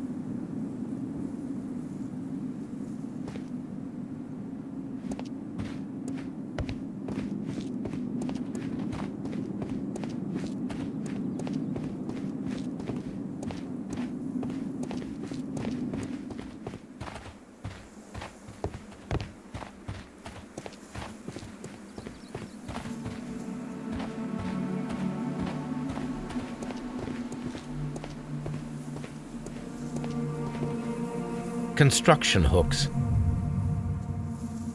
Construction hooks. Construction hooks.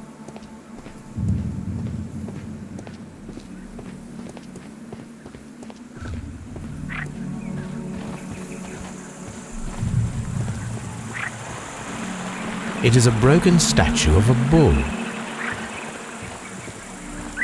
Neptune, the god of the sea. It is a statue of Minerva.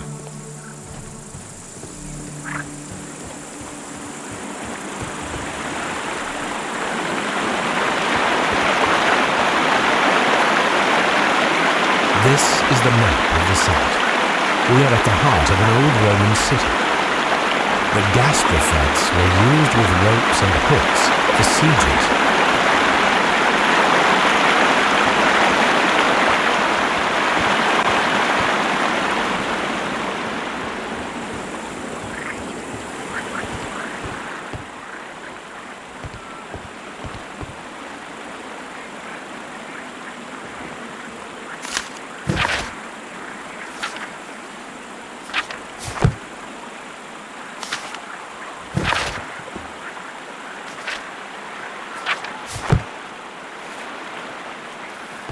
This is a reproduction of an ancient Greek crossbow.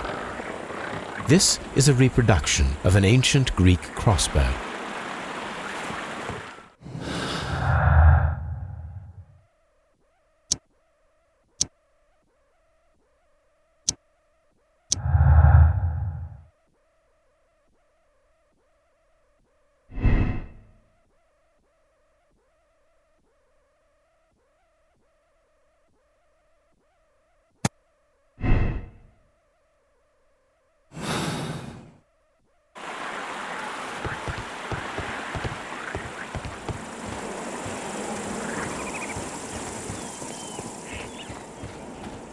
This railway is used to remove rubble from the site.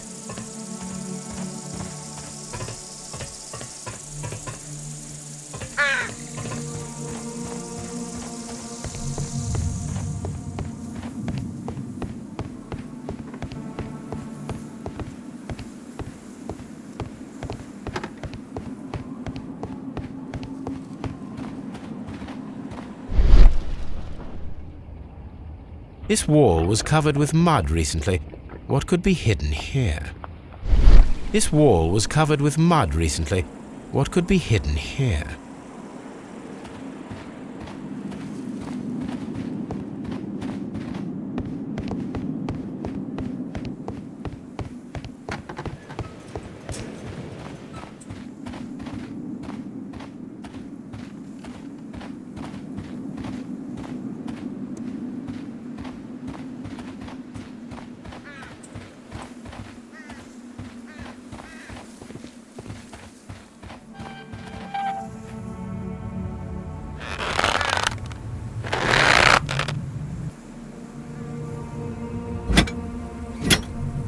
Excavating tools, a bucket, shovel, and brush.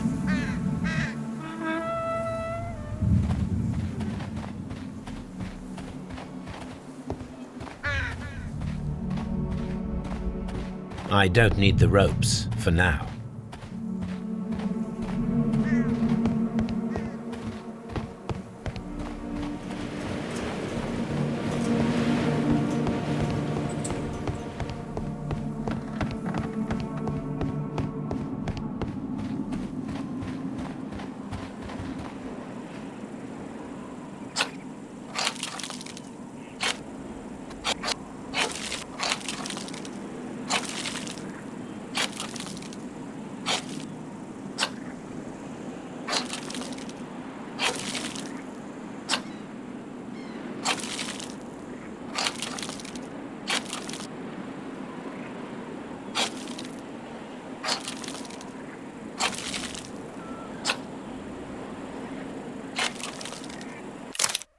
Frigidarium. It is located at the Roman Baths in London. Someone took the time to hide the fresco, but what for? I need to visit this place.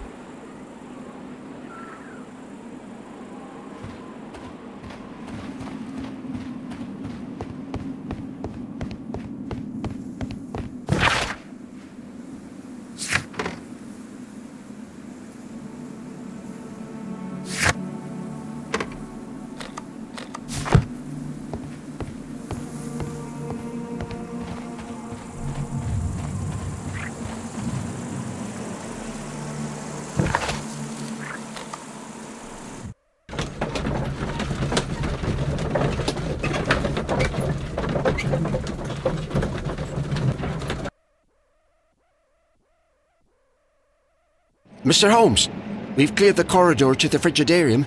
You can visit it now. Thank you, Mr. Phillips.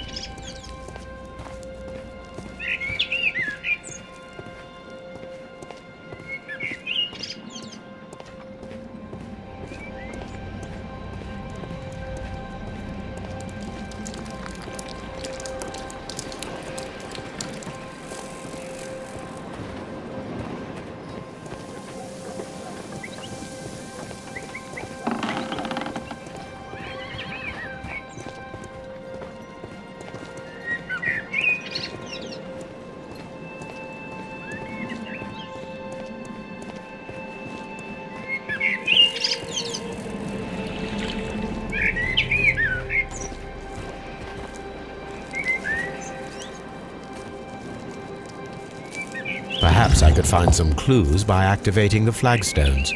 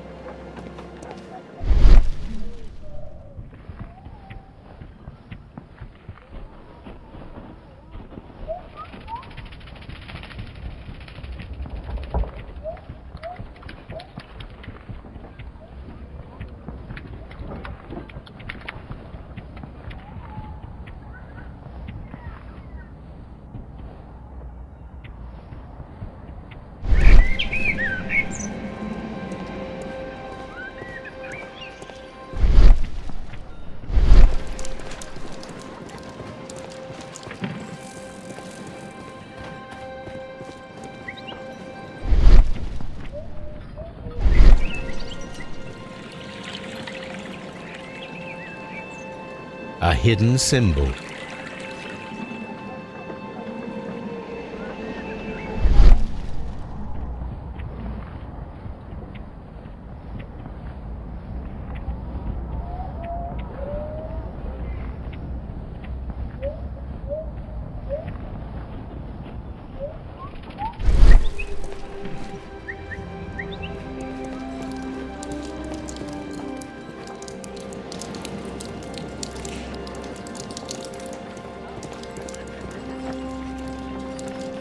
A symbol.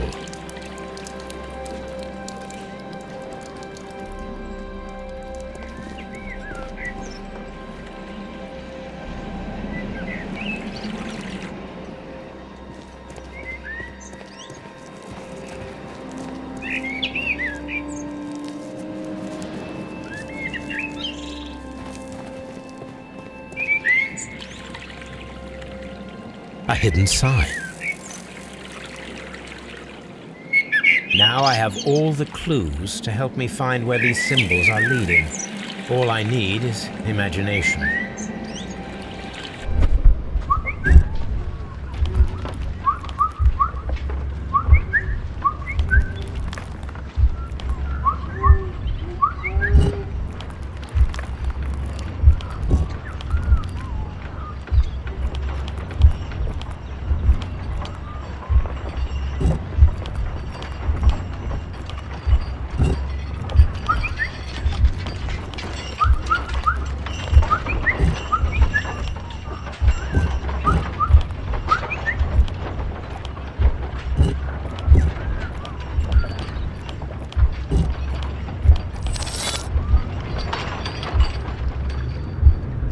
The signs are pointing to this bust.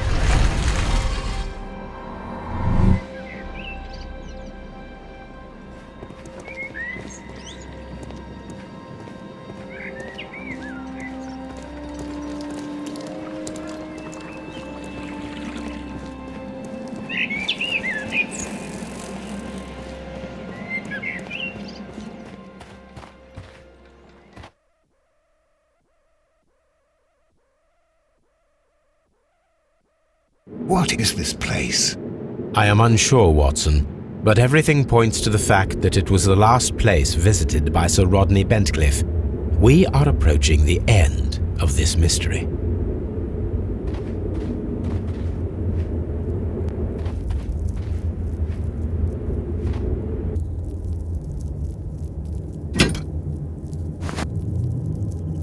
A broken glass plate. What is it doing here? I should examine it at Baker Street. How very peculiar. An ice maker. Why would Sir Rodney have brought such a device here?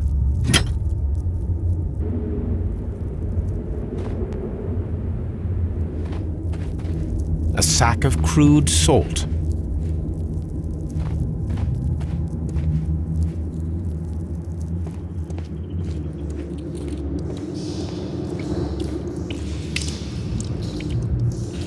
Mithras, the god, clothed in Anatolian costume and wearing a Phrygian cap, killing the bull.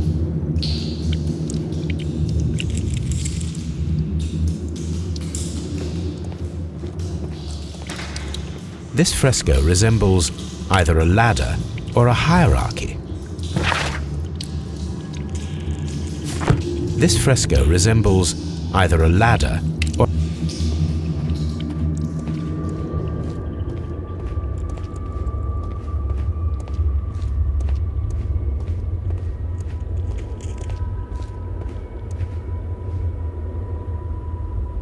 How dreadful. Judging by the broken orbit, this poor fellow met a death similar to Sir Rodney's.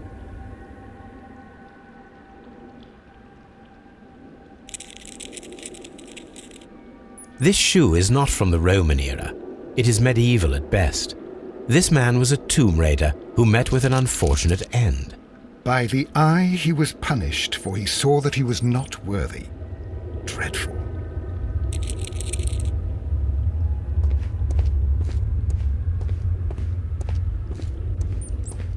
I'm always wondering what's on your mind, Holmes. Mummified bodies.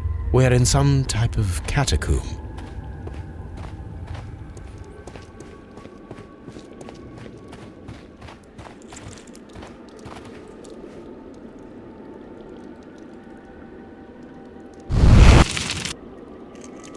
The fire casts a shadow upon the floor. Mummified bodies. We're in some... The pillar collapsed a long time ago.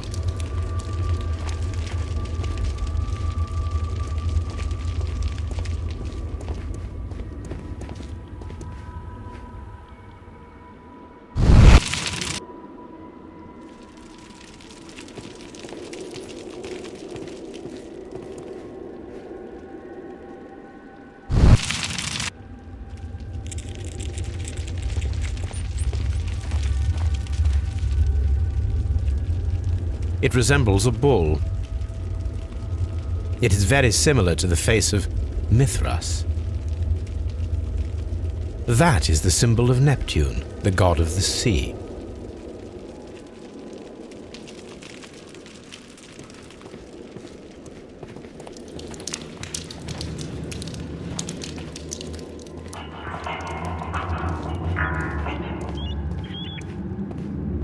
Mummified bodies. We're in some type of catacomb. We cannot go any further. Mummified bodies. We're in some...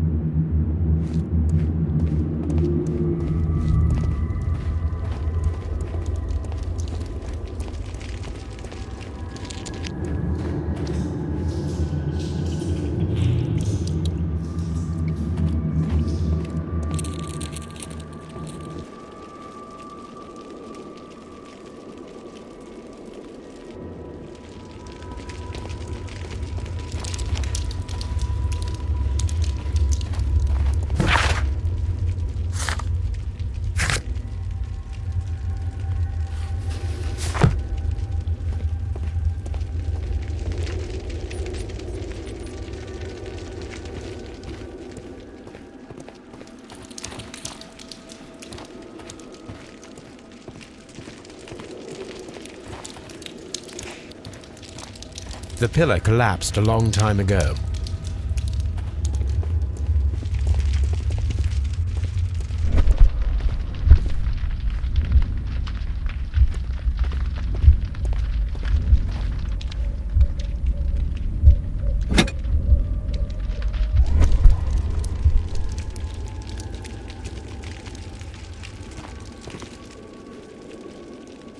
This shadow seems to represent a bridge. The shadows show us the way to go. We will find Mithras after Neptune, the bull, and the bridge.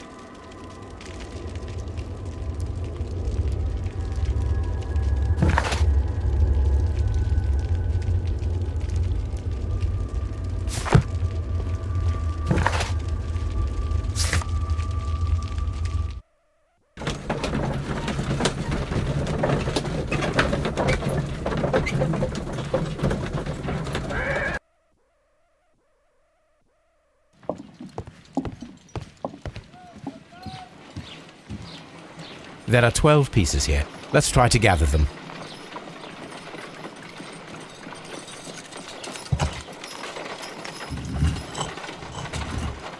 I will count this piece as a starting point.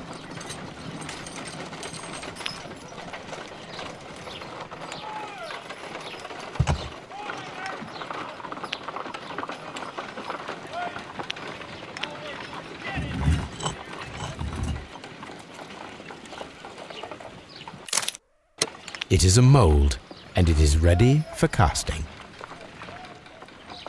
The mold is prepared for casting. We just need to fill it with certain material. Sir Rodney has made a reconstruction of the mythical golden knife. He seemed unafraid of maledictions, and yet... Half a glass of water should be enough to create a plaster solution.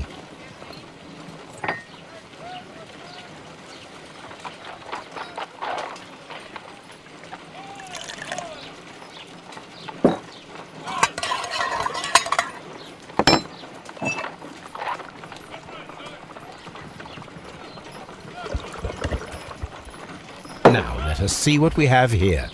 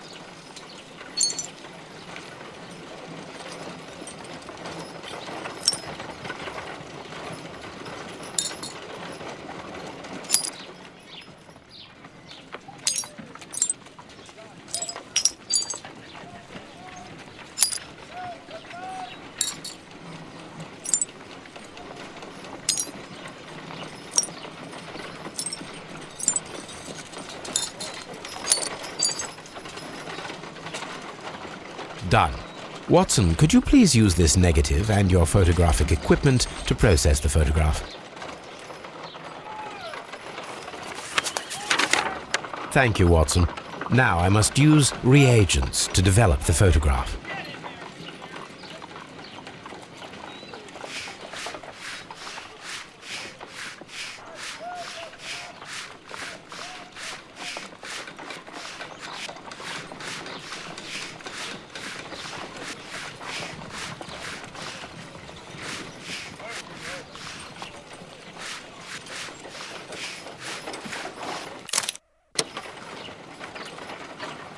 So that's it.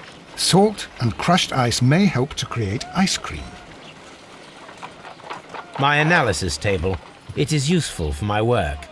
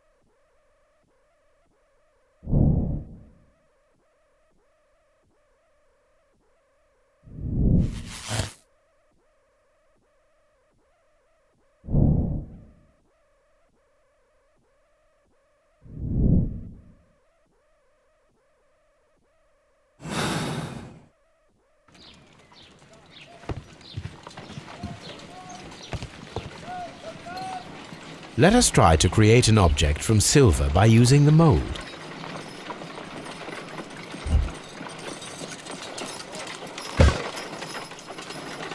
It will take a minute to melt the silver with my gas burner. Done. Now I can proceed further.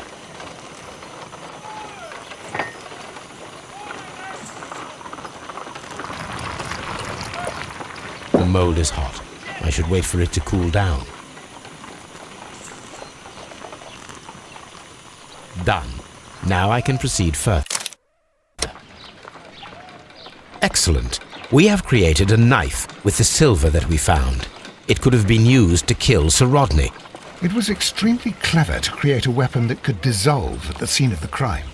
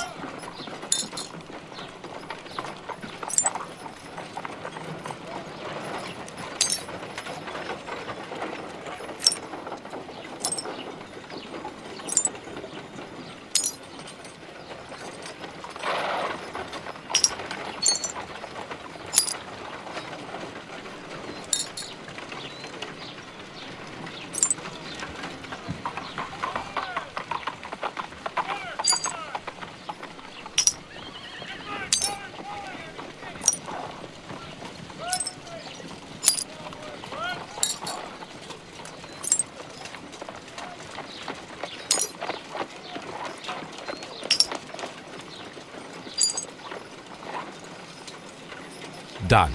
Watson, could you please use this negative and your photographic equipment to process the photograph? Thank you, Watson. Now I must use reagents to develop the photograph.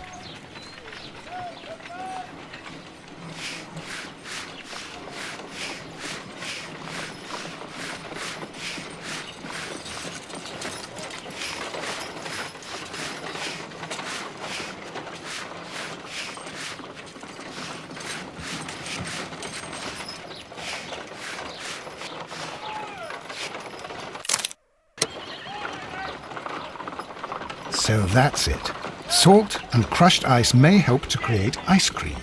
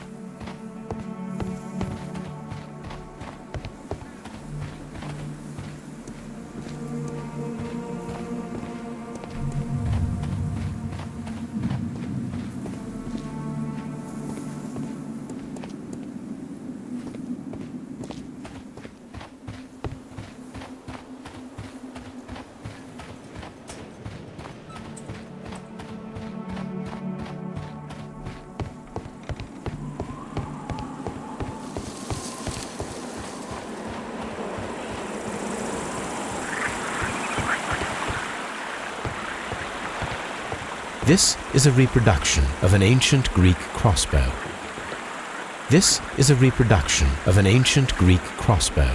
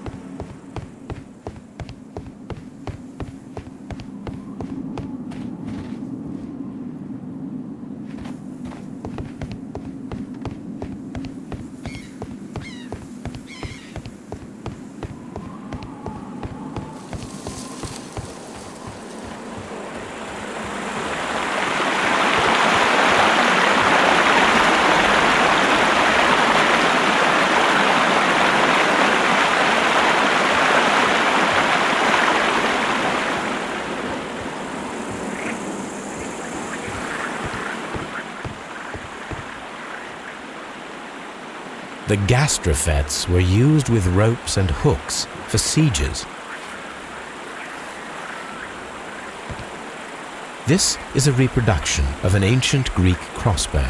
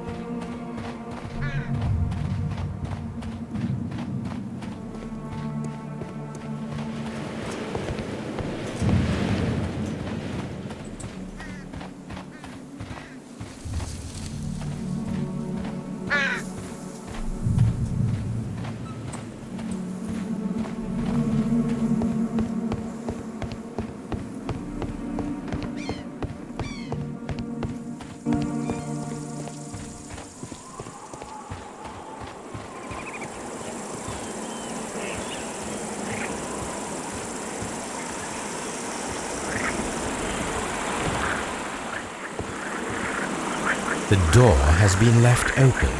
Someone did not care or was in haste.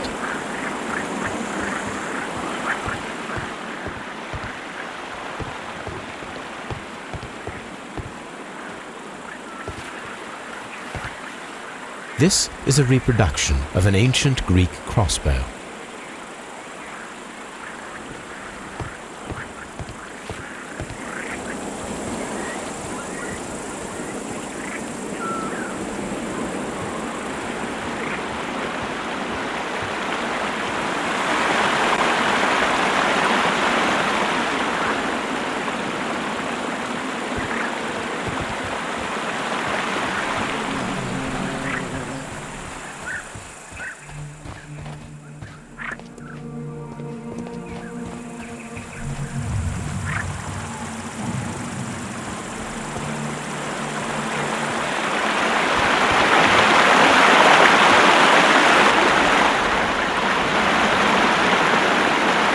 We should use these metal rings to help us reach the bridge pillar.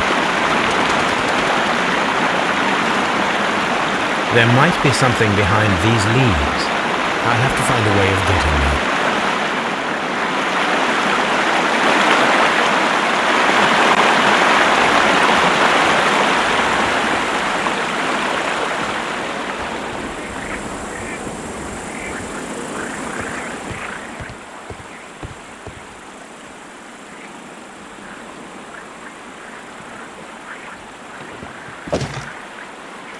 I should use the appropriate object here.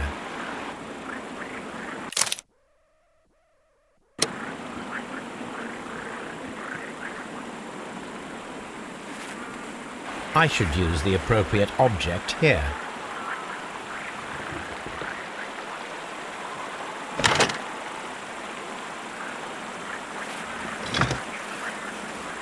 I should use the appropriate object here. I should use the appropriate object here.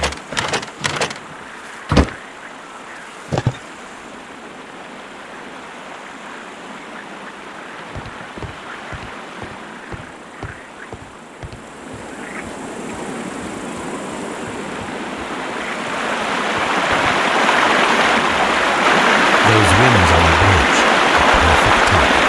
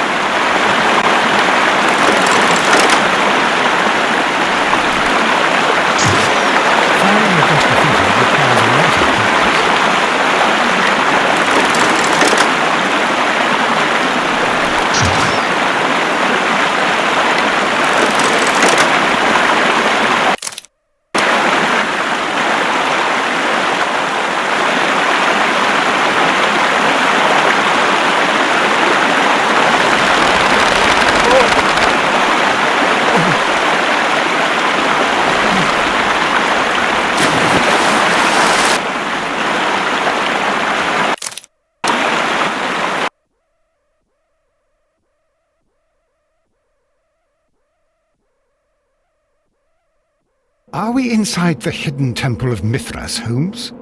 I am not sure. We had better be careful.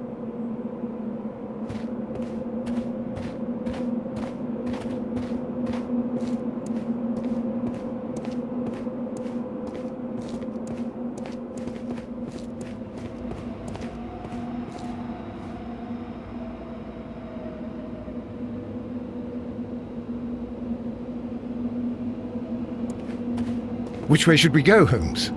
There ought to be some clues here. Let's take a look around. I saw this symbol in the tunnels underneath the Frigidarium.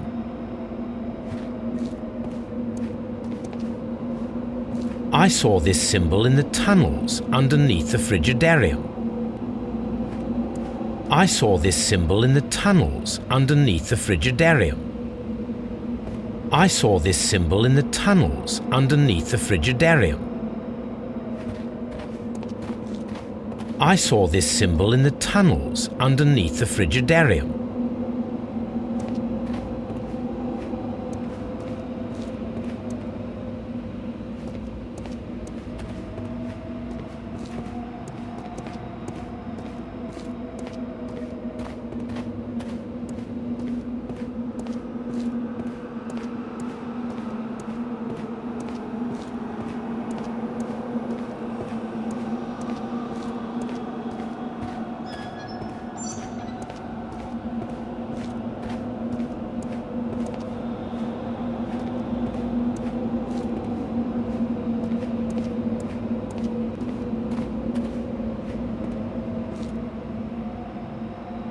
Which way should we go, Holmes?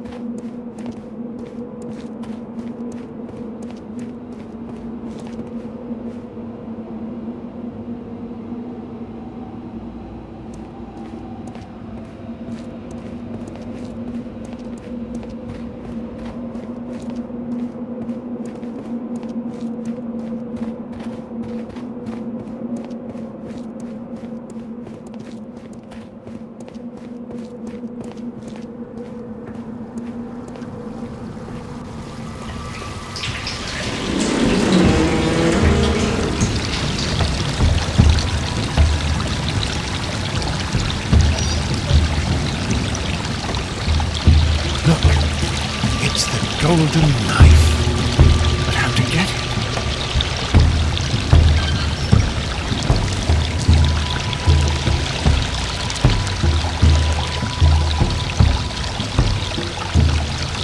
This lamp is not old. The oil is still fresh. Perhaps Sir Rodney passed by here. No, I do not think so. Remember, he went no further than the catapult underneath the Frigidaire. The murderer left this lamp.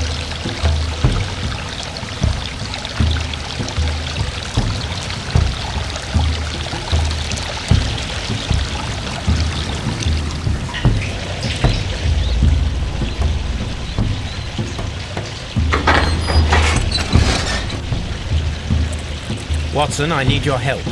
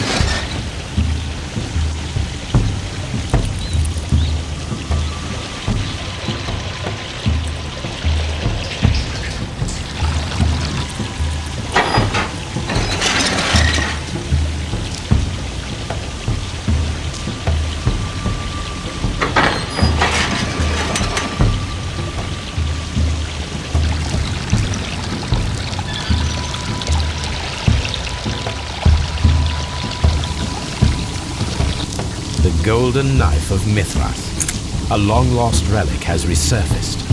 Watson, it is time to conclude this case.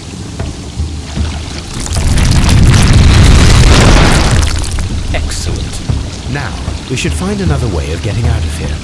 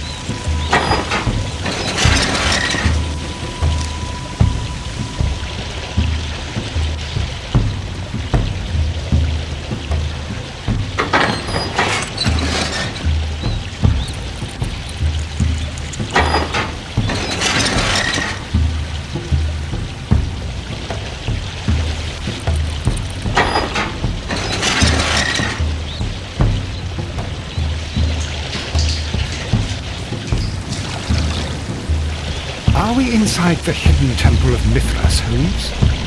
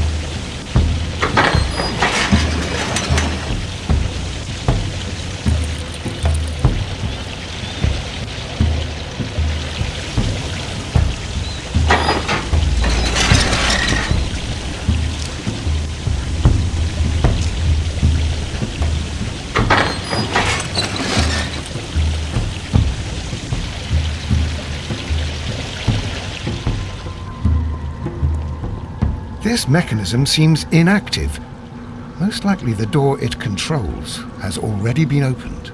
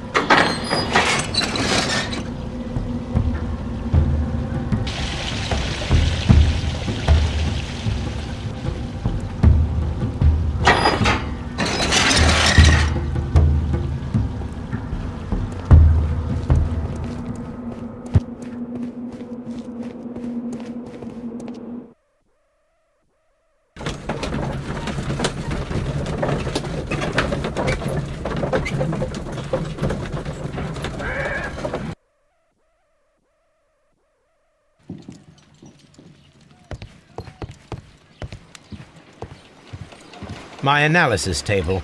It is useful for my work.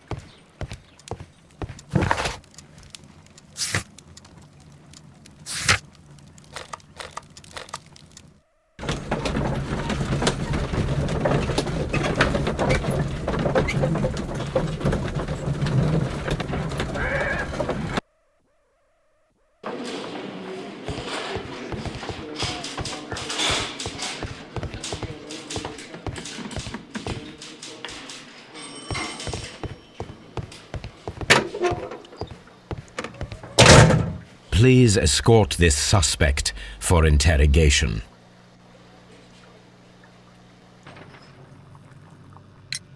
What can you tell me about Mithras? Oh, so much. It was the core of our work. Why do you ask? Were you seeking the golden knife? I see you are an amateur. Yes, the golden knife was our grail. It is said that it bears the only text explaining the ritual of the cult of Mithras. I understand. I read something about immortality. A myth. The knife would provide immortality only to the worthy one, and yet it is cursed, and it would kill you if you are not initiated. Did you expect to find the golden knife at the baths? Well, Sir Rodney thought that it might be there. Did you observe the knife representations there? They are so extraordinary, and we had hoped that... It is a tragedy that he has passed away, taking all of his secrets with him. As soon as I've been released, I will continue Sir Rodney's researches in his memory.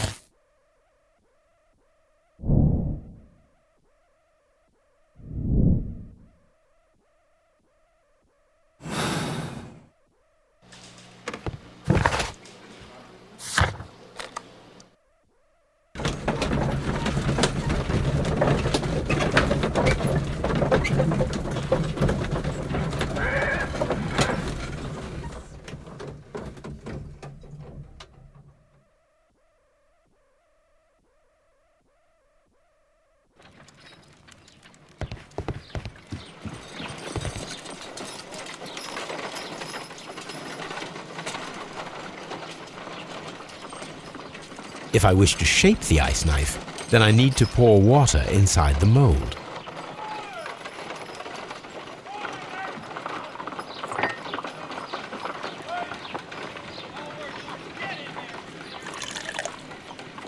Ice, salt, and then the mixing. It should be elementary.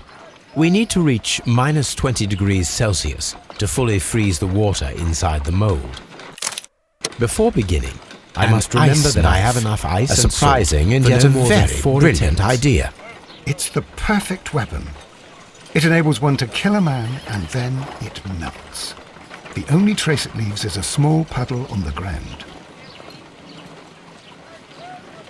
My analogy.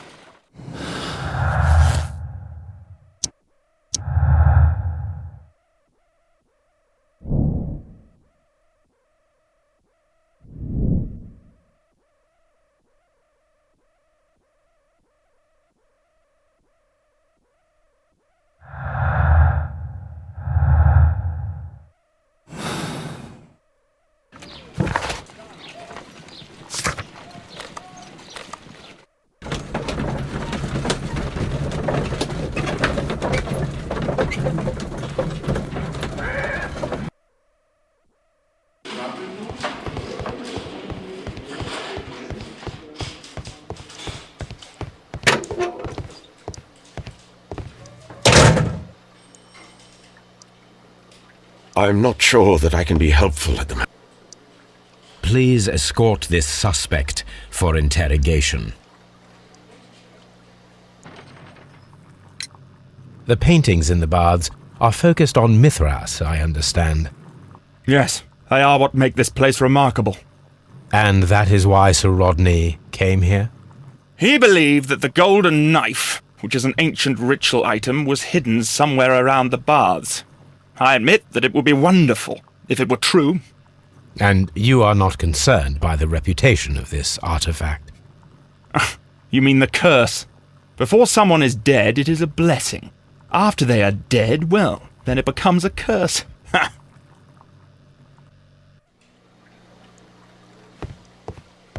Please escort this suspect for interrogation. Perhaps you could explain the cult of Mithras to me. No, there is nothing to say. We are not the worthy ones. But Sir Rodney believed that he was? He was wrong. I have visions. The golden knife, the mummy. Oh, it's all my fault. Calm down, Mr. Garrow.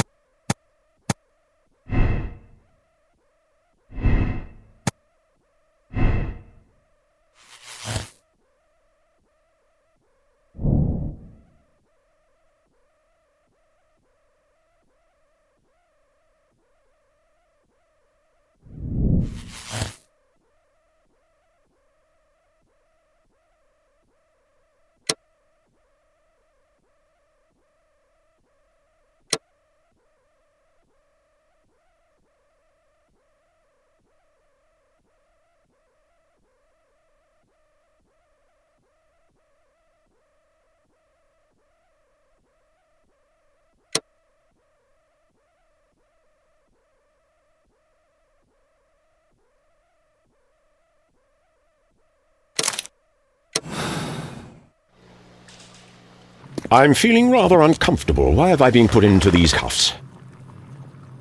I fear that you had better get used to them, Mr. Blinkhorn. They are your reward for the murder of Sir Rodney Bentcliffe. What? No, that's a lie. It is regrettable, for you are a talented archaeologist. I will request that you are placed in a prison where you are unable to dig an escape tunnel.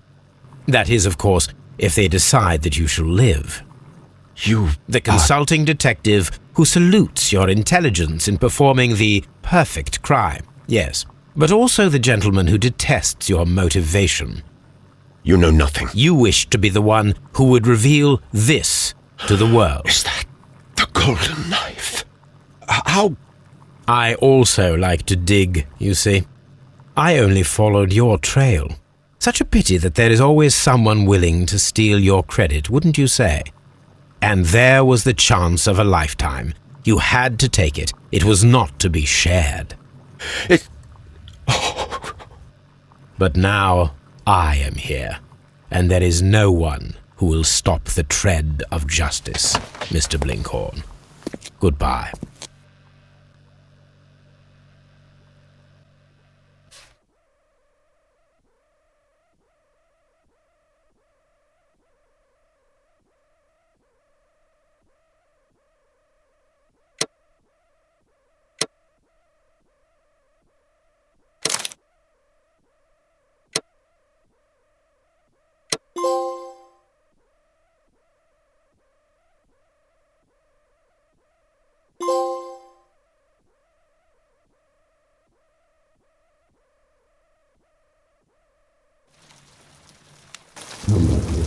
The game is afoot, not a word.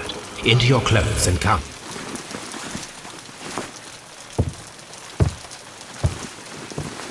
I'll wait for you in the sitting room. I've just received a note from Inspector Lestrade, a letter from the suburbs. He is in need of my presence. Whenever he has asked for my assistance, it has always turned out to be entirely justified. I fancy that every one of his cases has found its way into your collection. Yes, they all seem worthy of... However, I regret your fatal habit of looking at everything from the point of view of a story instead of a scientific exercise. Oh, Holmes, you... I beg your pardon, I digress. It would be much better to examine this letter than to try to convince you.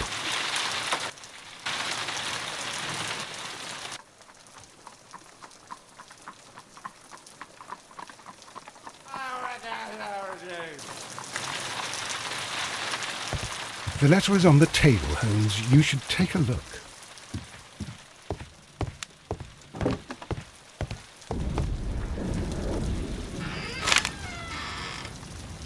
I can tell from Lestrade's handwriting that he was in a hurry when he wrote this letter.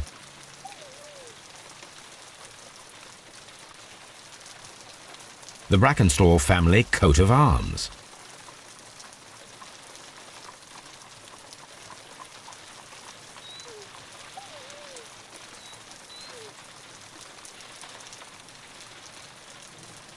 A wax seal with the monogram E.B.